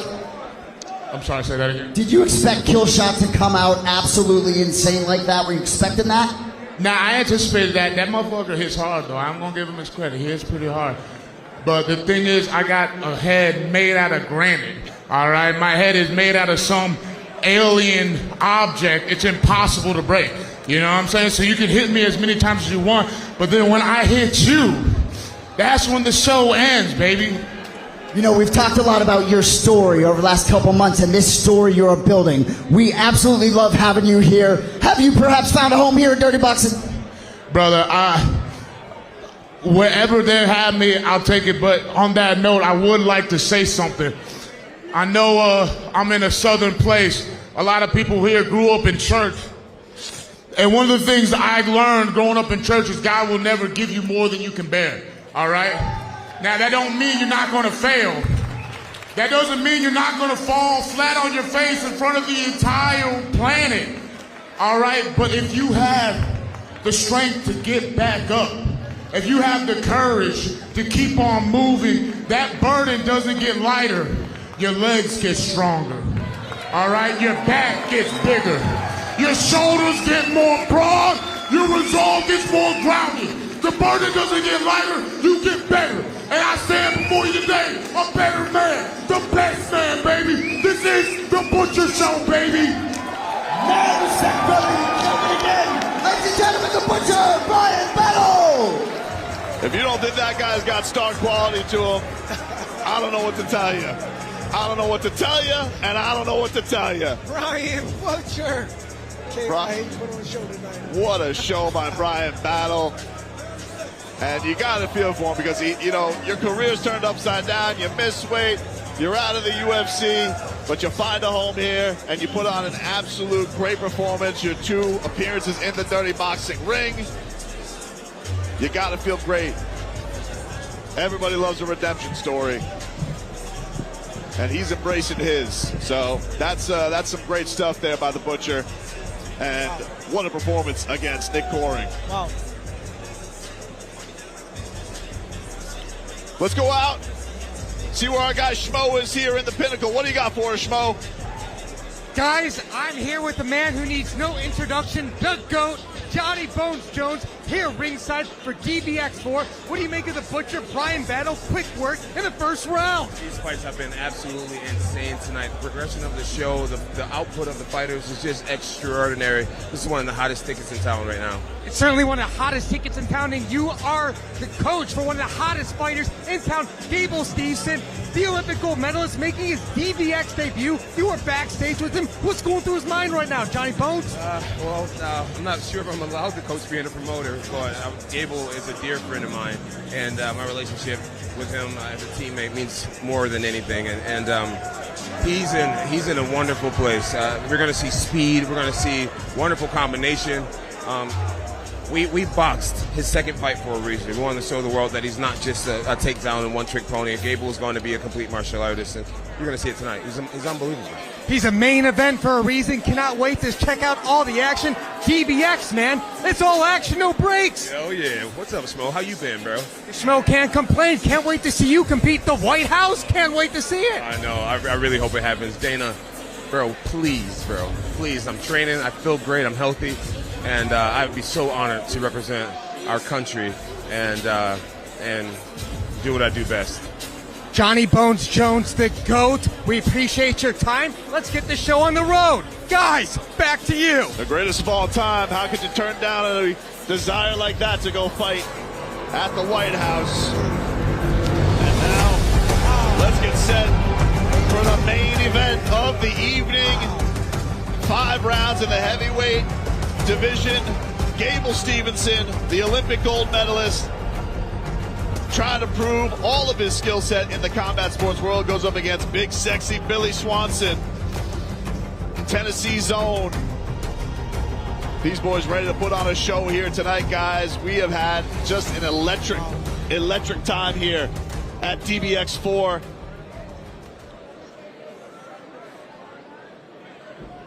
We'll get set for all of it.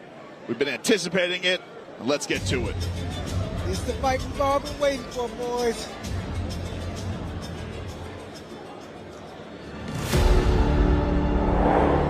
My name is Gable Steveson. I'm fighting out of Minneapolis, Minnesota. Well, I've been fighting for 6 months straight, but I've been wrestling my whole life. I've been a competitor my whole life. I've been in different places, seen so many things, and I've been on the highest stage. But this isn't wrestling, this is dirty boxing.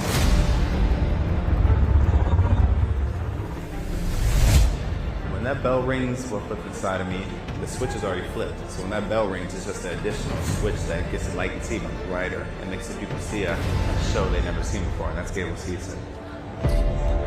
My name is Billy Big Sexy Swanson. I'm fighting out of South Carolina. Grew up wrestling, so I've wrestled now for about 20 years. But yeah, 10 years in MMA. The opportunity to fight for dirty boxing means the world to me. The message I'm sending to anyone stepping inside the ring with me is it's kind of personal that I'm the one being overlooked and everybody's treating me like I'm a king. The message I'm sending to anyone who steps in that ring with me is that there's a chance that you can, but you won't. And I'll make sure that you won't.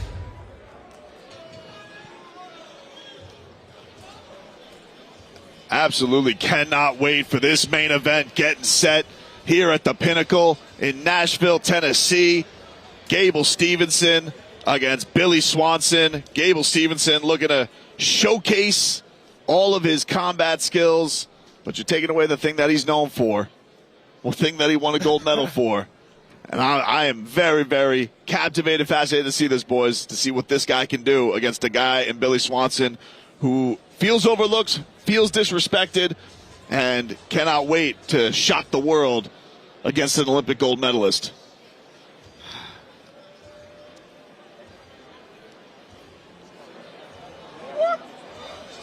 There you see Billy Swanson. In that Tennessee orange.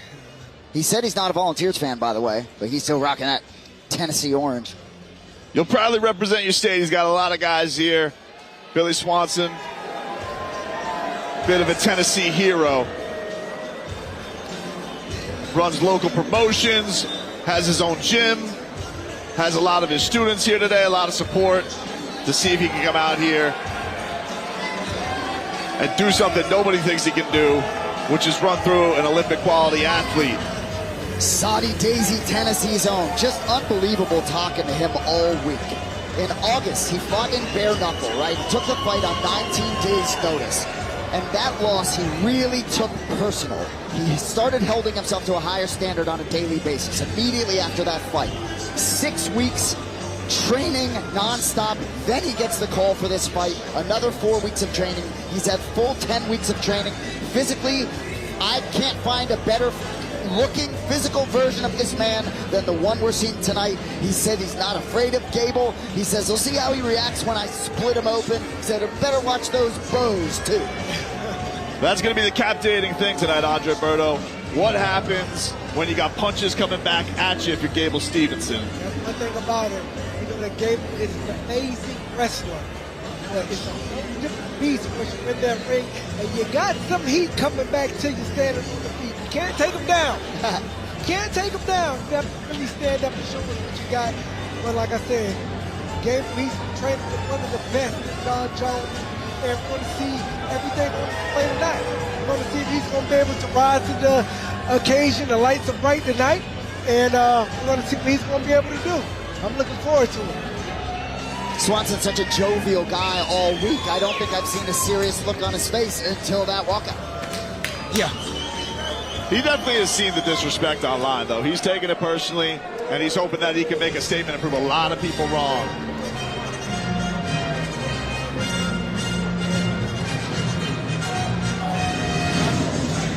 And there you see him, Gable Steveson, making his way to the dirty boxing ring. Taking away his bread and butter, taking away his best assets, taking away his best weapons. He's going to still try and show the combat sports world he is for real, and he wants to come out here and make a statement. No grappling, no wrestling, no problem. Unbelievable what this man has accomplished at the young age of 25. And I love his tattoo, Humble Peace. A lot of humility coming through out of this kid, but he really wants to be active, and he has this deep belief in himself. And we talk about athleticism, maybe sometimes to a fault. Maybe it's a small sample size in LFA, but man, does he look the part in terms of the striking. Berto, your point's very well taken.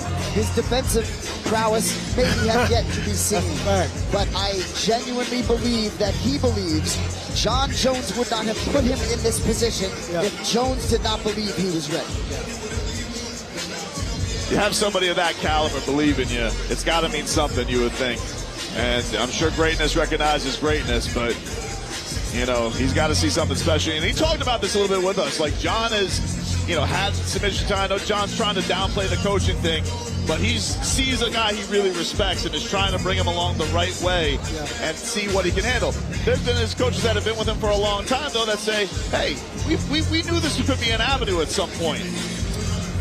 And look, there's no secret that he is trying to get to the biggest stages in the world, you know, and I think ultimately for him, he has to answer some questions on his feet tonight. Yeah. His debut in LFA was in September 12th, not that long ago. 1 minute, 38 seconds of total domination. Yes, a takedown and ground and pound to finish. That won't happen here tonight. Yeah. And it's got to say something that he's even willing to do something like this, because you could go take another MMA fight. But that's not what he wants to do. He wants to show that he can do this in the dirty boxing ring. Take a look at our tail of the tape here. It's Gable Stevenson's DBX debut. He's 25 years old, stands 6'1", weighed in at 265 pounds with a 75-inch reach. Billy Swanson, 31 years old, 6'1", weighed in at 256. A 72-inch reach on Big Sexy. The fighters are in the ring. Let's get all this action started in our main event from the Pinnacle here in Nashville. Michael Hansen, get a sense. Ladies and gentlemen, our Dirty Boxing sponsor, Tempters, will be providing our Knockout of the Night and Fight of the Night bonuses to 3 lucky fighters tonight. And now at this time, we ask that you all please rise and remove any hats for the singing of our national anthem, which will be performed by recording artist Cass Cardell.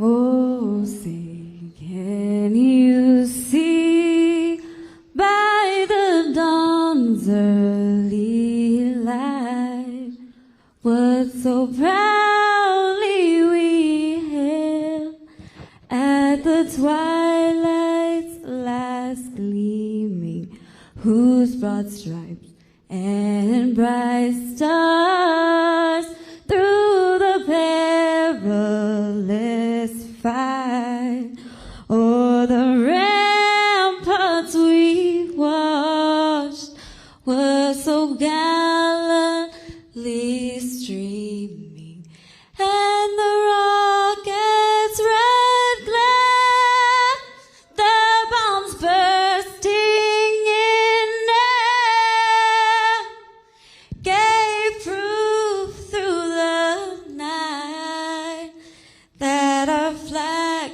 was still there.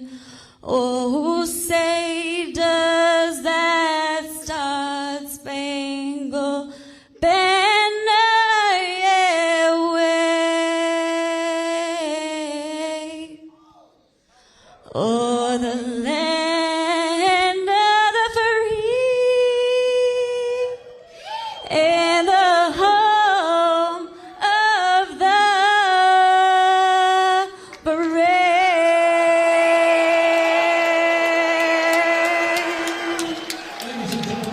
Cass Cardell.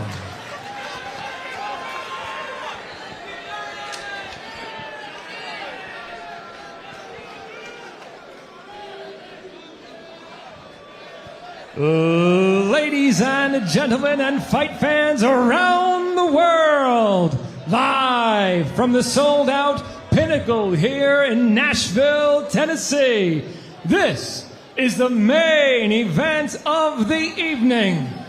5 rounds in the Dirty Boxing Heavyweight Division, sponsored by Alp Nicotine Pouches, sanctioned by the Tennessee Athletic Commission, Commission Chairman Ben Grove. The 3 judges scoring this main event bout are David Hudson, J.T. Conway, and Jacob Nevin. And after the bell, your referee in charge is Dan Mergliata. And so the stage is set, the officials are in position, and the fighters are ready to get dirty. Nashville, Tennessee, make some noise, because now it's showtime! Introducing first, fighting out of the blue corner, wearing orange trunks, he stands 6 feet 1 inch tall. He stepped on the scale and weighed in at the limit, 265 pounds. And he steps through the ropes tonight, making his Dirty Boxing debut. Fighting out of Saudi Daisy, Tennessee, Big Sexy, Billy Swanson.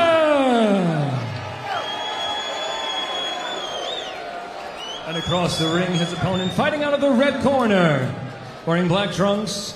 He stands 6 feet 1 inch tall. He stepped on the scale and officially weighed 256 pounds. This Olympic gold medalist comes in tonight, making his Dirty Boxing debut and fighting out of Minneapolis, Minnesota, Gable Steveson.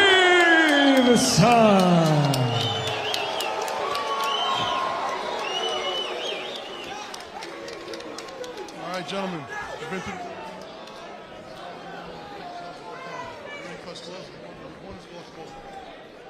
Dan Bergliai gives them their final instructions. This main event brought to you by Tempters, cannabis-infused elevated seltzers. Gable Steveson, Billy Swanson. We're set to go in our main event at DBS 4. This is the fight we all came here to see tonight. Here we go. Ooh. Oh! Steveson!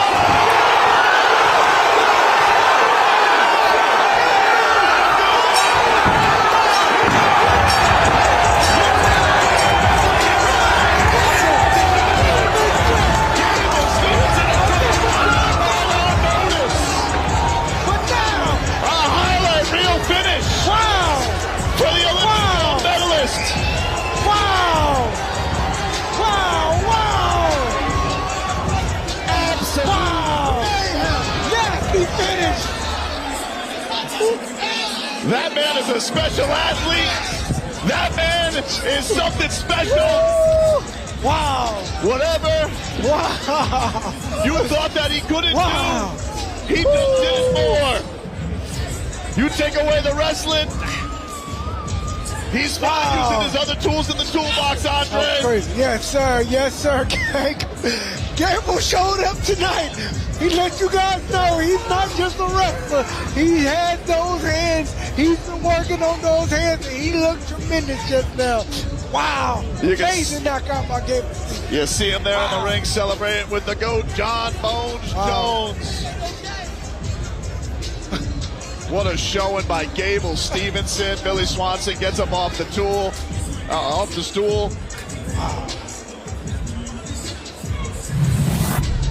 Good to see him up. And here you see the work. Little uppercut there land. Nothing nasty uppercut. A big uppercut then land. And then some follow-up shots on the canvas by Gable Steveson. Putting out big sexy Billy Swanson. Nasty uppercut. Another uppercut in the ground and pound. It was amazing. Wow, Gable Steveson has arrived. Let's set it up to Michael Hansen. Make this one official.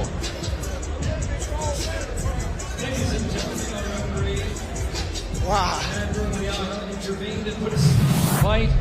The official time, 15 seconds of round number 1. Declaring your winner by knockout, Gable Steveson. Ladies and gentlemen, I don't even know what to say.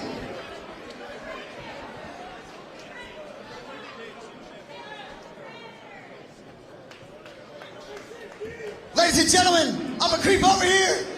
How about Gable Steveson one more time? It's hard to find the words to talk to you. I'm blown away. How are you feeling right now? Oh man, I feel fantastic. I came into an environment that wasn't really sound to me, but hopefully today I made you love me. I made you want to watch me in the future, and man, I thank everybody for coming in. This was a great event. You know, we saw your debut, obviously, in mixed martial arts in LFA.